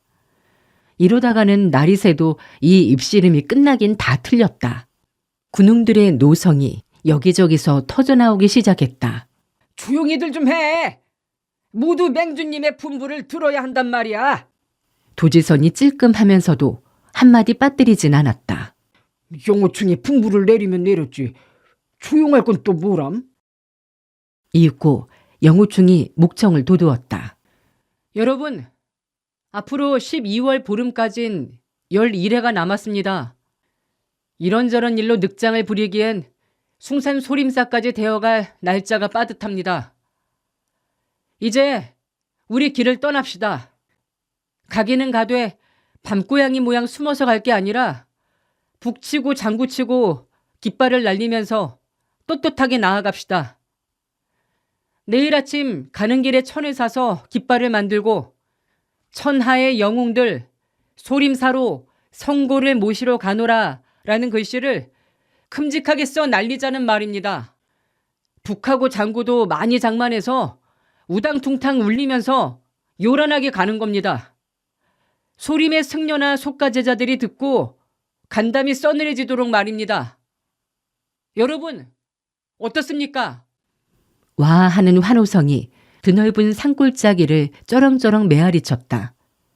사마외도의 무리들은 아무러나 시끌벅적한 일을 좋아했다. 영호충은 이들의 심리를 꿰뚫어보고 사기를 올리도록 격동시켰던 것이다.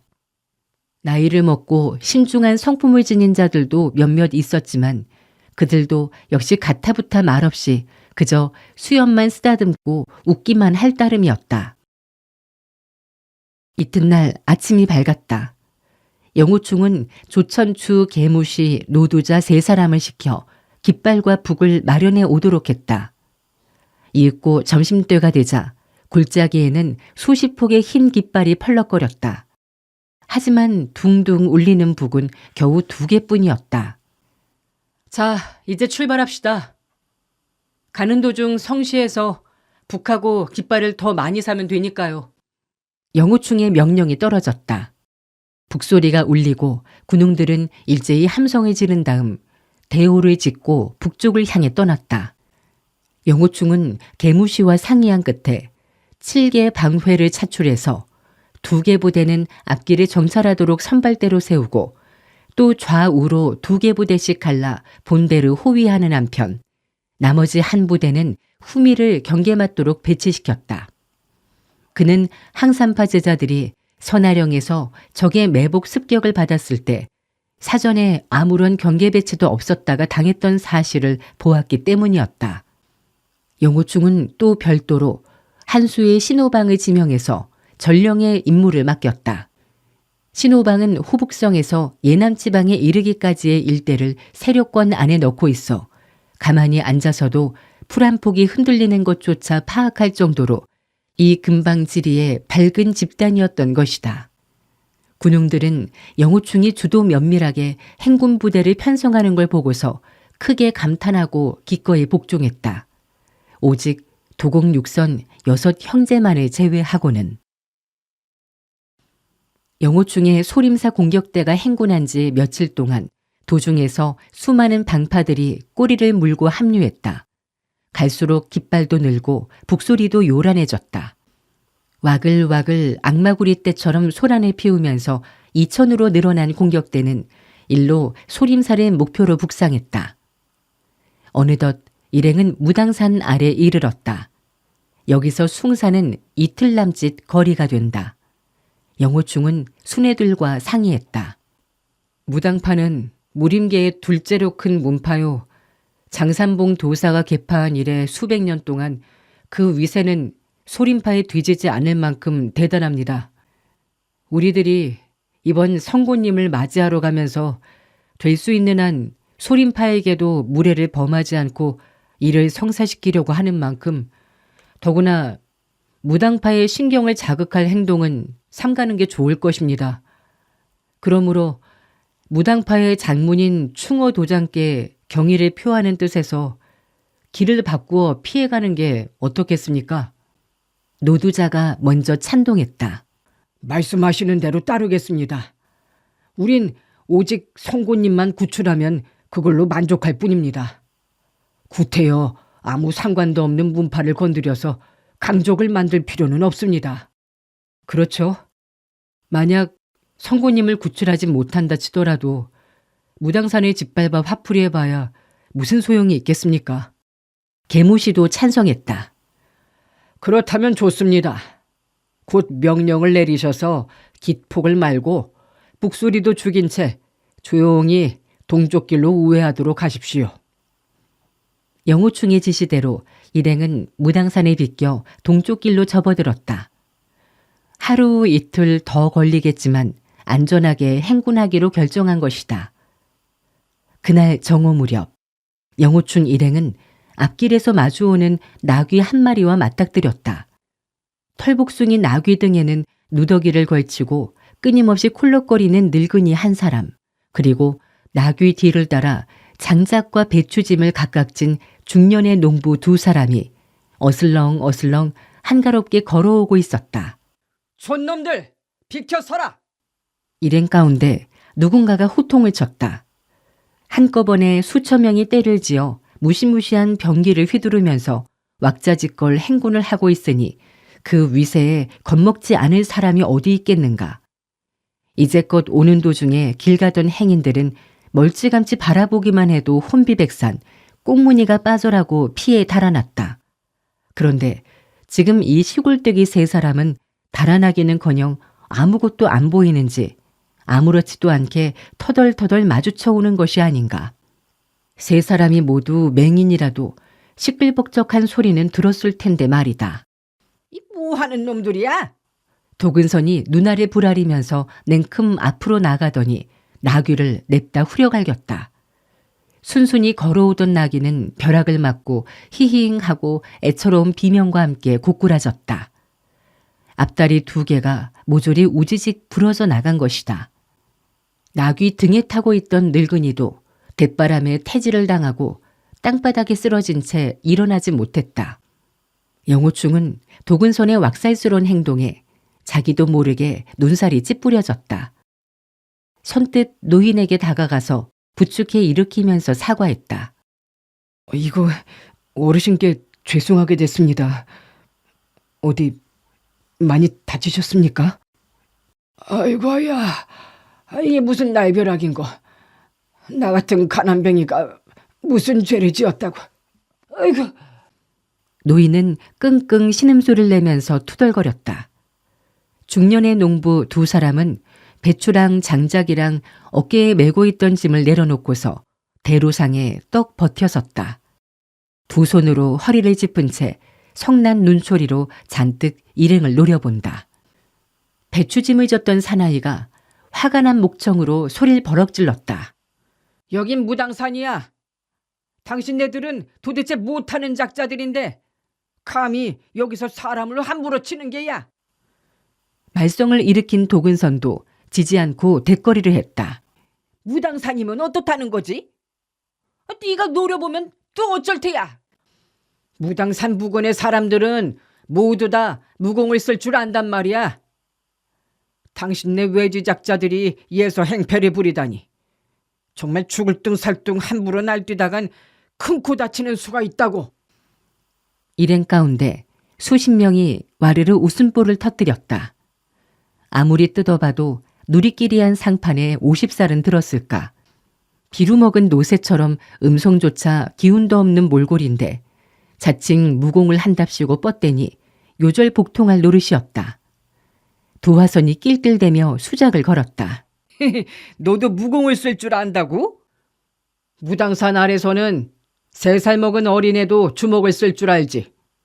어디 그뿐이냐? 5살만 되면 검을 쓴다 이 말이다. 네 옆에 장작을 줬던 놈은 5살은 더 먹은 것 같으니 검을 쓸 줄 알겠구나. 나는 어려서 몇 달 검법을 배웠소. 그렇지만 수십 년 동안 연습을 안 했지. 다 팽개치고 잊어버렸소. 그렇다고 얕보면 안 돼요. 몇 달 배운 것만 가지고도 당신쯤은 상대가 안 되니까. 그럼 어디 우리한테 몇 수 보여주지 그래? 뭘 보이란 말이오? 당신네들은 봐도 모를 텐데. 군웅들이 또 한 차례 와하고 웃음을 터뜨렸다. 몰라도 좋으니까 어디 좀 보여주게나. 어이, 그렇다면 하는 수 없지. 어디 몇 수 꿈지럭거려 볼까? 한데 그놈의 초식을 다 까먹었는지 모르겠네. 어디 어느 분 칼 한 자루만 빌려주시구려. 일행 중 하나가 곧 차고 있던 장검을 건네주었다.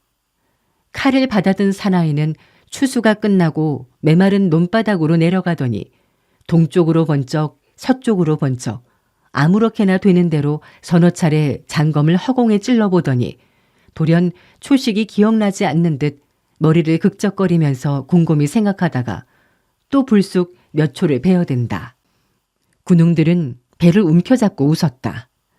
요절복통을 할 노릇이다. 아무리 후하게 보아주려고 해도 이 친구 검수를 선보이는 게 아니라 춤을 추고 있는 것이다. 춤도 날렵하게 출 줄 모르는지 몸짓은 곰처럼 둔하기 짝이 없었다. 그래도 팔은 안으로 굽는다든가. 배추짐을 졌던 사나이가 웃음소리에 비위를 상했든지 벌컥 성을 낸다. 아니 뭐가 우스워? 그 칼 좀 이리 주게. 내가 한번 솜씨를 보일 테니까. 그는 동료에게서 장검을 건네봤더니 냅다 휘둘러 베고 찌르고 한다. 손놀림이 어찌나 빠른지 마치 미친년 널뛰듯이 어지럽게 매물 돌아가며 춤을 추는 것이었다. 그 몸짓은 관중들의 폭소를 더욱 크게 불러일으켰다. 애당초 영호충도 팔짱을 낀 채 미소만 짓고 농부들의 칼춤을 바라보았다. 그러나 10여 검초가 지난 후부터 그의 마음에 점차 의아심이 싹트기 시작했다. 한 사람의 검초는 느리고 둔중한 데 비해 또 한 사나이의 검초는 눈알이 빙글빙글 돌 정도로 쾌속하고도 민첩했다. 그러면서도 그들의 검법 속에는 파탄과 허점이 거의 보이지 않는다니 실로 놀랄만한 일이 아닌가. 검을 쓰는 자세가 엉거주춤 보기에 안쓰러울 정도로 불안한데 검초만큼은 소박하면서도 고풍이 있으며 웅온하기가 짝이 없다. 검에 쏟아넣은 위력은 일부러 1, 2할 정도만 발휘하고 그 나머지는 만약에 대비해 축적해 놓고 있음이 분명했다. 두 사나이는 그 힘을 깊이 감추어 드러내지 않고 있는 것이다. 영호충은 성큼 몇 걸음 앞으로 나서서 두 손을 공손히 맞잡고 인사했다. 오늘 두 분 선배님을 만나 고명하신 검초를 배웠다니 실로 다행히 안개를 넓혔습니다. 그의 어투는 간절하고도 정성어린 것이었다. 두 사나이는 검을 거두었다. 그중 배추짐을 메었던 사나이가 눈을 부릅뜨고 버럭 호통을 쳤다. 네 따위 어린 놈이 우리의 검법을 알아본다는 말이냐? 감히 안다고는 말씀드리지 못하겠습니다. 두 분의 검법이 그토록 박학하시고 또 정묘 심오하신데 어찌 안다는 한마디 말로 다 하겠습니까? 무당파 검법이 천하의 명성을 드날린다더니 과연 탐복을 금치 못하겠군요. 이 녀석, 네 이름이 뭐냐? 영호충이 미처 대답하기도 전에 군웅들 사이에서 한바탕 야유와 노성이 쏟아졌다.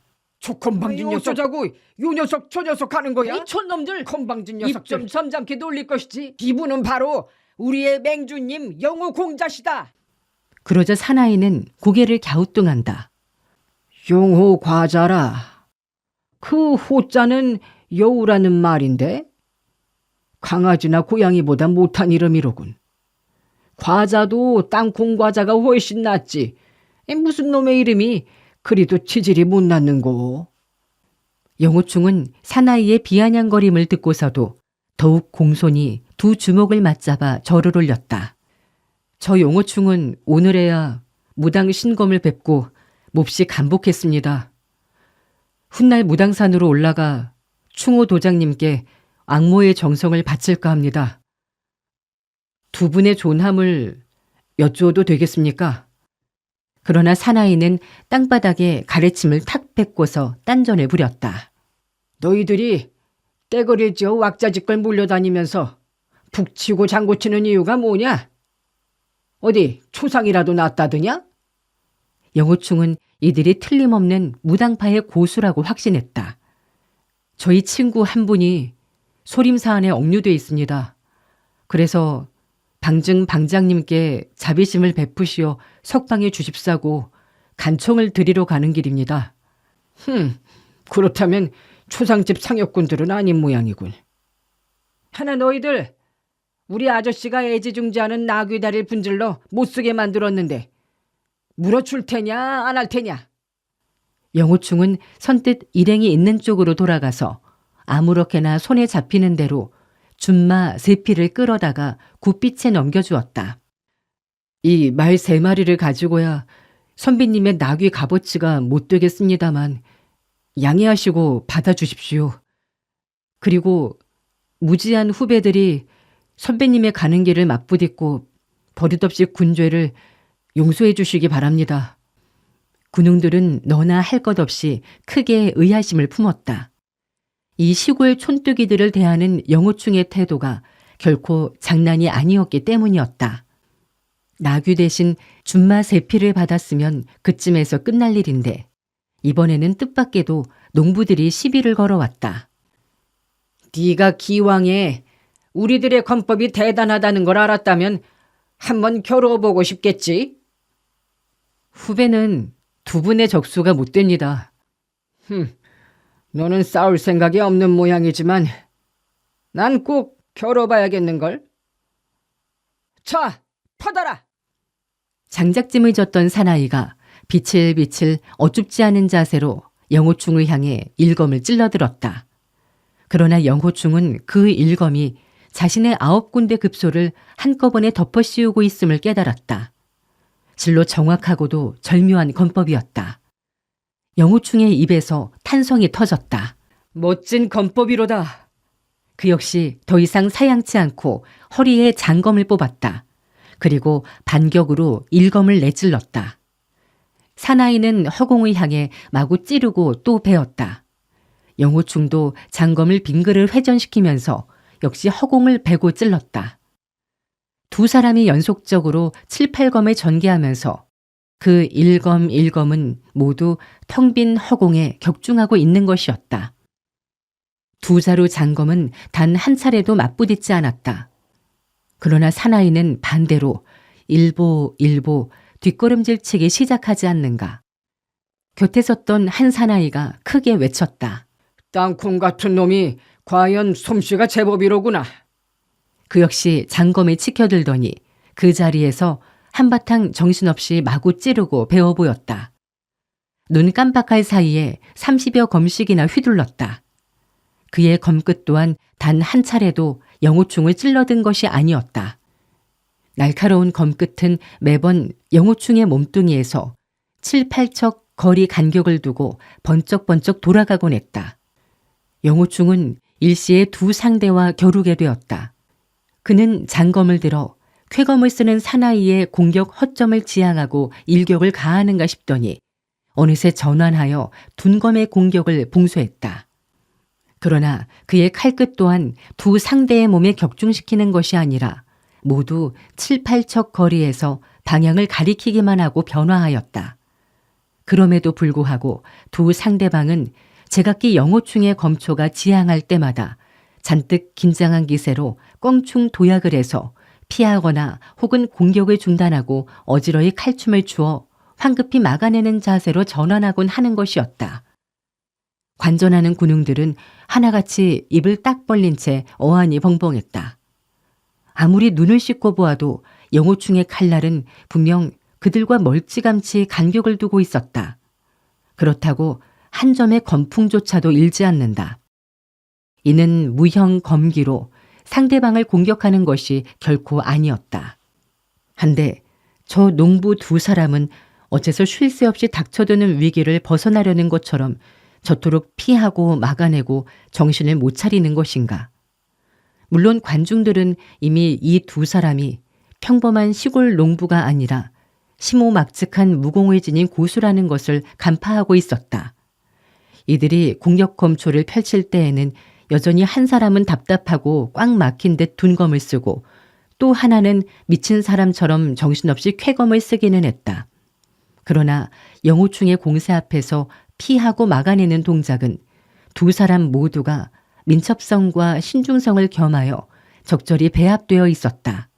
그와 동시에 순간적으로 번뜩이는 눈초리와 집중력은 당초에 우습게 보였던 어수룩한 일면을 다시는 엿볼 수 없게 만들었다. 돌연 두 사나이는 일제히 긴 휘파람 소리를 내더니 대번에 검법을 크게 변화시켰다. 한 사람의 장검은 상하 전후 좌우로 전개하는 폭이 넓어지면서 그 검새가 우후무비하게 강력해졌다. 또 한 자루의 장검은 내리찔렀다가 회수하는 동작이 질풍처럼 신속해지면서 칼끝에 차디찬 별빛이 한 점 한 점 어려 보이도록 맺고 끊음이 정확해진 것이다. 윙윙 슉슉 하는 허공을 베고 찌르는 파공성만 들어도 관중들은 숨이 턱턱 막히고 귀청이 찢어지는 듯한 느낌을 받았다. 영호충은 손에 잡은 장검 끝을 약간 비스듬히 올린 채로 요지부동 더 이상 움직이지 않았다. 그러나 쏘는 듯한 두 눈빛은 끊임없이 움직이고 있었다. 둔검을 쓰는 상대방을 정면으로 노려보는가 하면 이내 쾌검수를 향해 흘려보는 것이었다. 그의 눈빛이 닿을 때마다 두 사나이는 반사적으로 검초를 변화시켜 대갈 일성과 함께 물러서거나 아니면 공세를 즉각 수비로 전환시켰다. 정말 이상한 일이었다. 개무시와 노두자, 조천추같이 뛰어난 무공을 지닌 자들은 차츰 이 희한한 결투 방법의 내막을 어렴풋이나마 짐작할 수 있었다. 두 사나이가 회피하고 방호하는 부위에는 어김없이 영호충의 눈빛이 닿은 곳이었으며 그 부위야말로 모두 그들 두 사람의 급소였던 것이다. 둔검이 윙 소리와 함께 장작패드 쪼개내는 동작을 취했다. 그러나 영호충의 눈빛이 그의 아랫배 상곡혈에 쏘아보자 둔검은 마치 1초의 공격 초식을 완전히 끝내지도 않고 즉시 회전하더니 자신의 상곡혈 부위를 방어했다. 그 순간 쾌검은 영호충을 향해 연속으로 찔러드는 자세를 취했다. 그 공세는 점점이 빛을 발하면서 영호충의 전신 요혈을 노리고 있음이 분명했다. 그러나 쾌검은 그의 눈빛이 자기 왼뺨 천정혈에 지목하자 황급히 고개를 움츠리면서 외면했다. 그와 동시 쾌검은 눈바닥을 내리찍고 딱딱하게 굳은 흙덩이에 깊숙이 박히고 말았다.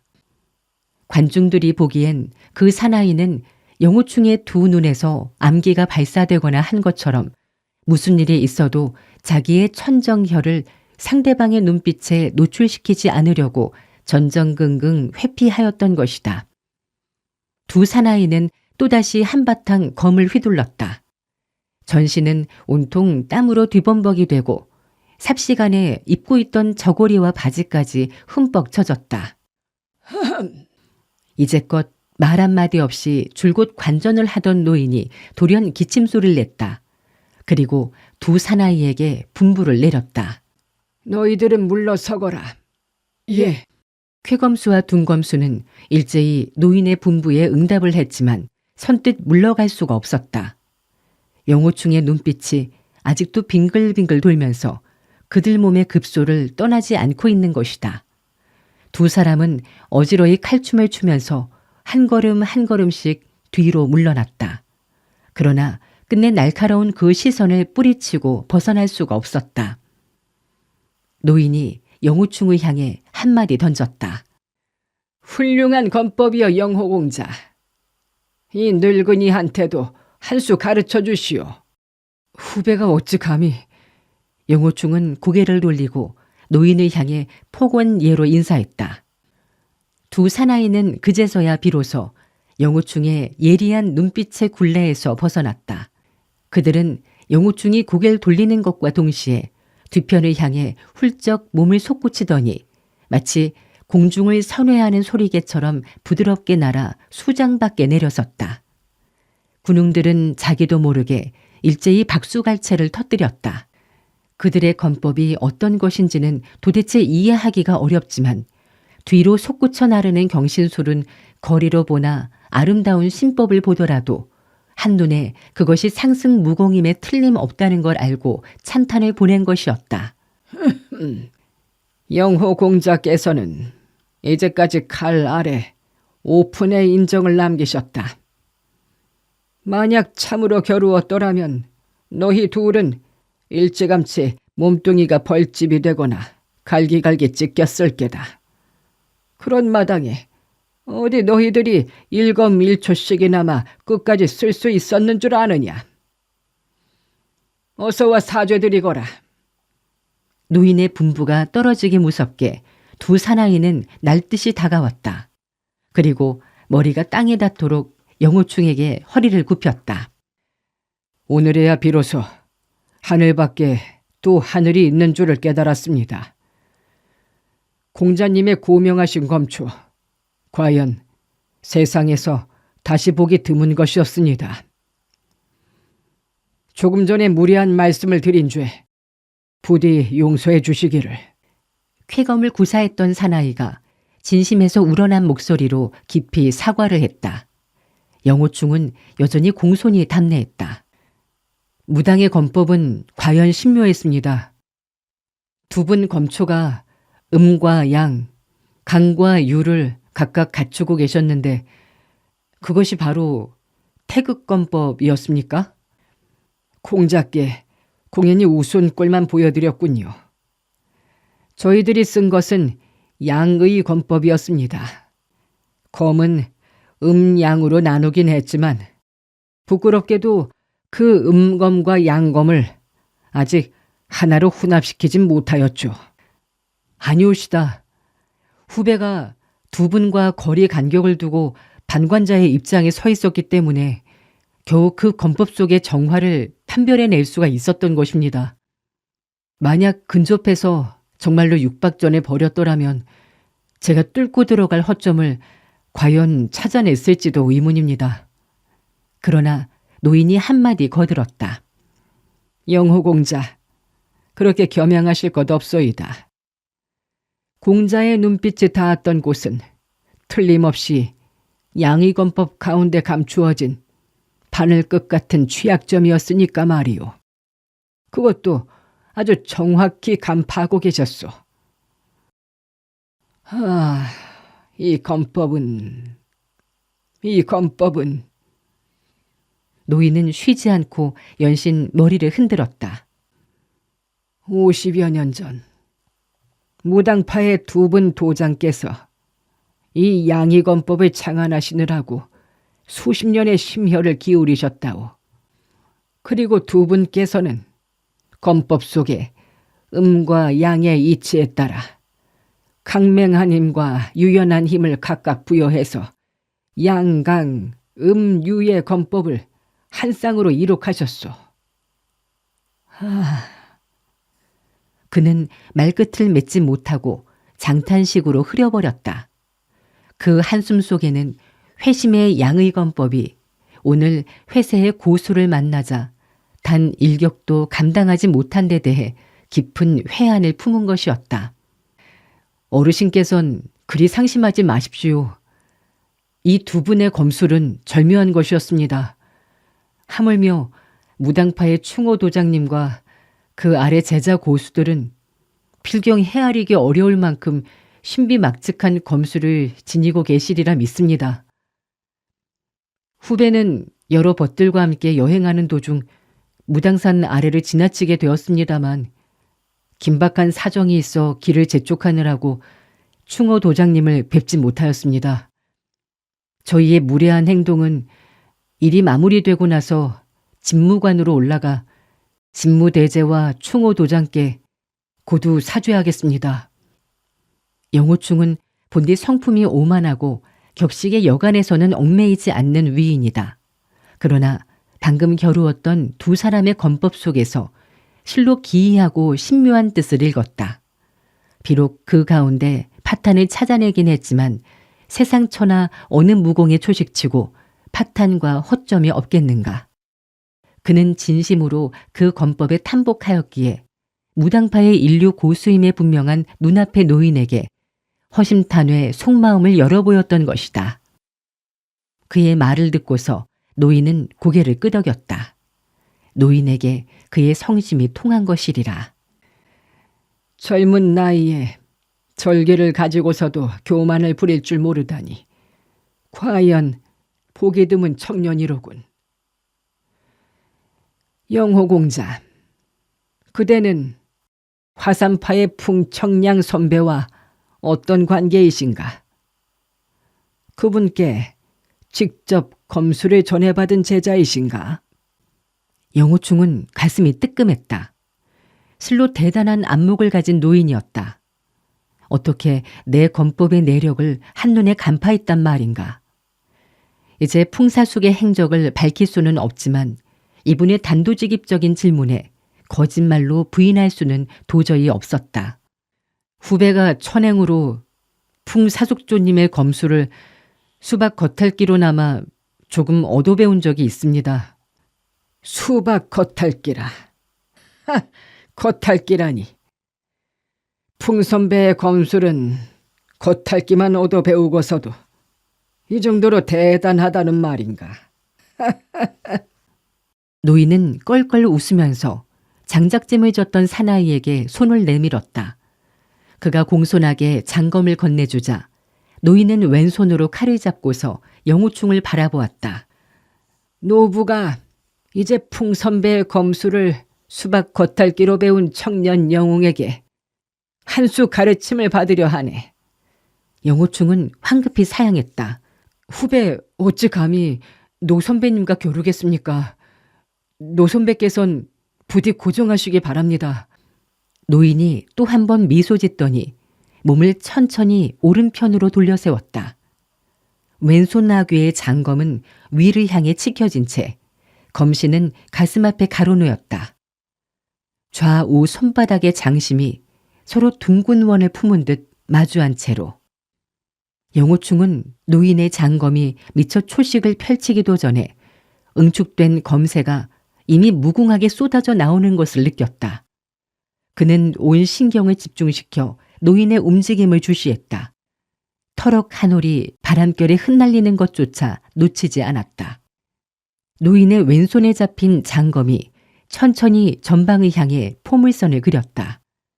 순간 영호충은 한 줄기 서늘한 한기가 곧바로 엄습해오는 느낌을 받았다. 만약 이제 즉시 반격을 가하지 않았다가는 영영 기회가 없으리라고 직감했다. 그럼 실례하겠습니다. 영호충은 외마디 인사와 동시에 장검을 내찔렀다. 아직껏 그는 노인의 검초에서 파탄을 찾아내지 못하였으므로 그의 칼끝은 허공을 찢고 있었다. 돌연 그 노인은 장검을 오른손에 옮겨잡기가 무섭게 한광이 번쩍 빛나더니 영호충의 목을 노리고 섬전처럼 그어왔다. 군웅들의 입에서 한꺼번에 앗하는 실성이 터졌다. 쾌속하기 그지없는 일격이었다. 그러나 영호충은 노인의 섬전 공격이 닥쳐드는 찰나 이미 그 겨드랑이 부근에서 파탄을 찾아냈다. 어느새 그의 장검 역시 질풍처럼 노인의 옆구리로부터 위쪽 겨드랑이 연애결을 향해 곧바로 지쳐들고 있었다. 노인은 장검을 중도에서 거꾸로 고추 세웠다. 쌍검이 맞부딪자마자 두 사람은 약속이나 한 듯 동시에 일보씩 물러섰다. 노인이 외마디 소리를 질렀다. 얼굴에는 뜻밖의 놀라움과 의아스런 기색이 스쳤다. 영호충은 그 나름대로 어깨가 얼얼하도록 아픔을 느꼈다. 솜털처럼 부드러운 면경 한 줄기가 장검을 통해 손으로 팔로 전해오더니 순간적으로 탁 퍼지면서 그의 가슴에 진탕의 충격을 가했던 것이다. 노인은 다시 왼손으로 장검을 바꿔잡더니 자기 몸 앞면에 두 개의 원을 그렸다. 영호충은 그 검기가 칼끝에서 면면이 뻗어나와 노인의 전신을 감싸고 보호하는 것을 보았다. 그 무형검기의 보호막은 상대방에게 공격할 반푼의 틈새도 주지 않았다. 세상에 이런 방어 초식이 있을 수 있다니. 공수 어느 초식이든 반드시 파탄은 있게 마련이다. 그걸 간파해 내느냐 못하느냐가 승패를 가름하는 관건이라고 했다. 한데 이 검막은 전혀 공격할 허점이 없다니. 이 노인이 완벽한 수비태세를 이토록 갖춘 채 공세로 전환한다면 도대체 무슨 방법을 써서 격파시킨단 말인가. 이마행 선배의 검법이 이 노인장보다 혹 강할진 몰라도 역시 파탄은 매 초마다 어쩔 수 없이 보였다. 그런데 세상 천지에 전혀 파탄이 보이지 않는 검을 쓰는 인물이 존재하다니 믿을 수가 없구나. 영호충은 아예 겁을 집어먹었다. 그의 이마에 송글송글 땀방울이 맺히기 시작했다. 노인이 오른손으로 검결을 메고서 왼손의 검을 끊임없이 흔들더니 갑자기 수평으로 찔러들었다 칼끝은 신들린 듯 급하게 상대방으로 하여금 공격 방향을 종잡을 수 없게 만들었다. 그 1초는 삽시간에 영호충의 상반신 7대 요혈을 덮어씌웠다. 그러나 당황한 가운데서도 영호충은 만만치 않았다. 그는 노인장의 전환하는 급속 공격 속에서 이미 3군데나 허점을 찾아냈던 것이다. 파탄을 드러낸 그 세 부위를 모조리 공격해야 할 필요도 없었다. 어디든 단 한 군데만 치더라도 충분히 치명상을 입힐 수가 있었다. 그는 삽시간에 마음이 놓였다. 아무렴 그렇지. 노인장의 수비 자세엔 전혀 허점이 없었지만 공격엔 기어이 파탄을 드러내고야 마는구나. 그는 당장 수평으로 장검의 각도를 높이고 곧장 상대방의 왼쪽 이마를 겨냥했다. 노인이 계속 근접해서 장검을 세워 상반신에 대한 전면 공격으로 나오다가는 자신의 왼쪽 이마부터 찔리오고 말 것이다. 그리고 칼끝이 영호충의 몸에 다시 한번 닿을 무렵이라면 이미 한 걸음 늦었으리라. 노인은 공격 검초를 미처 다 완결짓기도 전에 어느덧 칼끝을 빙그르 돌려버렸다. 영호충이 상대방의 공세를 봉쇄했다고 안심하려는 순간 눈앞에서 그 칼끝은 멎지 않은 채 그대로 둥글게 원을 그리기 시작했다. 벼랑간 영호충의 눈에 백색의 빛둘레가 몇 개의 둥근 태처럼 형태를 나타냈다. 이어서 그 빛의 태는 크게 작게 보름날 만월을 그리는가 싶으면 타원형으로 변화하기 시작했다. 어느새 영호충은 눈이 부시도록 번쩍이는 갖가지 형태의 원둘레 사슬 속에 갇히우고 말았다. 그는 현기증이 일어났다. 즉시 장검을 휘둘러 원둘레의 테두리에 부서져라고 일격을 가했다. 탕 하고 고막이 터져나갈 듯한 금속성이 울려 퍼졌다. 쌍검이 맞부딪는 순간 영호충은 팔뚝 전체가 시큰저렸다. 노인의 검에서는 갈수록 점점 빛의 테두리가 늘어났다. 얼마 안 있어 새하얀 빛의 둘레는 노인의 전신을 고치 속의 누에처럼 감싸 감추어 버렸다. 동그라미가 한 개 끝나는가 싶으면 또 하나의 원둘레가 겹치듯 칼 끝에서 일어나고 있었다. 한없이 원을 그리며 돌아가는 장검의 속도가 눈이 부시도록 회속하면서도 칼날이 바람을 끊는 파공성은 털끝만치도 일지 않았다. 노인의 검기가 실로 유연하면서도 강인하다는 증거였다. 실로 신인의 화경에 달한 상승검. 바로 그것이었다. 영호충은 아직도 그 검법 속에서 허점을 찾아내지 못하고 있었다. 오로지 느껴지는 것이라고는 일백자루, 일천자루의 장검이 노인의 전신을 겹겹이 둘러싼 채 보호하고 있다는 절망감. 그것을 공격하지 못하고 있는 초조감이 전부였다. 이제 노인은 수세만을 굳게 지키고 있는 것이다. 여기에는 추호의 파탄도 허점도 없었다. 그러나 좌절한 영호충의 생각은 아직 더 큰 위기를 전부 예상한 것이 아니었다. 칼날로 치밀하게 짜여진 성체는 한 군데 땅에 못 박힌 것이 아니라 어디에든 마음대로 움직일 수 있는 것이었다. 수백, 수천 개의 빛 테두리는 노인이 발길을 움직일 때마다 파도처럼 서서히 밀려들기 시작했던 것이다. 노인은 결코 1초 1초를 구사하면서 공격을 하지 않았다. 수십 초의 권법을 혼합하여 수비의 철벽을 이룬 동시에 그것을 그대로 상대방에게 밀어붙이는 공세로 변화시키는 것이었다.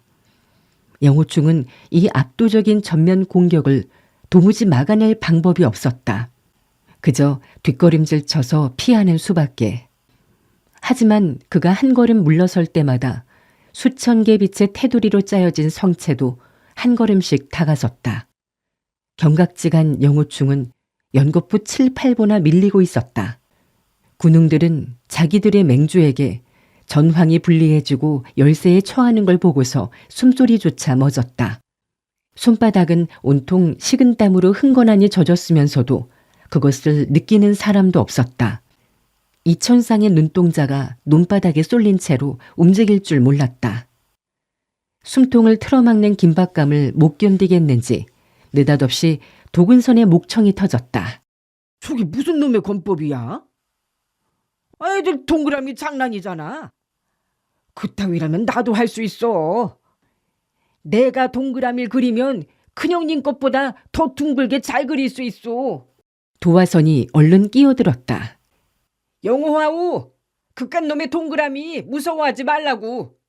만약에 자네가 진다면 우리 형제가 저 늙은이를 네 조각으로 찢어발겨서 분풀을 해줄 테니까. 지선 형님, 그 말은 둘 다 아예 틀렸소. 첫째, 그는 영호 맹주이지 영호 아우가 아니란 말이오. 둘째로, 형님이 어떻게 저 친구가 무서워하는 줄 아셨소? 도엽선이 반박을 하자 도지선은 한심스럽다는 표정으로 변명했다. 이 멍청이. 영호충은 맹주가 틀림없지만 나이야 아무래도 나보다 적을 게 아닌가? 맹주라고 해서 날더러 영호 형님, 영호 아저씨, 영호 아버님, 영호 할아버지라고 부르란 말이냐? 도곡육선이 저희들끼리 와글와글 입씨름을 벌이는 동안에는 영호충은 또다시 뒷걸음질 치고 있었다.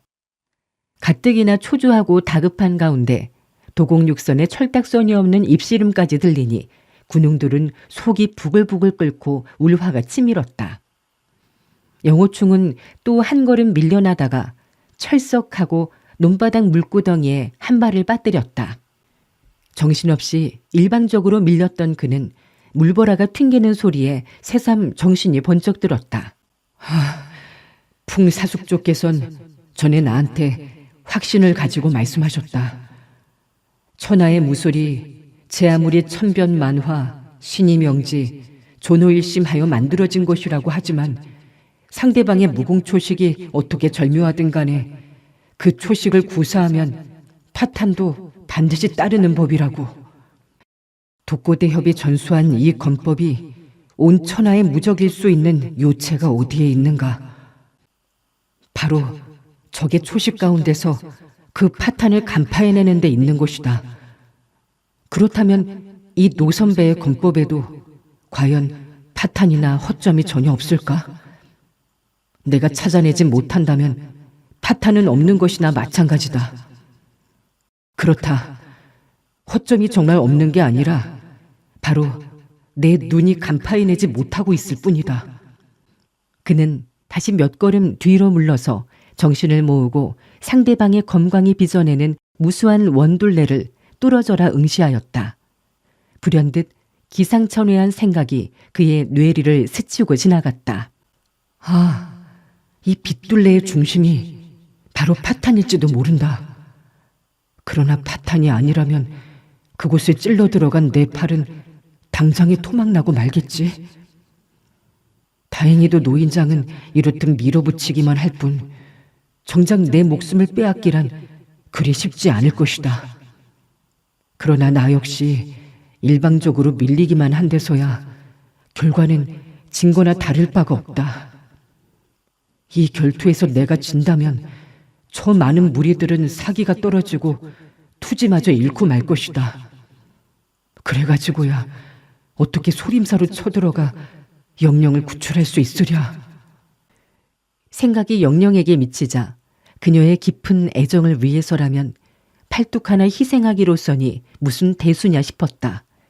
영호충의 가슴 깊숙이 끓어오르는 애정의 소리가 그녀를 위해 팔을 끊어 바친다는 결심을 내리도록 해준 것이었다. 생각이 여기까지 미치자 그는 상대방이 그의 팔뚝 한 개를 잘라 떨어뜨리길 갈망이라도 한다는 듯이 냉큼 손을 뻗어 노인의 검광 테두리 안으로 장검을 찔러 들어갔다. 탕 하고 먼저 번처럼 또 한 차례 귀청을 때리는 금속성이 요란하게 울렸다. 영호충은 가슴이 터져나갈 듯한 진동을 느꼈다. 몸속에서 기혈이 온통 뒤집혀 버렸는지 한동안 호흡을 가눌 수 없었다. 하지만 뻗었던 팔뚝은 온전한 채로 여전히 어깨에 매달려 있는 모양이었다. 노인이 장검을 거두고 서너 걸음 물러서더니 신색이 야릇하게 변했다. 놀라움과 의아스런 표정 속에는 한 줄기 부끄러움마저 깃들었다. 더구나 무엇인가 영호충에 대해 애석하게 여기는 기세까지 엿보이니 그의 감정이 얼마나 착잡한 것인가. 한동안 시간이 흘렀다. 그리고 비로소 그 노인은 입을 떼었다. 영호 공자의 건법은 과연 고명하시오. 담대한 그 용기 정말 장하시오. 탐복했소. 노부가 탐복했소이다. 그제서야 영호충은 꿈에서 깨어난 듯 소스라쳐 제정신으로 돌아왔다. 방금의 모험적인 일격이 성공했다. 과연 상대방 건법의 취약점은 그곳에 있었던 것이다. 대담한 용기가 아니라 희생의 용기로서 그 파탄을 찾아낸 것이다. 노인의 건법은 너무도 고강했다.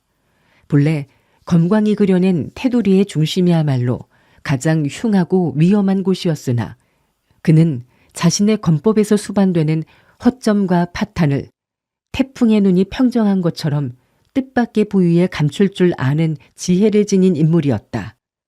그러나 세상처나 수많은 검객 가운데서 그 태풍의 중심에 목숨을 걸어가며 모험적인 공격을 가할 만큼 대담한 인물이 있으리라고는 그는 상상도 못했다. 한편에서는 영호충이 모처럼의 성공을 거두고서도 등줄기에 식은땀을 흘리며 속으로 요행이다 천행이로다를 연발했다. 그는 노인의 눈빛에서 시리의 빛이 순간적으로 번뜩였다고 보았다. 선배님께서 보이신 건법의 신통력을 접하고 가르침을 받자오니 후배 영호충은 오늘 깨우친 바가 적지 않았습니다. 가르치심에 감사드립니다. 그의 말은 허망한 인사치레가 아니었다. 마음속 깊은 곳에서부터 우러나오는 진실의 소리였다. 이 일전은 경험적으로 확실히 그의 무공에 큰 진전을 가져다 준 것이었다. 그는 적의 무공 초식 가운데 제일 강하고 위험한 부위가 바로 가장 약한 취약점이라는 것을, 그리고 제일 강한 곳을 격파할 수 있다면 나머지 방위는 스스로 와해된다는 귀중한 체험을 한 것이었다. 고수들의 검술 대결은 단 1초로서 결판이 난다. 노인은 영호충이 대담하게도 자신의 검광 테두리 중심으로 칼끝을 들이밀었을 때 즉시 투지를 거두었다. 더 이상 겨룰 필요성을 느끼지 않은 것이다. 그는 한참 동안 영호충을 응시하더니 짤막하게 한마디 건넸다. 영호공자, 이 늙은이가 몇 마디 할 말이 있소. 예, 선배님의 가르침을 받겠습니다. 영호충이 대답했다. 노인은 들고 있던 장검을 쾌검수에게 건네준 다음 동쪽을 향해 휘적휘적 걸어갔다. 영호충도 장검을 논바닥에 팽개치고 그 뒤를 따랐다. 멀지 않은 곳에 한 그루 커다란 나무가 우뚝 가지를 펼치고 서 있었다. 그곳은 군웅들과 수십여 장이나 떨어져 모습이나 움직임은 서로 바라보여도 대화의 소리는 들리지 않을 만했다. 노인은 나무근을 아래 앉더니 곁에 놓인 바위덩어리를 가리켰다. 우리 앉아서 얘기하세. 영호충은 사양치 않고 바위에 걸터 앉았다. 영호공자, 젊은 세대의 인물 가운데 자네 같은 인품과 무공을 지닌 자를 노부는 처음으로 보았네. 과찬의 말씀이십니다. 후배 영호충 단정치 못한 품행으로 강호의 명성이 자자합니다. 사문에서조차 용납되지 못한 이 몸을 선배께선 어이 그리 애중하시오니까. 무도의 뜻을 둔 우리는 그 행동 거지부터 광명정대하고 솔직하면 스스로 자기 양심을 돌이켜보아도 부끄러운 바가 없어야 하는 법. 자네의 행위는 비록 한때 광망스런 성품에 오만하게도 일부러 세상 관습을 비웃고 어긋나게 행동한다는 지탄을 받기도 했으나 대장부로서의 기계만큼은 언제나 잃지 않았더군. 노부는 은밀히 사람을 놓아 자네의 행적을 뒷조사해 보고서 자네가 양심에 어긋날 부끄러운 짓을 단 한 번도 저지르고 다니지 않았다는 사실을 알았다네. 강호상에 떠도는 소문이란 게 좋게 믿을 바가 못 되더군. 영호충은 노인의 말을 들으면서 감격스러운 마음을 어찌할 수가 없었다. 세상 사람들에게 온갖 오해와 손가락질을 받아가면서도 거리낌 없이 행동해온 자기를 이토록 깊이 이해해주는 분은 여지껏 본 적이 없었다. 하물며 스승 악불군조차도 끝내 자신에 대한 의심과 오해를 풀지 못하는 세상인데도 그는 이 노인이 무당파에서도 존귀한 지위에 있는 분이라고 확신을 가졌다. 그렇지 않고서야 어떻게 무림계의 폐륜화를 뒷조사까지 하겠는가. 노인의 말은 계속되었다. 혈기방장한 청춘이니만큼 날카로운 기백이 너무 드러나 보이는 것도 사실 어쩔 수가 없겠지. 어쩌면 당연한 일일 게야. 그런데 악불군 선생은 외모가 겸손하고 온화한 듯하면서도 그 도량이 너르지 못하니. 그러자 영호충이 벌떡 일어났다. 사부님께서는 제자 영호충을 친자식처럼 길러주신 분입니다. 후배 차마 사부님의 허물에 대한 말씀은 듣지 못하겠습니다. 용서하십시오. 자네가 이처럼 근본을 잊지 않고 있다니 참으로 훌륭한 일이로군. 늙은이가 실언을 했네. 이어서 노인의 표정이 심각해지더니 엄숙하게 물었다. 자네 흡성 대법을 익힌 지 얼마나 되었는가? 후배는 반년 전에 본의 아니게 그것을 배우게 됐습니다. 당초 익힐 때는 그 무공이 흡성 대법인 줄은 정말 모르고 있었습니다. 그랬었군. 조금 전에 자네하고 세 차례 장검을 맞부딪혔는데 그때마다 나의 내공력이 자네한테 흡수당하는 걸 느꼈다네. 하지만 인간에게 재앙을 끼치는 그 사법을 자네가 아직까지 쓰기 싫어한다는 걸 알았지. 늙은이가 하는 부탁의 말을 들어주시겠는가? 영호충은 황송스러운 마음에 얼른 허리를 굽혔다. 선배님의 훈계 말씀 후배는 마땅히 받들어 준행하오리다. 그 흡성요법은 적을 맞아 싸울 때에 위력이 대단하다고는 하나 그것을 익힌 당사자에게도 막대한 해독을 끼친다네. 그 공력이 쌓이면 쌓일수록 해독 역시 깊어지지. 영호공자, 자네가 이 점을 깨닫고 배웠던 사수를 폐기한다면 더할 나위 없이 좋은 일이겠네만. 그러지 못하더라도 더 이상 깊이 수련하지 말도록 하게. 내 말 알아듣겠나? 영호충 역시 노인의 권유에 이의가 없었다. 고산 매장에서 탈출하던 날 그는 이마행으로부터 흡성대법을 수련하면 뒷날 후환이 막심하니 마교에 투신하는 조건으로 그 해독을 풀 수 있는 방법을 가르쳐 주겠다는 제의를 받았었다. 당시 영호충은 단호하게 거절했다. 그러기에 방금 노인이 한 말에 의심을 품지 않은 것이다. 그는 서슴없이 대답했다.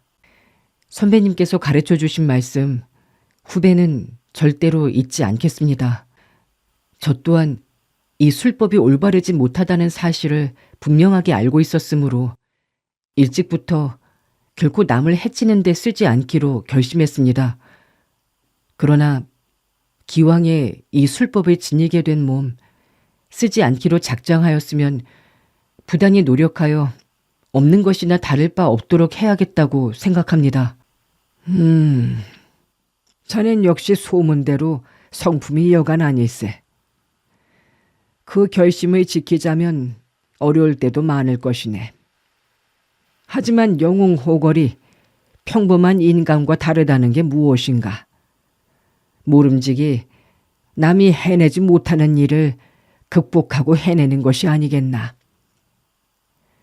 자네 신상에도 말 못할 사정이 있는 줄은 아네만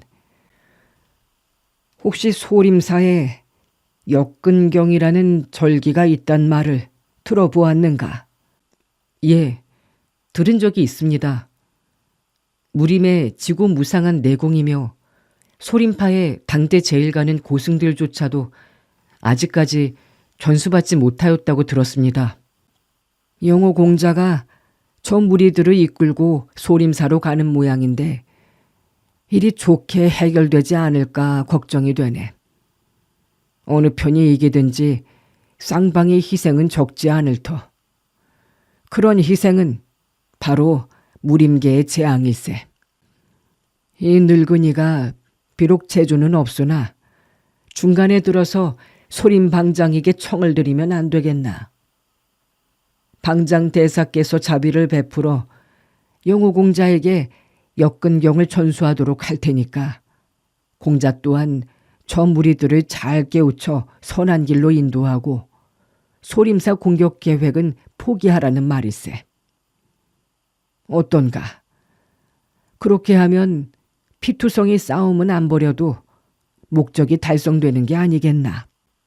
소림사엔 임소저가 옥류당에 있습니다. 그 여자는 어찌 됩니까? 임소저는 소림 제자를 넷이나 죽였네. 또 강호의 풍파를 일으켜 해악을 끼치는 장본인일세. 방증대사가 그녀를 유폐시킨 뜻은 소림파의 사사로운 보복을 하기 위해서가 아니라 강호 무림의 화평을 유지하겠다는 마음에서 취한 조치라네. 영호 공자와 같은 인품에 탁월한 무공 실력을 갖춘 청년 영웅이 어찌 명문의 교수와 짝을 짓지 못하겠는가. 하필이면 그 마교의 요녀를 마음에 두고 연연해 하는가. 그녀를 버리지 못한다면 자네는 명예와 일생을 함께 잃고 말 것일세. 남에게 은혜를 입었으면 의당 갚아야 옳은 일입니다. 선배님의 간곡하신 뜻에 이 후배는 충심으로 감격하오나 삼가 그 분부를 받들지는 못하겠습니다. 용서하십시오. 영호충이 정중하면서도 단호하게 거절을 하자 노인은 고개를 내저었다. 젊은이가 미색에 빠지는구나. 지분의 함정이란 본래 스스로 빠져나오기 어렵다곤 하지만 후배는 이만 물러가겠습니다. 잠깐. 노인은 이대로 그냥 떠나보낼 수가 없는지 하직 인사를 올리고 돌아서는 영호충을 불러 세웠다. 늙은이하고 화산파는 본래 왕래가 드물긴 하네만 악불군 선생 역시 늙은이의 체면은 어느 정도 세워줄 걸세. 자네가 만약 내 권유대로만 따르겠다면 이 늙은이와 소림파 방증대사가 자네의 보증을 서서 화산파로 다시 들어갈 수 있도록 주선해 주겠네. 어떤가? 내 말을 믿을 수 있겠나? 뜻밖의 제안이었다. 영호충은 가슴이 두근거리기 시작했다. 세상에 둘도 없는 그의 소원이 무엇이었던가? 오로지 화산파로 되돌아가는 것이었다. 이 노인장은 무궁도 대단하거니와 말투를 보아서도 무당파 안에서 영향력이 상당한 원로 선배임에 틀림이 없다. 방금 장담한 대로 소림파 장문 방증대사와 이분이 함께 보증을 서준다면 나는 누명을 벗고 어렵지 않게 화산으로 되돌아갈 수 있을 것이다.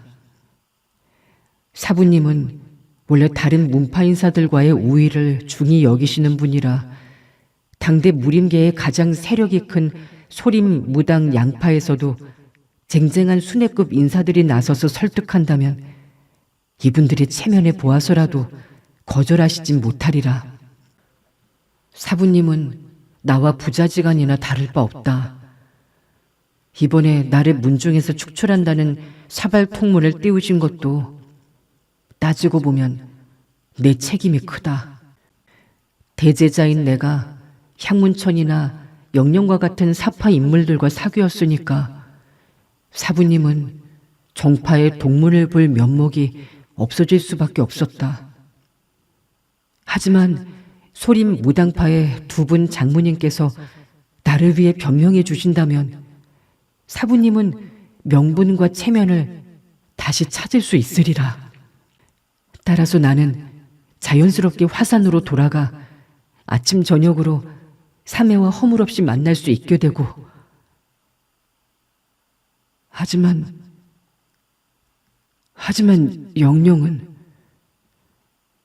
소림사 뒷산 춥고 그늘진 동굴 속에 갇혀 온갖 고초를 당하는 영령을 그대로 내버려 둔단 말이 아닌가? 영호충아, 너는...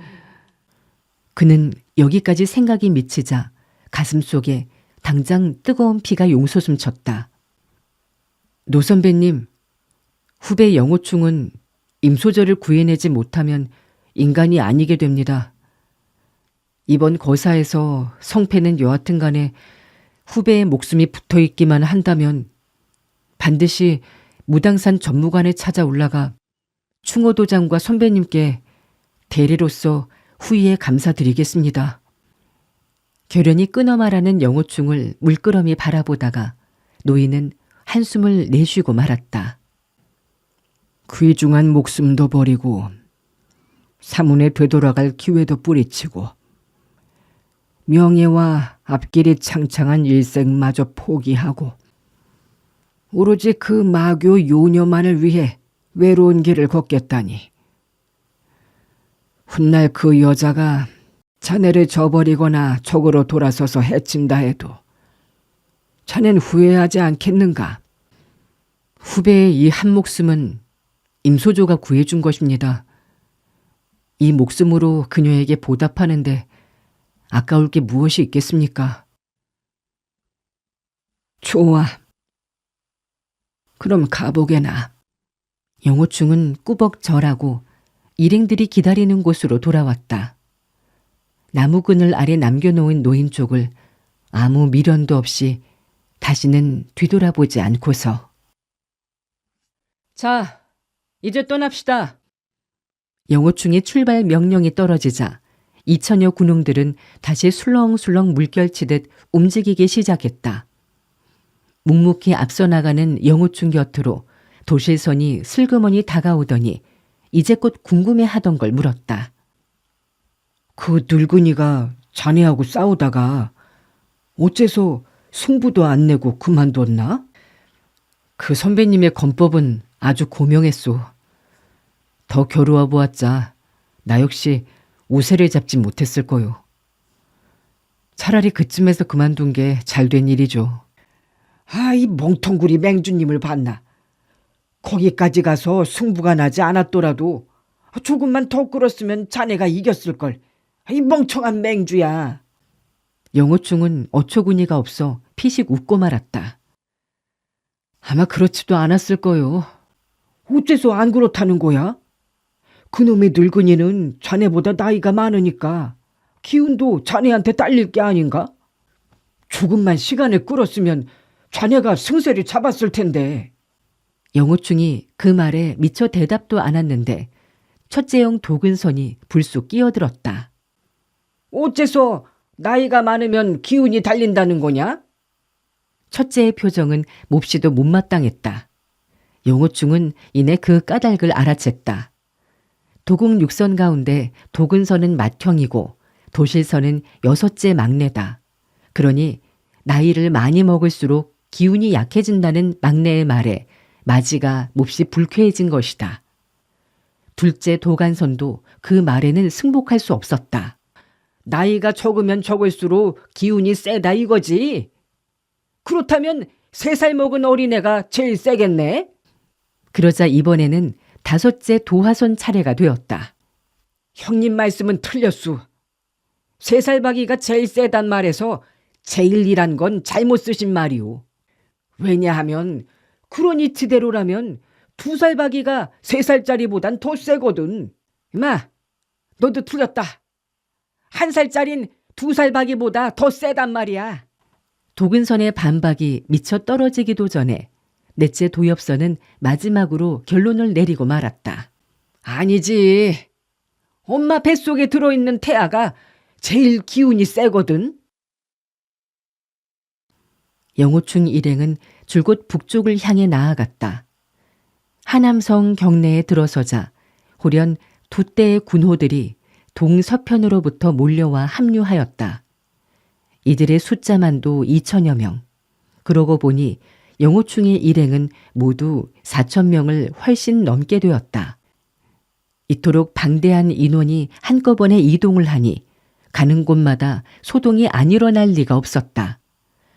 밤잠이야 해만 졌다 하면 풀밭이든 나무숲이든 산골짜기 들판을 가릴 것 없이 아무 데서나 쓰러져 눈만 감으면 해결이 되었지만 삼시세끼 먹고 마시기는 여간 골머리를 썩히는 게 아니었다.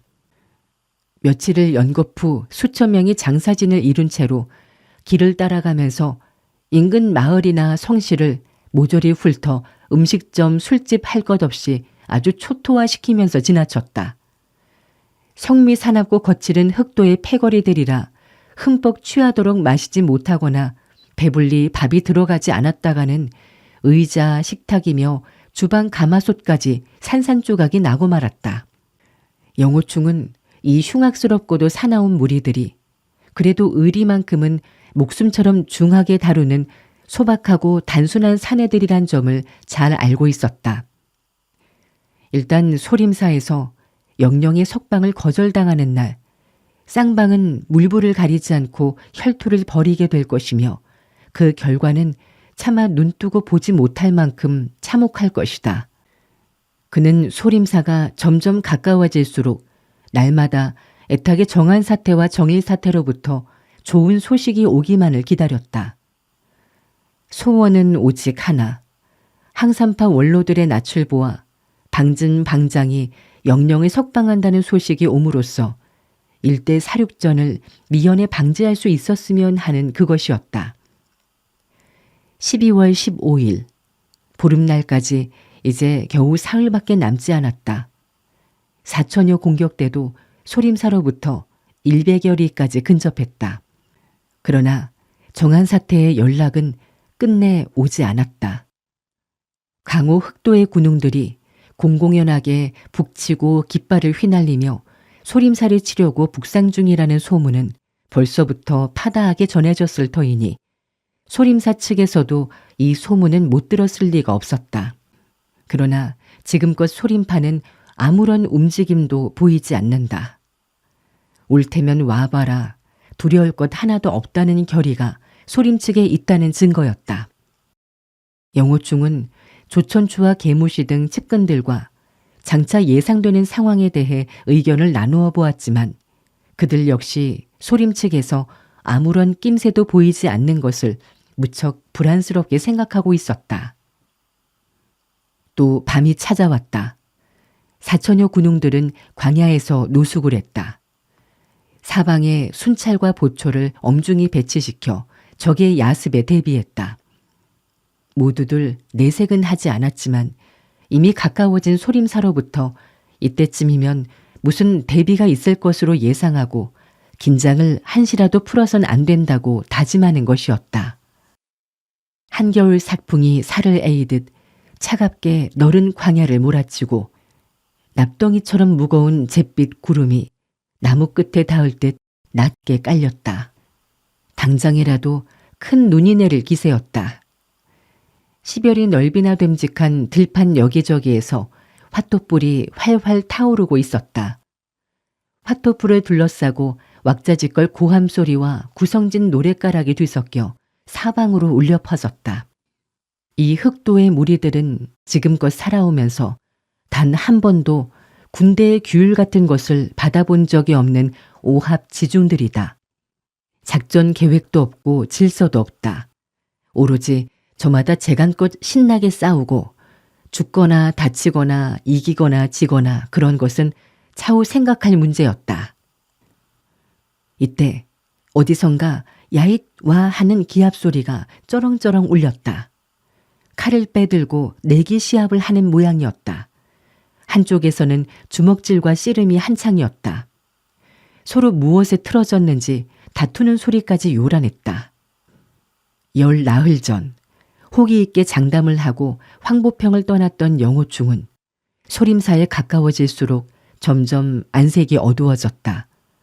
공연히 이 숱한 무리들을 이끌고 왔다는 후회마저도 생겼다. 정말 이 사람들을 데리고 소림사에 올라가도 되는 일일까? 어째서 나 혼자 이들보다 앞서가 방중대사와 방생대사께 간청을 드리지 않았는가 모르겠구나. 그래서 영령을 구해냈더라면 이 소동을 떨지 않고 얼마나 결과가 좋았으랴. 여기까지 생각만 해도 온몸이 후끈 달아올랐다. 그러나 또 한편으론 비관적인 상상도 꿈틀거렸다. 하지만 일이 잘못 풀려서 소림승 전체가 나 하나만을 상대하려 둔다면 필경 나는 사로잡히거나 죽음을 당하고 말 것이다. 내 한 몸 죽는 것은 아깝지 않으나 그 후로 이 수많은 흑도의 무리들을 누가 지휘하랴. 이들은 지도자를 잃고서 엉망진창 무턱대고 소림승들과 난전을 벌일 것이다. 그렇다면 영령은 구해내지도 못하고 이리 뭉치고 저리 몰리다가 끝내는 수천의 혈기찬 목숨들이 소실산 아래 묻히고 말겠지.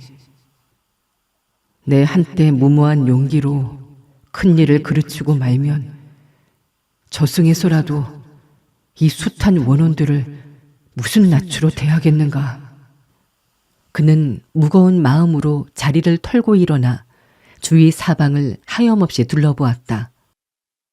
활활 타오르는 화토불이 황량한 벌판을 환히 밝히면서 잿빛 구름이 납덩이처럼 내려앉은 허공으로 불꽃을 솟구쳐 올렸다. 그는 화토불 주변에 득시글득시글거리는 사람들의 그림자를 세어보았다. 이 사람들은 영령을 저버리지 않았다. 그렇다면 나 또한 저 사람들을 저버릴 수 없다. 그는 말없이 두어 번 고개를 끄덕였다. 마치 자신에게 다짐이나 하려는 듯이. 6권의 계속.